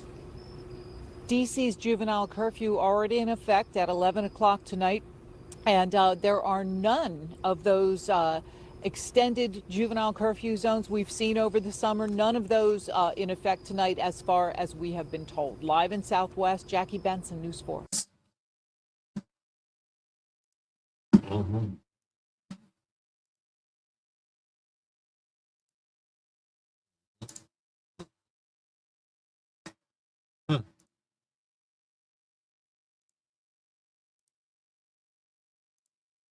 Okay, this is a story I saw, and I thought it was very interesting. It says DC police officer sentenced to prison for leaks to Proud Boys leaders. So here's the sentence. So it said a federal judge gave Lieutenant Shane Lehman an 18-month sentence for leaking details of an investigation to Enrique Tarrio, the far-right group's former leader, and lying about it later. A federal judge sentenced a former intelligence officer in the Washington police force to 18 months in prison for obstructing justice and lying to investigators about his relationship with Enrique Tarrio, the former leader of the Proud Boys, the far-right group. Officer Shane Lamon was found guilty in December of illegally leaking details to Tarrio about an investigation into his burning of a Black Lives Matter banner during a protest in Washington. The federal judge, Amy Berman Jackson, if you're going to notice these names, it's always these same judges that are involved in these cases that are hammering people, said that Lamon, who cultivated a close relationship with Tarrio in the months leading up to January 6th riot, had undermined his police department colleagues with entirely unauthorized back-channeling with Mr. Tarrio. Mr. Lamon's lawyers argued during trial that he had reached out to Tarrio to gather information and that his updates about the status of police and FBI investigations into the activities of the Proud Boys were intended to build rapport. In a pre-sentencing memo, they asked for probation instead of prison. Mr. Lamon's police intel work certainly strayed from the ideal, but he did not impede the investigation in any way, and it was most significant and was the most significant source of information used to successfully prosecute Mr. Tarrio. They added that he had sought to gain only intelligence that could help stop protesters from coming to Washington after the 2020 election. Yeah, that's right. What's that say to kids? How about don't commit crimes and you won't go to jail? Yeah, they're going to go to jail cell before they get their first paycheck. Well, are they ever going to get a paycheck? Are they ever going to get a fucking job? Because I'm going to say no, probably not. They never have any intention of getting a job. They're going to commit crimes.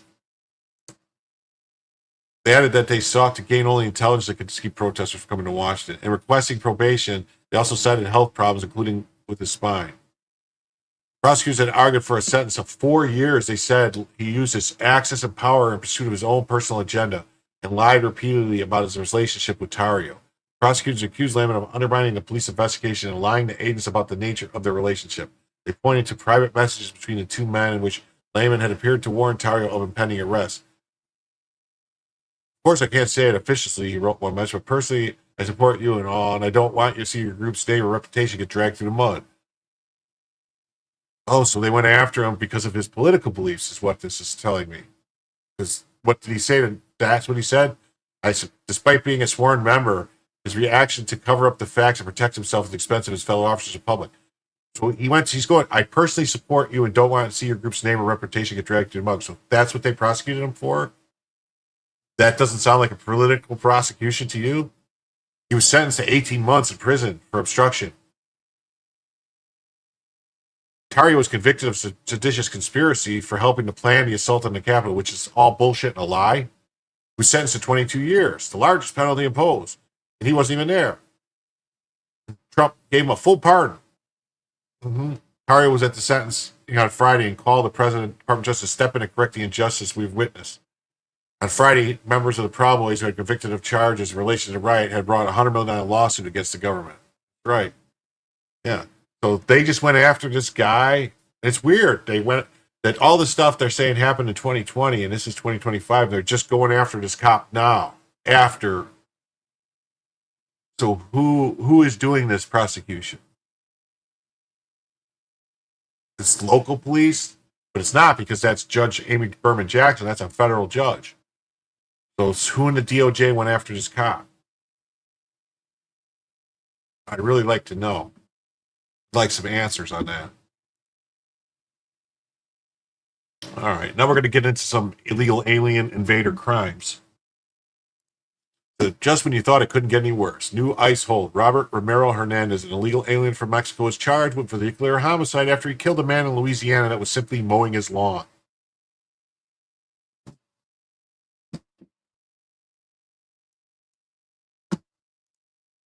And Alexandria. Turn the volume up there. Let's go to 400%. See how that works. An Alexandria man has died after a vehicle crashed into a lawnmower on Louisiana Highway 1 near Echo. That's according to the Louisiana State Police. The vehicle, driven by 34-year-old Romero Roberto, was traveling on LA Highway 1 when he left the lane and hit a lawnmower that was being driven by 59-year-old Ricky Maddox on the shoulder.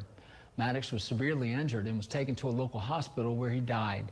Toxicology samples were obtained, and police say impairment is the suspected reason for the crash. Roberto was arrested and booked into the Voiles Parish Detention Center for vehicular homicide, DWI, careless operation, and other charges. This remains an ongoing investigation. An Alexandria man has died after a vehicle. Wow.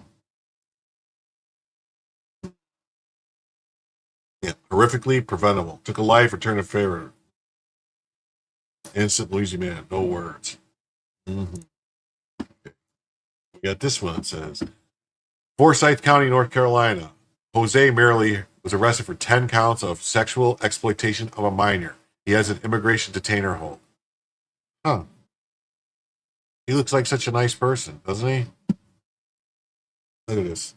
Second degree, second degree, second degree, second degree. Oh, look at it. It says race, white. Huh. Jose Merrily Henriquez is white. Isn't that crazy?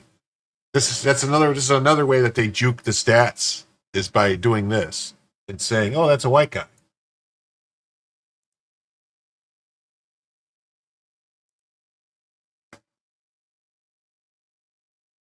Mm-hmm. It kind of looks like this guy, doesn't it? Kind of. And they listed again as a white male. That's right.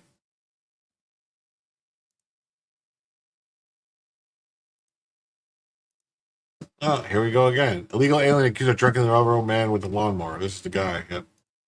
This.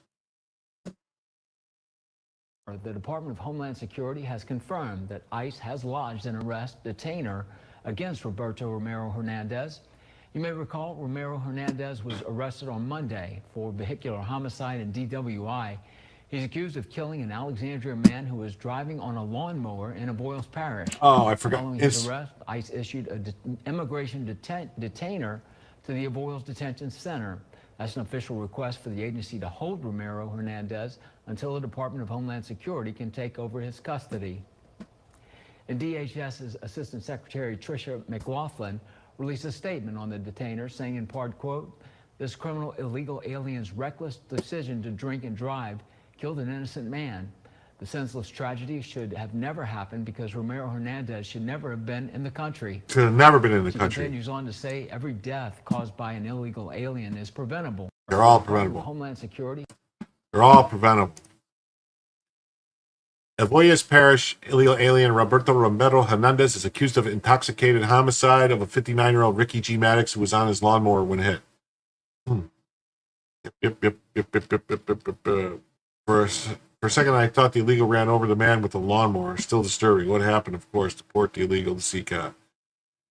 No one should have been here, period. Illegals have no business driving on our roads. They're here illegally. Why are they on our roads?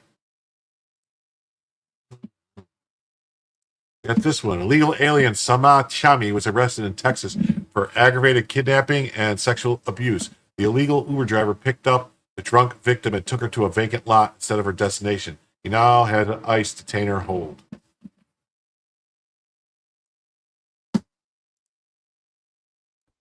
Former Uber driver 49-year-old Sameh Shami is charged with aggravated kidnapping out of Galveston County. Friendswood police arrested him Wednesday, almost a month after this alleged attack. According to records, a 21-year-old victim ordered an Uber around 2 a.m. from a Galveston area bar, sharing that trip progress with her family. Now, her family realized that the trip said it concluded and she was dropped off at their Friendswood home, but they were home, so they knew that wasn't true. Tracking her location on another app, they followed that to a nearby parking lot where they found the victim in the front seat of that Uber.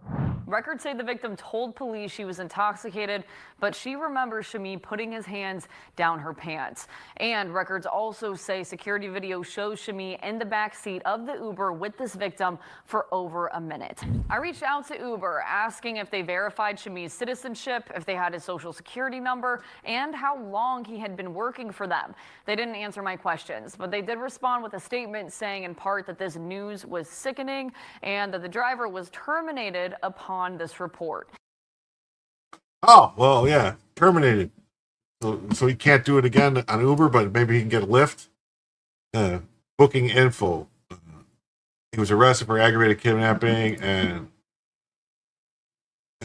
put on hold for his immigration. He's picking up an inebriated woman. Oh, what do you know? Another white male. Huh. A lot of white males in Sameh Chami. Immigration hold.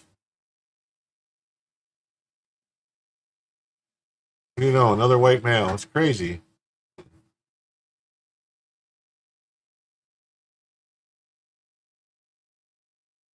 This happened in Nashville. We increased immediately the name Equity by Silver Spoon Socialist Sorority. Soros sorority. Soros in his corrupt DA Glenn Funk.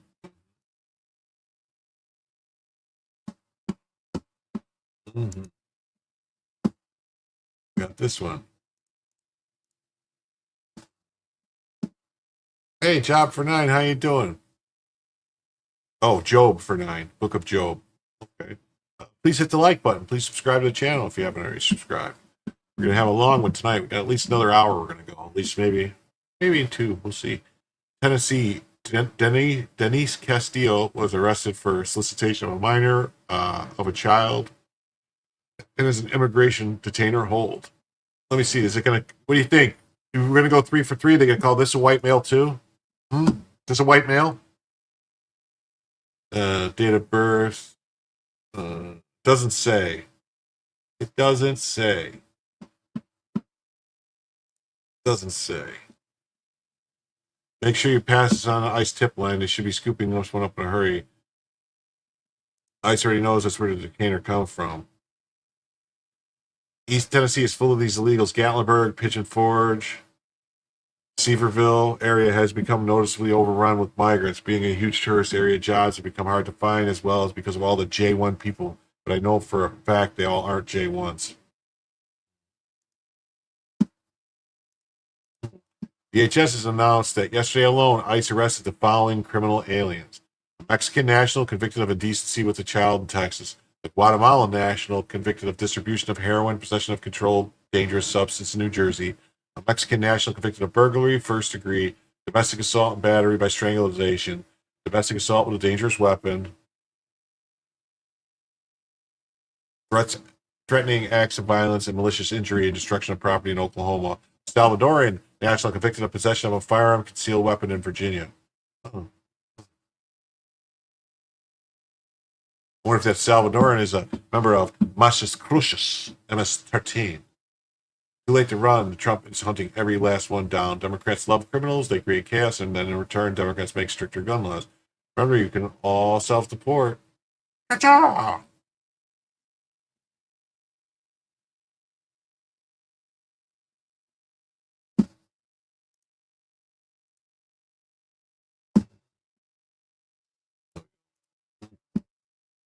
A federal grand jury has indicted Jacob Daniel Terrazas, 30, of Paramount, for injuring a Border Patrol officer during an anti-ICE riot on June 7th. After repeatedly throwing pieces of cinder block at law enforcement, officers detained Terrazas, who now faces 20 years in federal prison. We will not stand by while our brave officers get hurt. If you're thinking of injuring an officer or enforcing or agent enforcing immigration law, think again. It's not worth it. Let's see.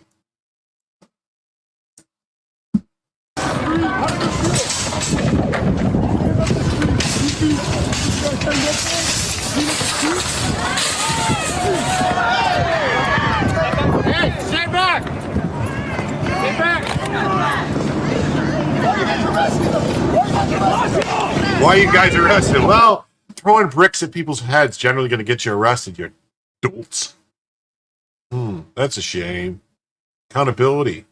Still a bigger... The only way to stop America from being destroyed is to arrest the ones destroying it. Yeah. F around, find out. Democrats are the party of violence. There it goes. A sob story being pushed by Reuters is pathetic. Here are the facts. Giovanna Hernandez Martinez was tailgating a law enforcement vehicle, passed them erratically at 80 miles per hour, and cut them off. Upon witnessing this reckless driving, ICE and local police initiated a traffic stop and discovered she was an illegal alien from Mexico. Unlike the Biden administration, we are not going to ignore the law. When we encounter an illegal alien, they will be arrested and face the consequences for entering the United States illegally. So no matter what people tell you, it is a crime to enter the United States illegally. It's just handled administratively through the administrative law judges of the immigration court. It's still a crime. We just took it away from the district judges because they're all wackadoos. Supporters rallied to free Alabama social worker detained by ICE. Well, she's not an Alabama social worker. She is a Mexican social worker because she's an illegal alien. These incidents are occurring around the world. We've been inundated with criminal migrants. That's right. I wonder if they're claiming Caucasian, hoping ICE won't look them up. It's possible, but it's more of the police departments and stuff doing it as a citizen of Alabama who traverses our roads and highways every single day, as does my family and friends. Let me say emphatically, thank you, ICE. We voted for this. ICE, ICE, baby. Bum, bum, bum, bum, ba-da-dun-dun. CASA needs to be investigated. That's right. Post by questions the legitimacy of Hernandez Martinez's social worker title, hinting at potential misuse of the term by an organization like CASA, which trains volunteers with only 36 hours free service programs rather than requiring formal degrees, as noted by Marin Casa.org. Over the past 45 years, the Democrat Party has had the power to change immigration laws several times, yet refused to do so, instead choosing to ignore and break those laws. Every and all heartache from these rests squarely and completely on the Democrat Party's shoulder. Question is, how is an illegal alien a social worker? Maybe DH is looking how many Eagles are working as a social worker in this country. Thank you for getting all the illegals out. Screw them and their families for taking away services from American citizens. This S wouldn't happen in Mexico. I would be thrown in Mexican prison if I overstayed my visa. It's happening. LA freeways are clear. You can get to the hospital in 10 minutes instead of 10 months. Loving it.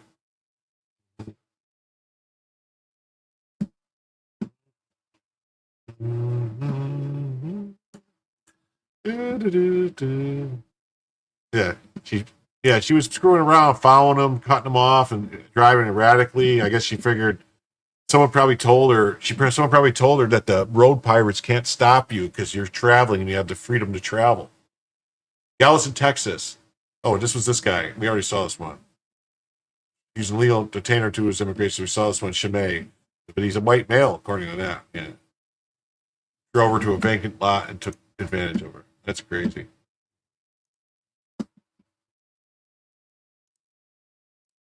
A new caravan of migrants are marching north from southern Mexico, but are not trying to cross the United States now that Trump is president. And Mexican President Claudia Sheinbaum is fuming over the caravan. According to one migrant, the travelers are planning on settling in Mexico, Canada, Germany, Australia, or Switzerland.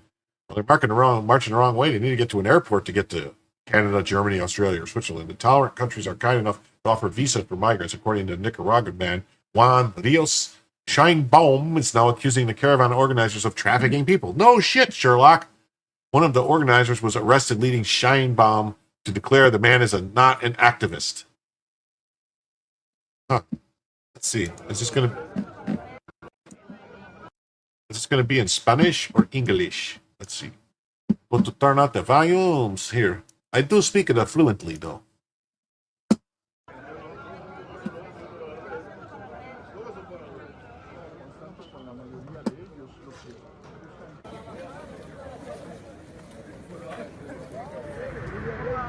And for many here, the goal is no longer the United States. Porque la mayoría tenemos destinos para Canadá, Alemania, Australia y Suiza que están brindando visa para salir a trabajar y tener una vida digna.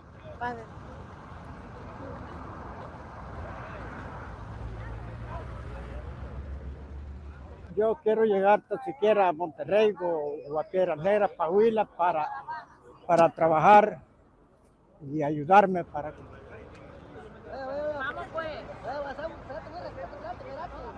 You know, Mexico's not going to give them a residency permit. What are you, nuts? They're going to get to Canada from Mexico without crossing into the United States? Yeah, it doesn't make a lot of sense, does it? Canada, being the loving and tolerant country they are, should pay for their flights. Yeah. The migrant caravan pivot away from the U.S. border is a direct result of Trump's unyielding enforcement posture, proving that deterrence works when paired with credible consequences. Mexico's sudden crackdown on organizers and Sheinbaum's reversal from open border rhetoric to arresting traffickers underscores the pressure applied by Trump's American first strategy. Migrants aren't avoiding the U.S. out of altruism. They're fleeing the certainty of rapid deportation. Biometric tracking and ICE's no-nonsense protocols. This isn't coincidence, it's enforcement. The collapse of the Darien Gap crossings, down 99%, and Mexico's Operation Carousel, disrupting caravans, reveal a global shift. Weak policies invite chaos. Strength restores order. Let Germany and Canada shoulder the cost of unchecked migration. America's focus is sovereignty, security, and the rule of law, delivered without apology. They're sick of the shenanigans. Yeah. She got her head up her boobadoo. Looks like newsreel beef footage. It's possible. It's possible. It's possible. Then there's this. Look at this. Masked stranger repeatedly slashes woman 29 on board a New York City train when she refuses to hand over her handbag. Huh. Masked stranger is a new one. Youth blacks, teens blacks, local males black, out of towners blacks. I wonder if they list him as a white male. They need to fill every bed in Rikers with these miscreants. New York City Council advocates New Yorkers impacted by Rikers celebrate over $50 million in new mental health and safety investments in city budget, calling the mayor Adams to urgently implement funding to address mental health.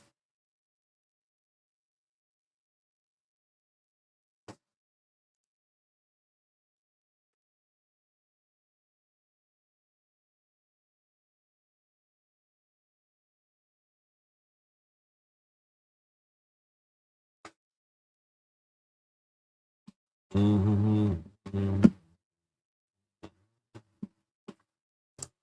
got this. We got the 8/8/2025 illegal alien crimes roundup. It's been almost 3 weeks since the last roundup. Here's a rundown of the 25 of the cases that have come to light. I'll post links to them in the replies. We got the Avilés, Padish, Louisiana, illegal alien accused of DUI death. Grayson County, Kentucky, and Los Angeles. Legal alien wanted out of LA arrested for molesting a child. Galveston County, Texas, the Uber driver immigration assault. Orange County, Florida, a man and detainer arrested for sexual battery and burglary after assaulting a woman. Gwinnett County, Georgia, man on detainer arrested for murder of roommate. Broward County, Florida, illegal alien arrested for photos of child SA and bestiality. Oh my God. Boone County, Missouri, man on detainer accused of DUI pedestrian death. Stone County, Missouri, legal alien arrested for sodomy and attempted murder of multiple victims.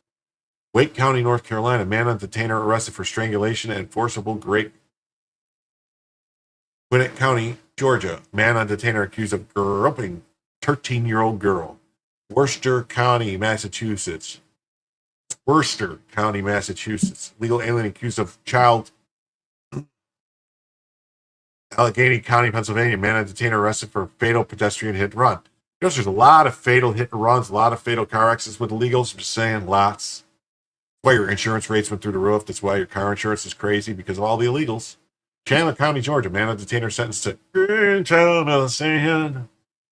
New Jersey, illegal alien accused of DUI death of mother and child. Ooh, yeah, I saw that one before. El Paso County, Colorado, 2 illegal aliens allegedly attempted to ram ICE officers with vehicle. Yes, there was a shootout and all that stuff. Pulaski County, Arkansas, man on detainer charged with DUI, negligent homicide. Montgomery County, Pennsylvania, illegal alien assault, sleeping woman in her home. Harris County, Texas, man on detainer charged for kidnapping, assault of neighbor. Cherokee County, Georgia, man on detainer charged with online sting. Baldwin County, man on detainer, Alabama, man on detainer arrested for attempted murder. Mobile County, Alabama, legal alien MS-13 member accused of sexually assaulting women. Pima County, Arizona, a legal alien charged for carjacking murder. Man on detainer in Davies County, Kentucky, arrested for rape of a minor. Wow. Dallas County, Texas, man on detainer arrested for stabbing death. 25. York County, Maine. Illegal alien arrested while working as police officer. That's crazy. The police officer won. Great babe.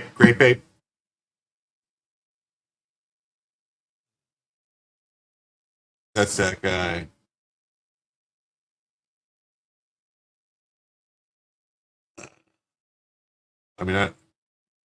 The Grayson County Sheriff's Office says it arrested 45-year-old Juan Chavez Treviso yesterday at a location on Cave Mill Road in Litchfield.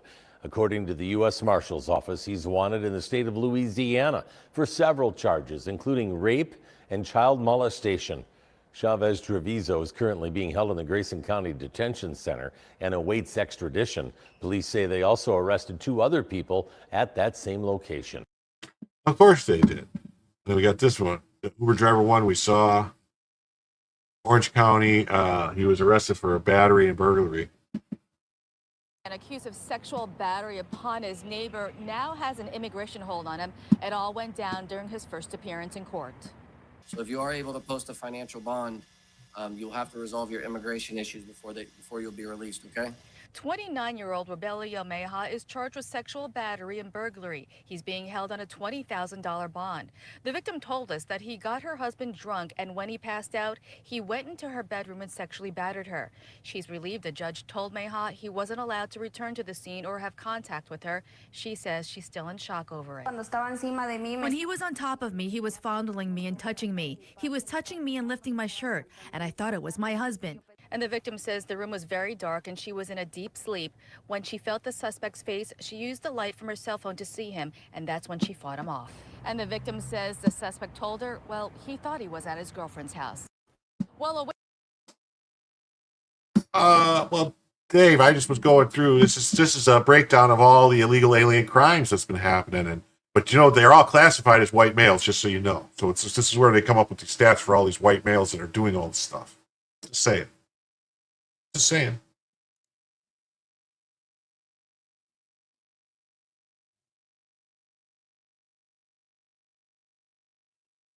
Let's see. What does it say here?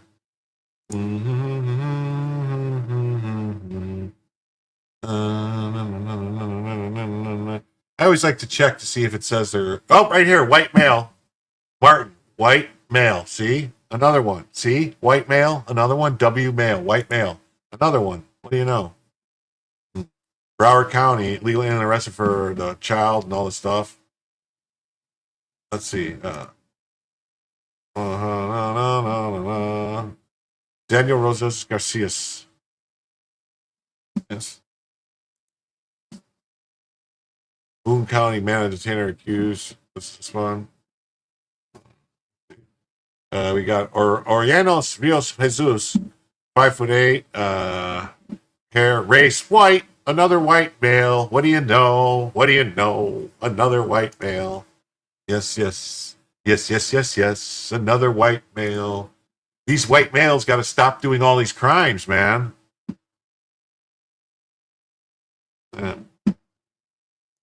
As well, you are awesome for showing this because all these people need to find their way home.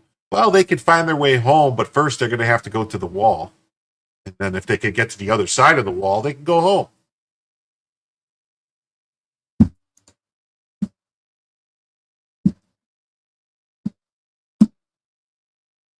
This one. Sodomy and attempted. Pedro Eloy Bastatarecha. Let's see. Here he is. He's smiling. He's happy. He's very happy. Defendant, strong evidence, blah, blah, blah, blah. Look at another one. Race, white. What do you know? Another white guy. He's very white, as you can tell. He's a very white man. Man at detainer, strangulation. Let's see here. His name is Santoro Manfredi, and he's white too. Another white guy. Man, all these white criminals. We got to, you know what? Maybe this is where they come up with those stats. They say that white males are the most dangerous people in the country. Possible. Because all these illegal aliens are white. Huh. Accused of groping a 13-year-old. Let's see.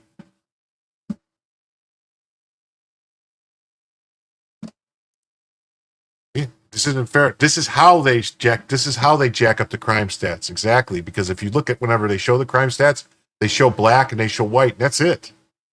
They don't show anything else. And it's weird because it's like there's a whole bunch of other stuff. I've seen pictures of people that are black that are listed as white. So just saying.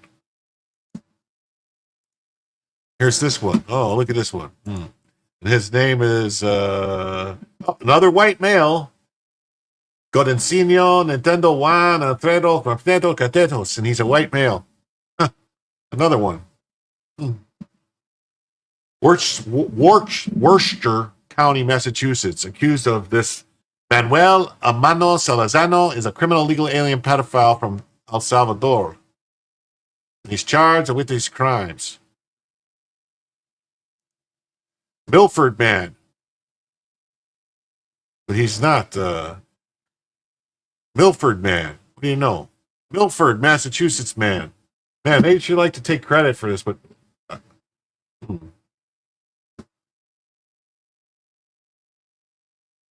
Unnamed man is charged for fatal pedestrian hit and run on immigration detainer hold. So they didn't name him.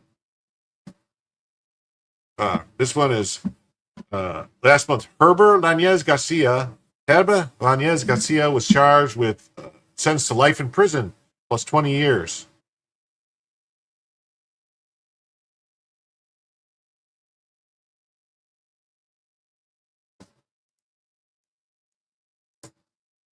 A man in Candler County is sentenced to life in prison plus 20 years for crimes he committed against an 8-year-old. 40-year-old Herbert Garcia was convicted of rape, aggravated sodomy, aggravated sexual battery, and child molestation. He also has a hold from the U.S. Immigration and Customs Enforcement. These charges stem from deputies responding to a call back in February about shots fired and someone hiding in the woods along St. Matthew's Church Road. And during the investigation, sexual assault claims were made. A man in Candler County is sentenced to...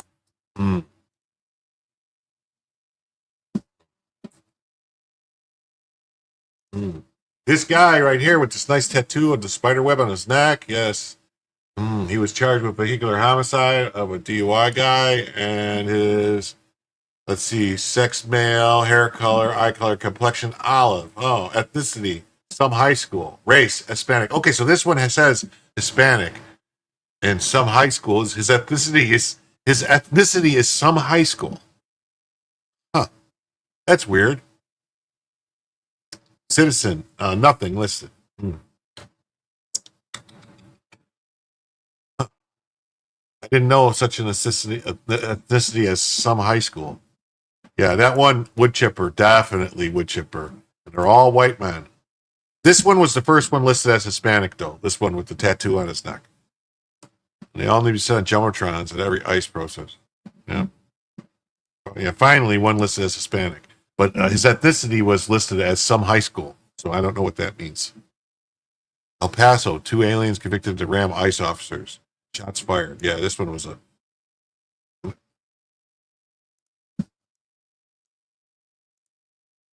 Still very active, multiple vehicles on this street, and we learned in the last 10 minutes, like you guys said, that an ICE officer shot into a vehicle 3 times after officials say 2 undocumented people tried to ram their vehicle into ICE officers that were here on scene. Now, officials say the 2 people ran from the scene and abandoned the vehicle. Law enforcement is currently out there searching for them. They say still very active, multiple vehicles on this street, and very dangerous. Yeah. Oh, way too far. Yes, it has. Way too far. Now we're going to move on to some other crimes. It says, breaking. Boston Sanctuary Sheriff Stephen Tompkins, a Black Lives Matter activist, arrested on federal extortion charges of $50,000 from a national cannabis retailer wanting to do business in Boston. This is the filth that has permeated policing following George Floyd. Let's see. This, my good brothers and sisters, is our Rosa Parks moment. This is our moment where we're saying enough is enough and we're not going to take it anymore. But the beautiful thing about this moment, it's not just black and brown people saying that. It's white, yellow, red, young, old, physically challenged, LGBT, you name a group. Wait, so he just said physically challenged LGBT, so he thinks LGBT people are physically challenged? That's pretty, wow, that's pretty bigoted. I don't think just because they're gay or lesbian that they're physically challenged. I mean, how could this guy be a sheriff and think stuff like that? That's crazy. In this country, but on this globe, people are saying that they have had enough of the type of, how do I say, neglect, being shunned to the side. When I'm asked about the criminal justice system, people say to me, how are we going to fix the criminal justice system? And what I say to them is, criminal justice system isn't broken. The criminal justice system was built to be punitive. It was built to punish people. To break the law. Yeah. And I'm not saying that's a wrong thing. What I am saying, though, is when you have arrogance and ignorance and racism matched up with any punitive endeavor, bad things happen. As all of you know, 65% of our inmate population is black or brown. That's in this Commonwealth where that same demographic is 18%. How do you get 65 out of 18? Ignorance, arrogance, racism. This, my good brothers. So he's basically, this guy's saying that because they're committing crime, that because if you're not in jail, it's the exact proportion of the population isn't in jail, then it's racism. Well, riddle me this, Mr. Sheriff man. What percentage of the murders are committed by who? I'm not talking about prison population. I'm talking about the murders when they get the suspect. Committed by who? Because if you want to talk prison populations, why is 15% of the United States prison population illegal aliens? How is that possible? Because that would mean that they commit rape, that unless there's 50% of the population is illegal aliens, that would put it at, 60 million illegal aliens, something like that. Maybe it is. Maybe it is. And then that would be along their population lines. But if you look at the other things in the population, because you claim that illegal aliens commit crimes at a rate less than regular native-born Americans. But, I mean, I guess if you take one small subsection of native-born Americans, that could be true. The section of native-born Americans that commit murders that say, 50% of the murders are committed by 6% of the population or something like that. But hey, let's not get into statistics here. The FBI announced they've arrested Boston's sanctuary sheriff on federal extortion charges. Suffolk County. Yeah, Batman. Riddle me this, Batman. Yeah, scrambled eggs on the hat as well as scrambled eggs on the brain. Definitely. Stephen Tompkins was arrested by federal agents in Florida today for allegedly extorting $50,000 from the owner of a national cannabis retailer wanting to do business in Boston. Sheriff Tompkins kicked ICE out of his jails in 2019. There he is. From his very first day as Suffolk County Sheriff, Tompkins sought to portray himself as a man of the people, a principled public servant, a reformer, devoted to the cause of justice. That's why it's beyond disappointing that he's now accused of gaming the system instituted at the interests of public safety and fair play.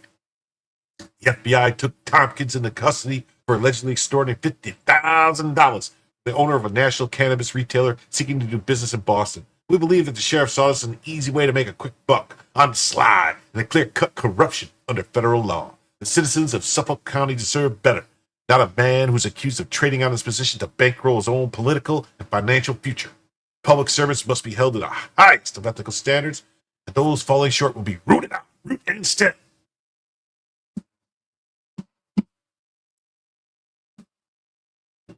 FBI press release.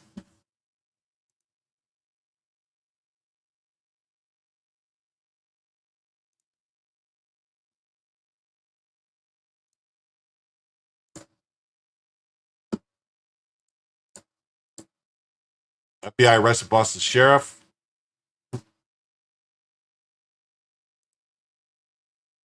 who refused to work with ICE on deportations in the city. Yeah, that's the arrogance that he was speaking about, right? And yeah, letting all these illegal whites in sure is going to fix the disparity.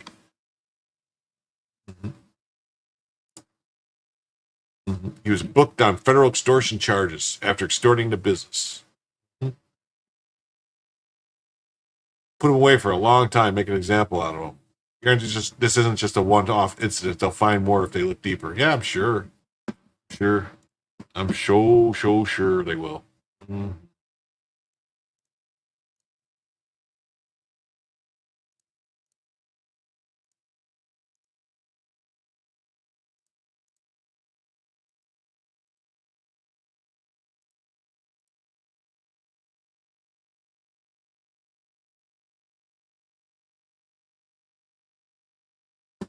Yeah, if he had played nice with ICE, maybe they wouldn't have noticed his other criminal behavior. We got this one. The FBI just arrested him. Imagine that, this guy. We'll go with Dollar says. Suffolk County Sheriff Stephen Hopkins' arrest for extorting $50K from a cannabis retailer isn't just corruption. It's a textbook case of sanctuary politicians prioritizing personal gain over public trust. Sanctuary policies aren't just about immigration. They create a culture where officials like Tompkins exploit loopholes, believing themselves untouchable. The FBI's action proves no one is above the law. No one is above the law. But it also exposes how these systems enable graft. Meanwhile, taxpayers foot the bill for both the crime and the crack. Time to audit every sanctuary league contract and purge the rot.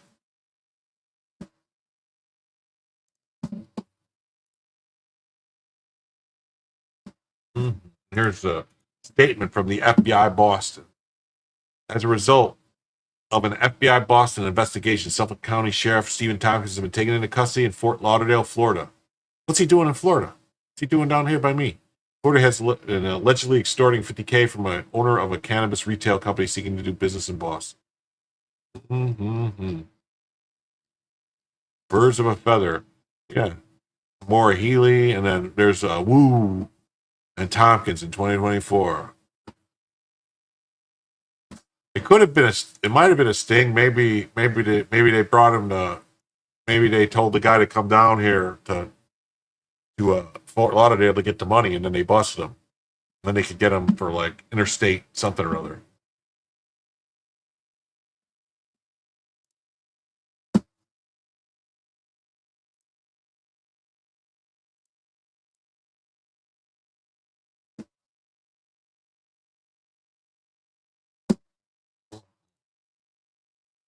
Here's the, we'll pull this up. This is the Suffolk County Sheriff indicted. It's for the, it came out today, Friday, August 8th, or yesterday, Friday, August 8th. Yeah, he's being persecuted by the racist ass white man, cracker ass, white bed ass crackers.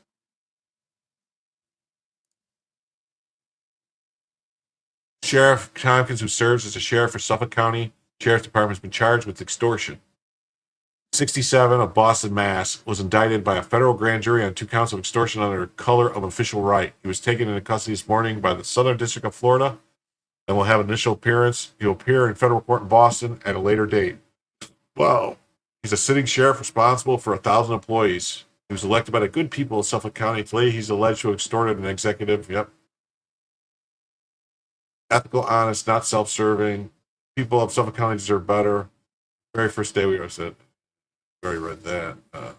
Citizens of Suffolk County deserve better, not a man accused of trading on suspicion of bank rolls. Currently serves as a sheriff. Yep, 100,000 correction officers and employees representing, maintaining correction facilities in Boston. According to court documents, in 2019, the cannabis company A sought to open a retail business in Boston and applied for the Cannabis Control Commission for a dispensary license. To satisfy the positive impact plan requirement, Company A entered into a partnership with SCSD, where SCSD, so the Suffolk County Sheriff Department, would help screen and refer graduates of its reentry program to apply for work at Company A's retail store. Company A's partnership was memorialized in September letter signed by Tompkins. In or about March 2021, the CCC approved a license for Company A to operate a cannabis dispensary in Boston. The CCC later approved the license renewal applications for 2021, 2022, and 2023. Each of the renewal applications, Company A included its ongoing partnership with the Suffolk County Sheriff's Department. According to court documents, one of Company A's goals was to raise capital to launch an initial public offering and continue to grow. Company A officials, including company executives, identified as individual A, sought multi-million-dollar investors from institutions and other high-net-worth sophisticated investors to raise the capital. Officials, including Company A, were not looking to raise capital from the general public or small individual investors. Beginning in around mid-2020, Company A began preparing an IPO for the stock, which included producing audited financial statements, hiring attorneys, and other things. It alleged that Tompkins pressured individual A for stock, reminding individual A that Tompkins had helped Company A in its Boston's licensing efforts. It's alleged that individual A believed and feared Tompkins would use his position to jeopardize their partnership and thus imperil both the license as well as the timing of the IPO.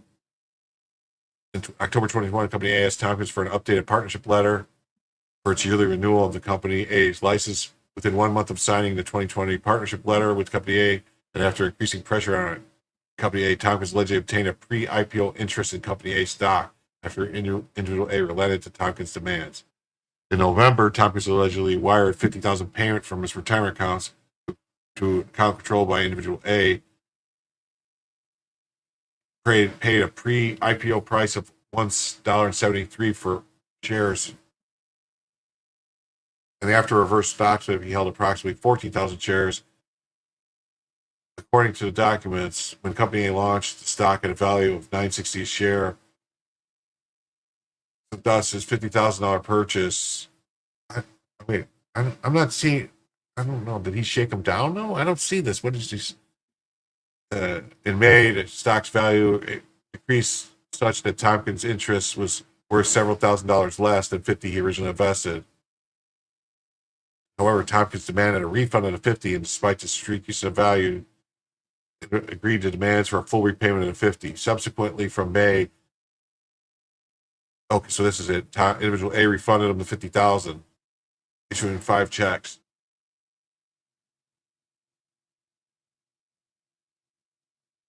And he wrote loan repayment or company expense to disguise the nature of some of the payments. Whoa. The charge of extortion under color of right, each provide for a sentence of 20 years. Special assistance was provided by Internal Revenue. Details contain charging documents. So I don't know, man. It's something I'm going to have to keep an eye on because to me it sounds kind of weird the way they did this. Unless, did he keep the stock and he demanded the $50,000 back? I don't know. On to the next story. We got Democrats are livid. PragerU may replace PBS kids in our nation's schools. Far left PBS has had a stranglehold on the nation's educational content for decades. Much of it virulently anti-American. PragerU is unapologetically pro-American. That's a good thing for our nation's students and the future of our republic. PragerU to replace PBS in the classrooms. After the Corporation for Public Broadcasting announced it would be shutting down, Democrats warned that far-left PBS would no longer be able to make educational content for America's schools. The good news is that the White House has a new educational partner in PragerU after it has made the content for a new Founders Museum exhibit. PragerU is a nonprofit that creates pro-American educational videos for both adults and children. It's a good thing for students and the republic for which it stands. One nation under PragerU. This would be awesome and appropriate. So a company headed by a former Israeli intelligence officer is going to teach the nation's children? Of course it is. Is he really? Is Dennis Prager is? I mean, what could go wrong? Dennis Prager is an Orthodox, modern Orthodox rabbi listed as co-founder. Is he? I thought he was. I didn't know Prager was Jewish. Huh. What do you know? Huh. What do you know? You learn something new every day.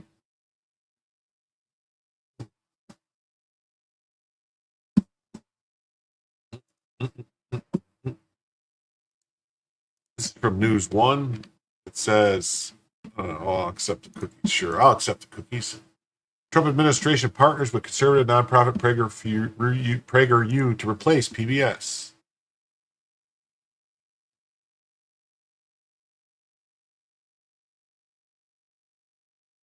There's not a single federal administration in the last quarter century that has done as much to put its thumb on the culture war scale as that of President Donald J. Trump. That's what we voted for. I hate to break it to you. That's what we voted for. There's no debate to be had here. Neither Joe Biden, Bill Clinton, nor George Bush, and probably his father either, and certainly not the nation's first and only black president, Bill Clinton. See what I did there? Could have gotten away with using the power of the executive branch to push policies rooted in ideology. Oh, get the fuck out of here. Obama pushed nothing but policies rooted in ideology. As many of you know, congressional Republicans acting at the behest of their MAGA messiah, federal funding for the Corporation of Public Broadcasting. First of all, my entire adult life, it's been a Republican thing to try and cut the funding for PBS because there's absolutely zero reason why the government should be paying for anything in public broadcasting. There's tons of money to be made. People pay for that stuff. If it's good, people will pay for it. There's no reason for us, the government, to pay for it. Woke propaganda disguised as news. That's right.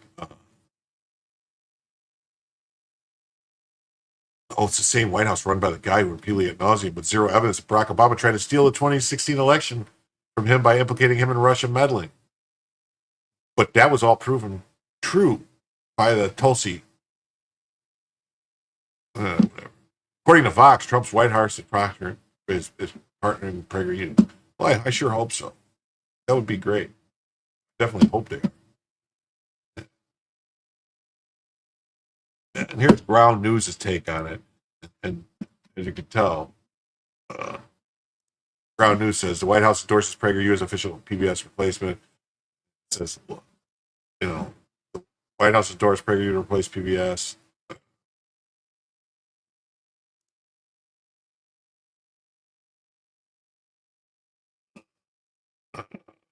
2009, they reached millions. PragerU's partnerships, Sean Ramaswamy and Lauren Beckler. 75% of the sources lean left. 67% are highly factual. Who?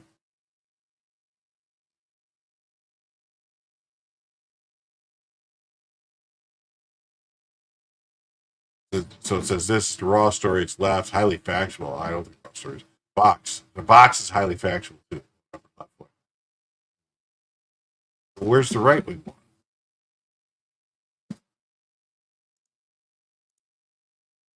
No articles. It said one in right wing, but there's no articles for right wing. So they're lying.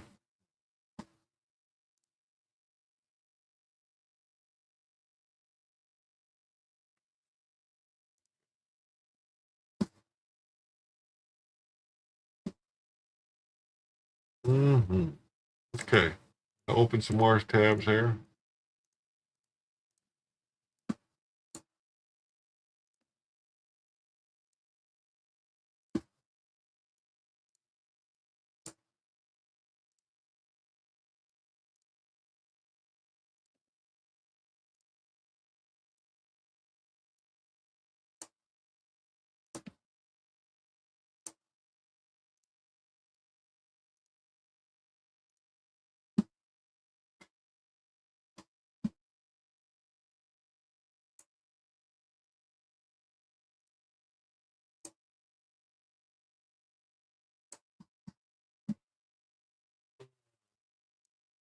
Just opening more tabs. A couple minutes.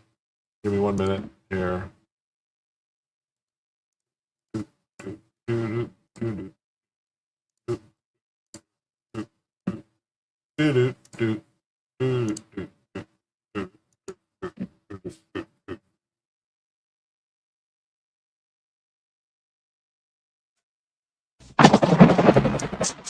Ten years ago, a crack commando unit was sent to prison by a military court for a crime they didn't commit.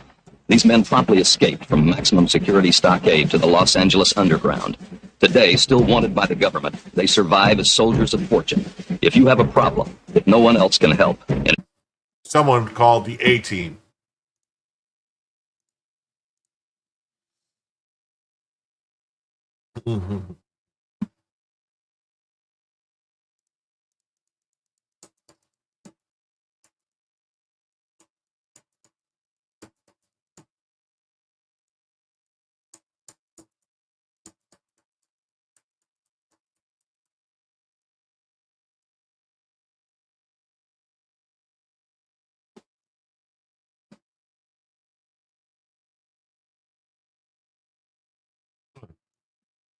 That's weird.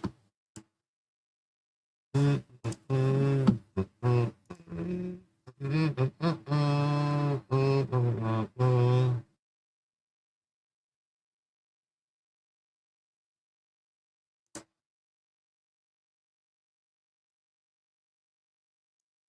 we go. All right. How did that get moved over? That's weird. That's weird. My tabs are getting all screwed up. Something going on. Something going on over here, over here, over here, over here, over here, over here, over here, over here, over here, over here.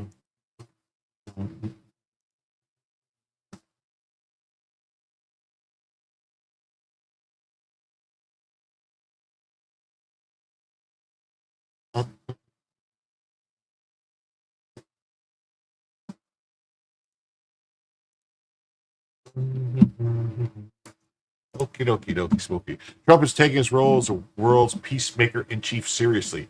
Now he's hosting Armenia and Azerbaijan for historic peace talks in the White House. The conflict has been going on for decades, and Trump is using tariffs and trade as leverage to bring the adversaries to the negotiating table.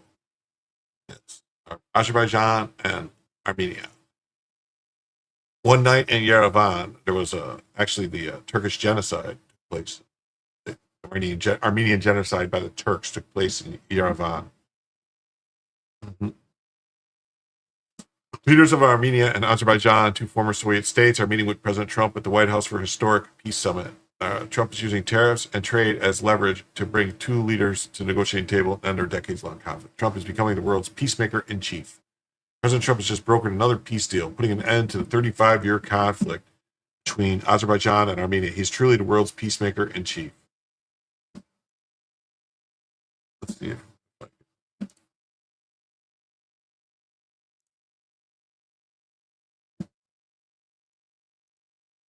Why does this happen sometimes and not let you play the video?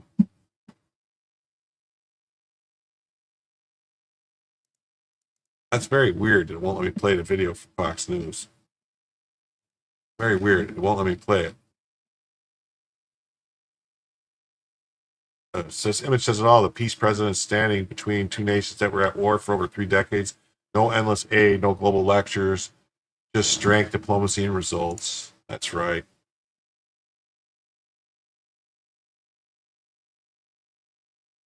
Yeah, I don't know why it's doing this. I mean, I have very good internet. I have Betty good internet, so I don't know. I guess we're just going to not be able to watch that video. Yeah. Another war ends. President Trump stuns the world again by announcing peace between warring nations, Azerbaijan and Armenia. These two nations have been at war for many years, resulting in the deaths of thousands of people. Many leaders tried to end the war with no success. Until now, thanks to Trump, my administration has been engaged with both sides for quite some time. Tomorrow, President Aliyev and Prime Minister Pashinyan will join me at the White House for an official peace signing ceremony. The United States has also signed bilateral agreements with both countries to pursue economic opportunities together so we can fully unlock the potential of the South Caucasus region. I am very proud of these courageous leaders for doing the right thing for the great people of Armenia and Azerbaijan. It will be a historic day for Armenia, Azerbaijan, the United States, and the world. See you then, Donald J. Trump. Mm-hmm. Give the man a Nobel Peace Prize. Peace is breaking out again. President Trump is going to announce a deal to end the conflict between Armenia and Azerbaijan per CBS. How many wars is this guy going to stop before he gets the Peace Prize? Honestly, it's kind of wild how Trump is cleaning up globally. Politics aside, peace deals matter. This guy gets results. Trump ends a 40-year war. Armenia and Azerbaijan, enemies since the 80s, will sign a U.S. brokered peace deal at the White House tomorrow. Bilateral economic agreements, too. No endless conflicts, no forever wars. Commerce, not chaos, my friend. Ask Grok what? Ask Grok what?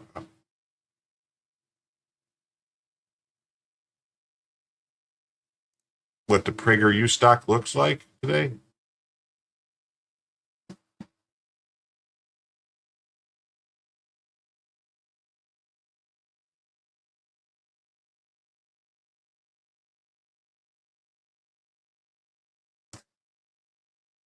Trump's meeting with Pashinyan and Aliyev to end with peace deal with U.S. rights to strategic transit corridors. Trump announced a historic peace summit on Truth Social. Many leaders have tried to end the war with no success until now. He'll host Armenian PM Nikol Pashinyan plus Azerbaijan President Ilham Aliyev for signing. The conflict goes back to the late 80s over Nagorno-Karabakh. Thousands dead, full-scale wars since the Soviet collapse in 91. Dozens of failed peace attempts in the past by U.S. and Russian leaders. Trump's envoy, Steve Witkoff, worked for months behind the scenes, visiting the region in March to bring both sides to the table. When does this man sleep? Now they have a full peace agreement, U.S.-Armenian Economic Pact, U.S.-Azerbaijan Economic Pact. And this is a classic Trump commerce, not chaos. The Southern Caucasus is a strategic energy corridor linking Europe, Turkey, Iran, and Russia, packed with oil and gas pipelines. Peace strengthens U.S. allies, weakens enemies, and opens huge trade potentials.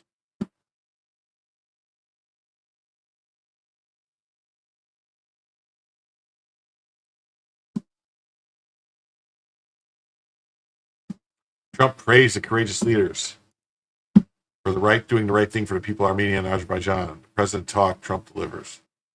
This isn't isolated. Israel, Iran, India, Pakistan, Rwanda, the Democratic Republic of the Congo, Cambodia, Thailand, Serbia, Kosovo, Egypt, Ethiopia. Trump is stacking up foreign policy wins, stopping wars, not starting them. America is fulfilling our destiny as peacemaker, but it's peace through strength. You know what? Now I understand what you were asking me to do.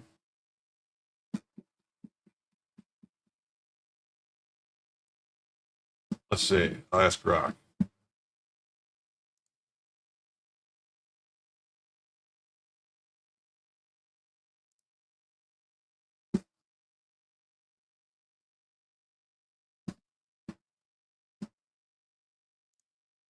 Hey, at Rock. Why won't video?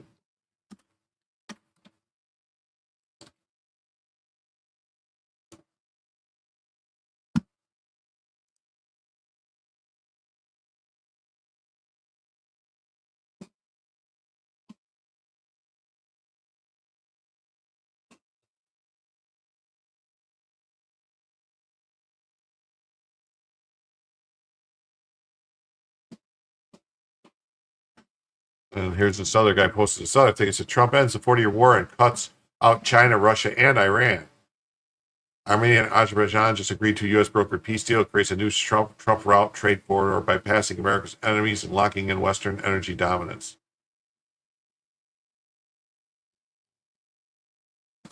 Trump hosted leaders from Armenia and Azerbaijan at the White House today to sign a deal that ends decades of conflicts that killed thousands. I think the very opens up the energy routes. Not chaos. The losers here are China, Russia, and Iran. The winners are the West. This isn't just peace, it's strategic containment. The U.S. will control the project, but will delegate a consortium of infrastructure and management. 9 potential operators, including 3 U.S. companies, have already called to get in. The deal also scraps the Minsk group, co-chaired by Russia. Trump is wiping out Moscow's influences in the Caucasus. It's only going to get worse for Putin the longer he refuses peace. Many leaders have tried to end the war. Yeah, so we read all this stuff. So we're going to go on. A new approach, a full orbed American power, not mere forces in the Bush years, moves mountains. Trade deals, Trump recognizes that our allies and trade partners need more than we need them. They're not afraid to use that. Result, peace. And as more peace, he's like, Trump urges the Middle East nations to join the Abraham Accords. Great move that should happen. Trump urges Middle East nations to join the Abraham Accords.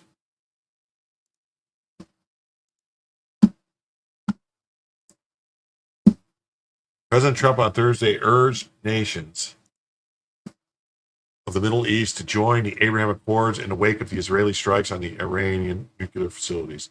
Now that the nuclear arsenal has been created by Iran has been totally obliterated, very important to me that all the Middle East countries join the Abraham Accords. He posted on True Social. This will ensure peace in the Middle East. Thank you for your attention to this matter. The move comes as Israel continues to face intense international scrutiny for its occupation of Gaza. Trump has attempted to broker an end to the fighting and secured an initial ceasefire at the start of the year, though it fell through.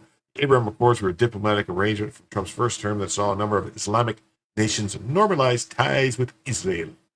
Several major players in the region, such as Saudi Arabia, however, have yet to sign on. But I just saw something from Saudi Arabia saying they would definitely be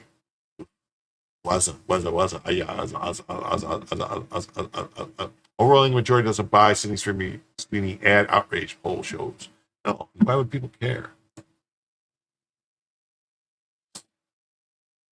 Now, this next story we're moving on to, it's they're saying that Trump is targeting sanctuary cities for enforcement of law. So, is your community an immigrant sanctuary? Trump's new target list. Federal judges have halted previous efforts to crack down on communities that Trump administration says impeding immigration enforcement.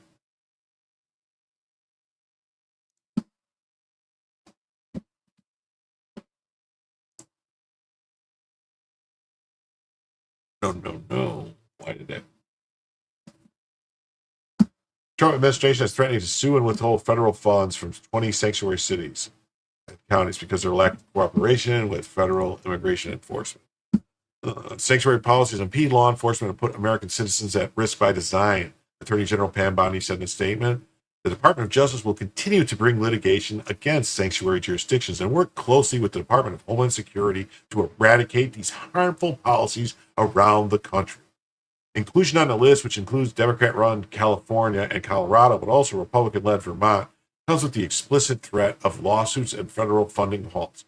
The border czar, Tom Homan, has previously promised to flood these jurisdictions with immigration and customs enforcement agents.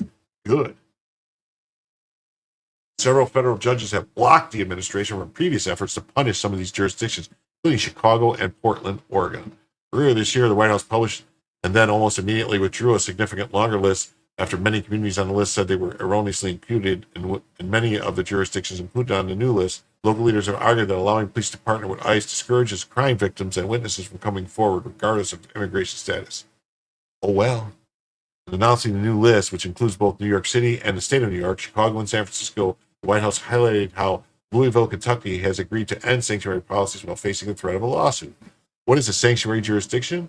There's no specific legal definition, but we'll just call it a jurisdiction that refuses to punish illegal aliens when they commit crimes. That refuses to turn them over to ICE and let them know they're here. Say, come get them, boys. There's no specific legal definition, but Bonnie's office said it considered things like failure to collaborate with immigration enforcement, providing government benefits to undocumented immigrants, or refusing to share immigration information about jail detainees. That could be a problem. Federal officials argue jurisdictions should, at the very least, what are known as detainers, in which people suspected of immigration violations who are finishing jail sentences they're not suspected of immigration violations, they're known immigration violations. A lot of them have orders of deportation, so that they can get them without being released back into the community. Louisville Mayor Craig Greenberg, a Democrat, said he agreed to participate in the detainer system in return for being taken off the sanctuary list. City officials say that the decision would affect about 100 people annually, and that they hoped agreeing to honor detainers would spare the city more aggressive street-level enforcement, the kind of sparked civil unrest in Los Angeles. I believe it will best protect our community, our law-abiding community, and our entire city by focusing the Trump administration's immigration enforcement action on a few inmates in our jail who have been arrested for committing crimes and are subject to deportation. Federal courts are currently weighing several lawsuits brought by the Trump administration against jurisdictions on the sanctuary list.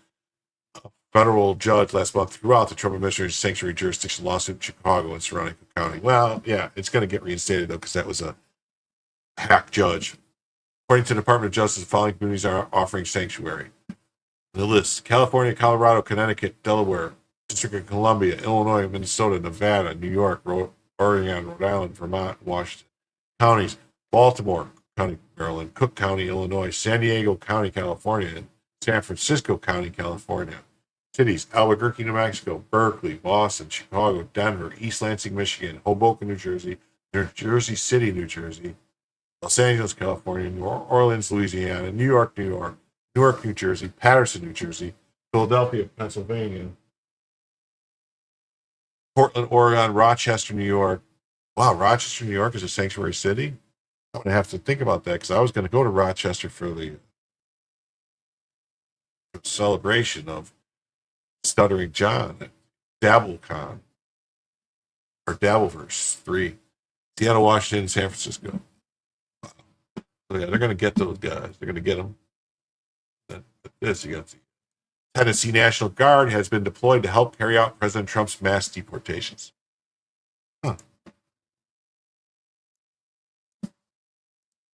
Governor Lee is mobilizing the Tennessee National Guard to help with mass deportations. ICE has already conducted multiple raids across the state.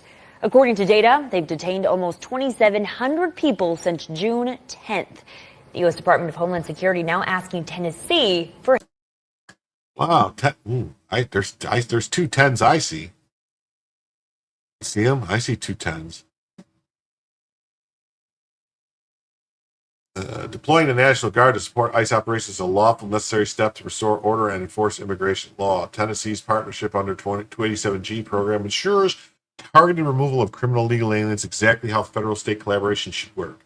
When local leaders fail to act, federal authority must prevail. This is an overreach. It's upholding the rule of law.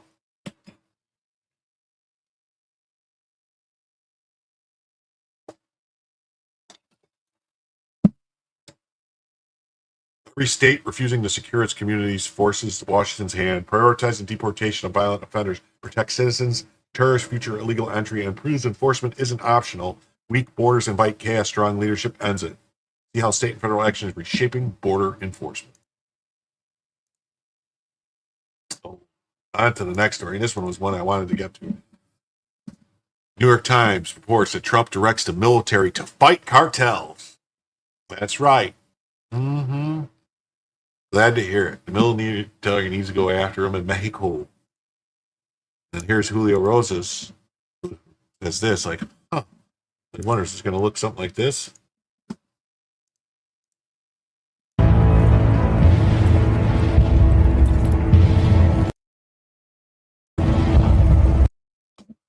Yep. That's what they're going to do. They're going to send them guys. Trump signs Pentagon directive to begin using military force against Latin American drug cartels. Trump's clandestine directive orders the Pentagon to deploy military force, possibly on foreign soil, marking a drastic shift from law enforcement to military-led operations. Yep, it's about damn time. AC-130, go. Send on the Spectre gunships, take them out. Well, I mean, they need to make up their mind. First, they said they don't want the military doing, he told us he would. The boss said he's going to take and do it. That's right. He said he was going to get them. This I don't understand. President Trump secretly signed a directive to the Pentagon to begin using military force against certain Latin American drug cartels. I would guarantee it's the certain ones that they declared were terrorist organizations. Yeah, they deemed were terrorist organizations. That's right.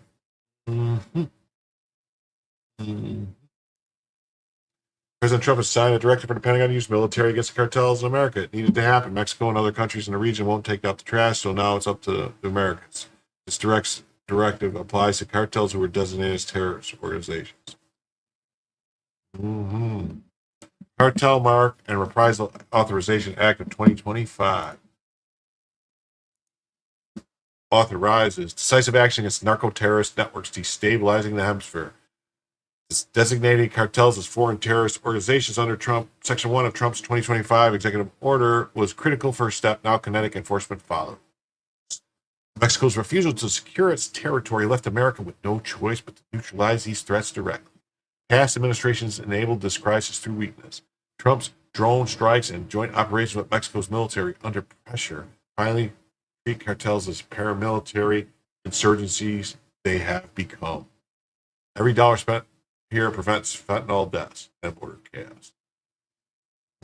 Real national security, not bureaucratic. They've been calling for this since President Reagan. Right.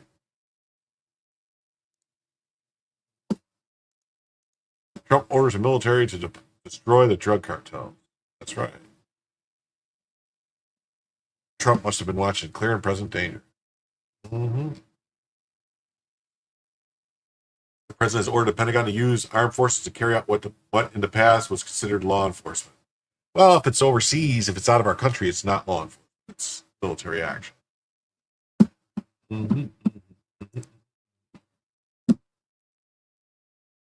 Yep. Here's Secretary Rubio on designating drug cartels as foreign terrorists. We simply cannot treat them as street gangs. They have weaponry and armies. It's no longer law enforcement. It's a national security issue. And so that's why they did this. We cannot continue to just treat these guys as local street gangs. They have weaponry that looks like what terrorists, in some cases, armies have. They control territory in many cases. Those cartels extend from the Maduro regime in Venezuela, which is not a legitimate government. We don't recognize the Maduro regime as legitimate. It is a criminal enterprise all the way to the various different cartels that operate in Mexico. And in between, you find them in Ecuador, you find them in Guatemala, you find TDA, what people would call street gangs, but actually operating as criminal enterprises. They're very well organized. Terrorists. So what it changes is it gives us legal authorities to target them in ways you can't do if they're just a bunch of criminals. It's no longer a law enforcement issue. It becomes a national security. We cannot continue to just treat these guys as local street gangs.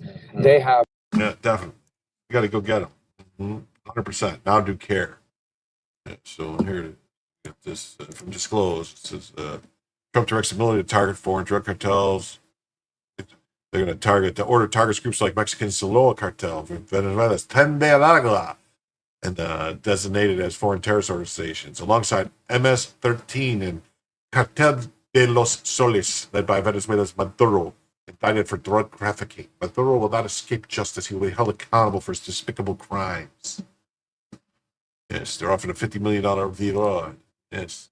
New York Times is reporting, according to Newmax, that Trump directs military to fight the cartels. That's right, get in there and fight them, boys. Yes, Trump has directed U.S. military to assist in the fight against the Latin American drug cartels. Drogas. Trump secretly signed a directive to the Defense Department to begin using military force against cartels. The news came a day after it was reported the administration is doubling to $50 million a reward for the arrest of Venezuela's President Nicolas Maduro, according to him, accusing him of being one of the world's largest narco-traffickers and working with cartels to flood the U.S. and fentanylase cocaine. Sources told the Times that the New York military officials have started formalizing options for how the forces can go after the cartels. That's how you go after. Late last month, use of military outside of congressionally authorized conflicts could result in critics questioning the potential killing of civilians. Obama would like to talk to you about that since he killed American citizens. Late last month, U.S. troop deployments at the southern border had tripled to 7,600, including every branch of the military. In May, Trump said Mexican President Claudia Sheinbaum rejected his proposal to send U.S. troops to Mexico to help thwart the illegal drug trade because she is fearful of the country's powerful cartels. The president spoke a day after Sheinbaum confirmed that Trump pressured her in a call last month to accept a bigger role for the U.S. military in combating drug cartels in Mexico. In April, the administration directed 2 intelligence agencies to train their specific their satellites capabilities on the U.S.-Mexico border region, part of a sweeping crackdown on illegal immigration. U.S. Treasury sanctioned 6 people and 7 companies for alleged money laundering for factions of Mexico's Sinaloa cartel, underscoring the group's new designation as a foreign terrorist organization. Trump in January signed executive orders saying the U.S. would designate drug cartels as foreign terrorist organizations, a move that could push a militarized agenda for the border and Latin America. Well, I guess. If a group of cartel members move into your hometown and you don't feel terror, there's something wrong with you, man. Just when I thought I was out, they pulled me back in.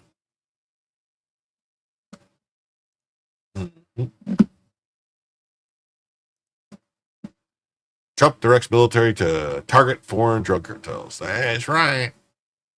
President Trump had secretly signed a directive to the Pentagon. Well, if it was a secret, how do you know about it? To use military force against certain Latin American drug cartels. Well, we know that. Track down on illicit trade. It's unclear what White House and Pentagon and State Department lawyers have to say about the new directive or whether the Justice Department Office of Legal Counsel has produced an authoritative opinion assessing the legal issues. Already this year, Mr. Trump has deployed the National Guard and active duty troops to the southern border to choke the flow of drugs. Okay. When he returned to office in January, Trump signed an order directing the State Department to start labeling drug cartels as foreign terrorist organizations. In February, State Department designated Tren de Aragua, Meta Salvatrucha, known as MS-13, and several other groups known as foreign terrorist organizations, saying that they constituted a national security threat beyond what they pose as traditional organized crime. 2 weeks ago, the Trump administration added the Venezuelan Cartel de los Soles, or Cartel of the Suns, to the list of specially designated global terrorist groups, asserting that the group headed by President Nicolas Maduro, the Venezuelan president, and other high-ranking officials in his administration. On Thursday, Justice State Department announced that the United States is doubling a reward to $50 millions for Maduro's arrest. $50 millions. He's been indicted on drug trafficking charges. The administration also described him as a cartel head, and Attorney General Pam Bondi said he will not escape justice. Mm-hmm. Asked about Trump's authorization for use of military force against the cartels, Anna Kelly, the White House spokesman, said, email, President Trump's top priority is protecting the homeland, which is why he took the bold step to designate several cartels as gangs as foreign terrorist organizations. The Department of Defense declined to comment on the directive. Unilaterally, military assaults on cartels will be marked escalation in a long drive to curb drug trafficking, putting U.S. forces in a lead role, front lines against an often well-armed and well-financed organization. Are they more well-armed than the U.S. government? Are they more well-financed than the U.S. government? I don't think so. A sustained campaign would also likely raise further issues related to Mr. Trump's push to use the military more aggressively to back a variety of his policies.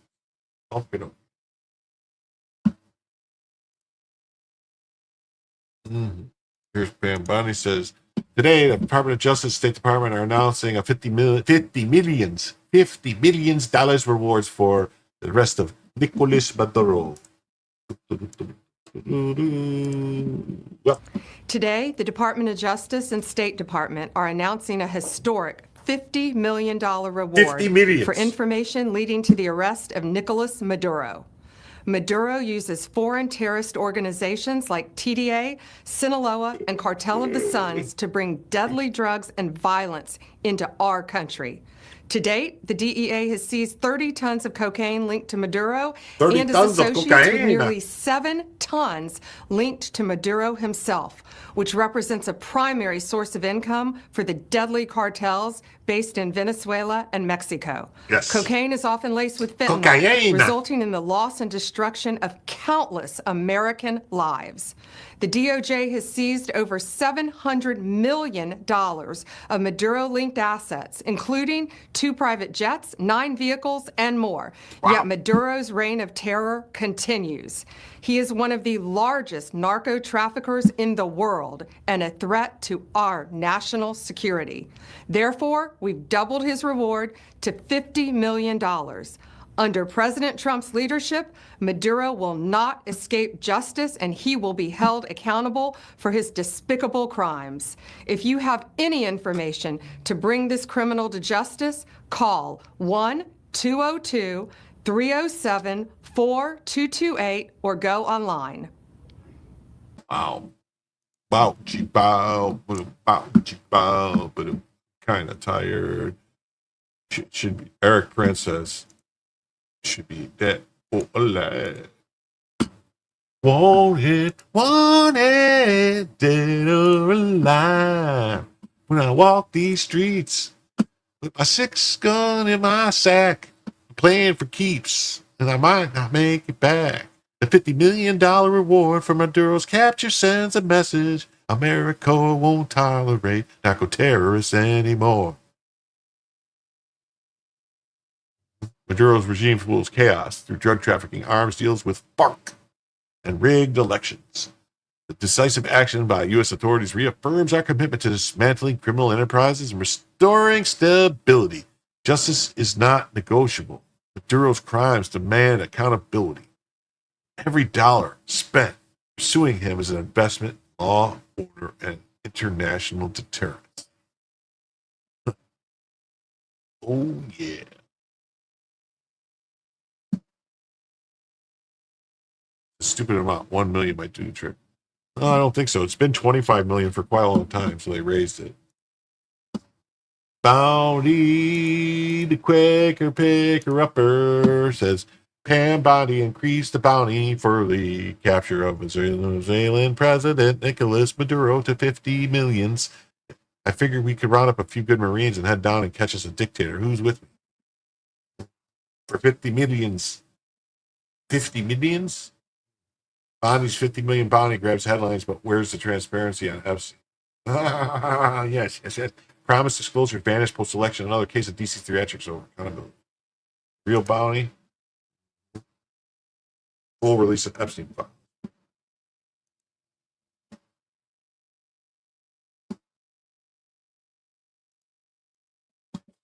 $50 million reward for Maduro's capture sends a clear message. America won't tolerate narco-terrorists undermining global security. Maduro's regime fuels chaos through drug trafficking and armed deals with FARC and decisive action by U.S. authorities reaffirms our commitment to dismantling criminal empires and restoring stability. Justice is not negotiable. Maduro's crimes demand accountability, and every dollar spent pursuing investments. It's just all talk, no action.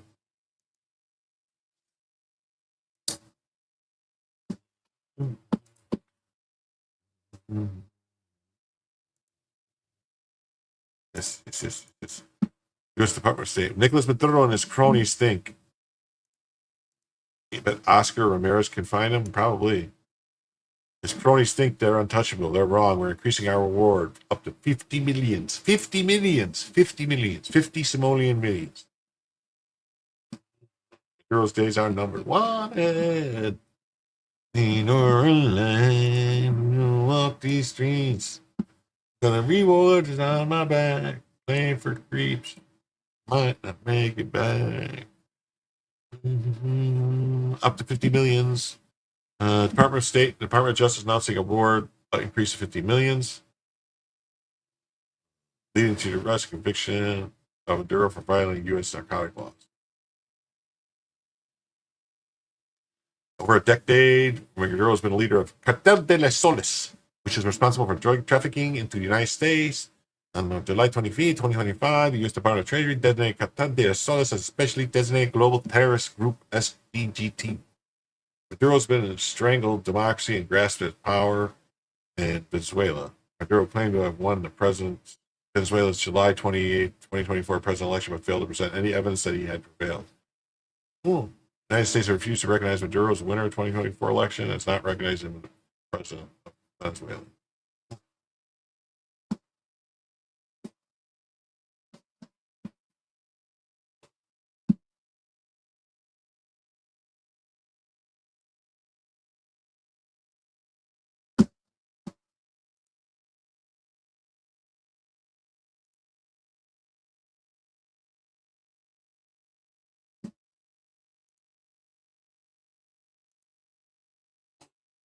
Oh, this is another interesting one. Mike Lindell, appeals court hands over $5 million win to Mike Lindell.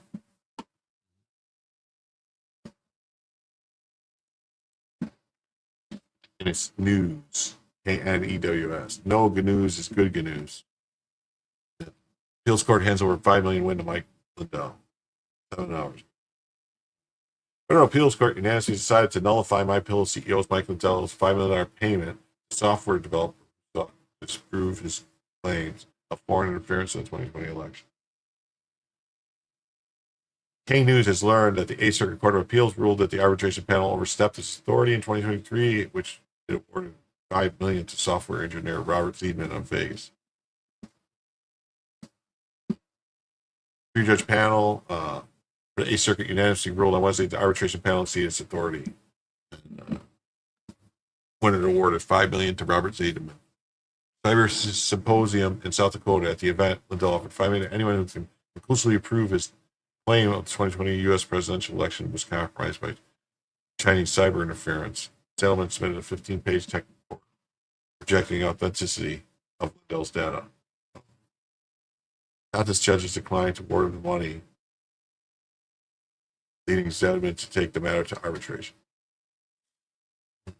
That's good. That's good for Mike Lindell. With this story, nearly 1/3 of detainees released from Gitmo have returned to terrorism. ODNI data shows. That's crazy, right? We let them out, and they go right back.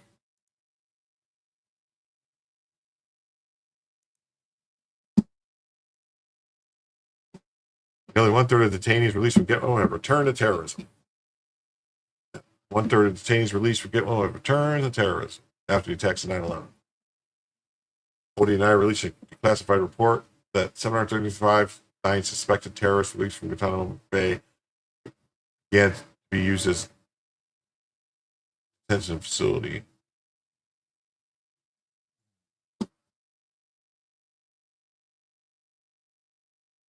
$137 of the detainees were confirmed to have re-engaged. Means that 18.5 or 18.9% of former detainees that will ever join terrorism. Color me shocked. Assessed that 97 former detainers are suspected of re-engaging in terrorism.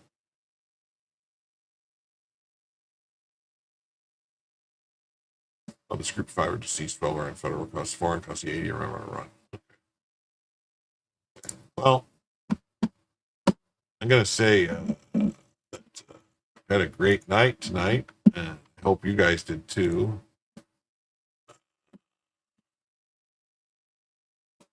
Starting to get tired, and it's almost 5 a.m. here. So.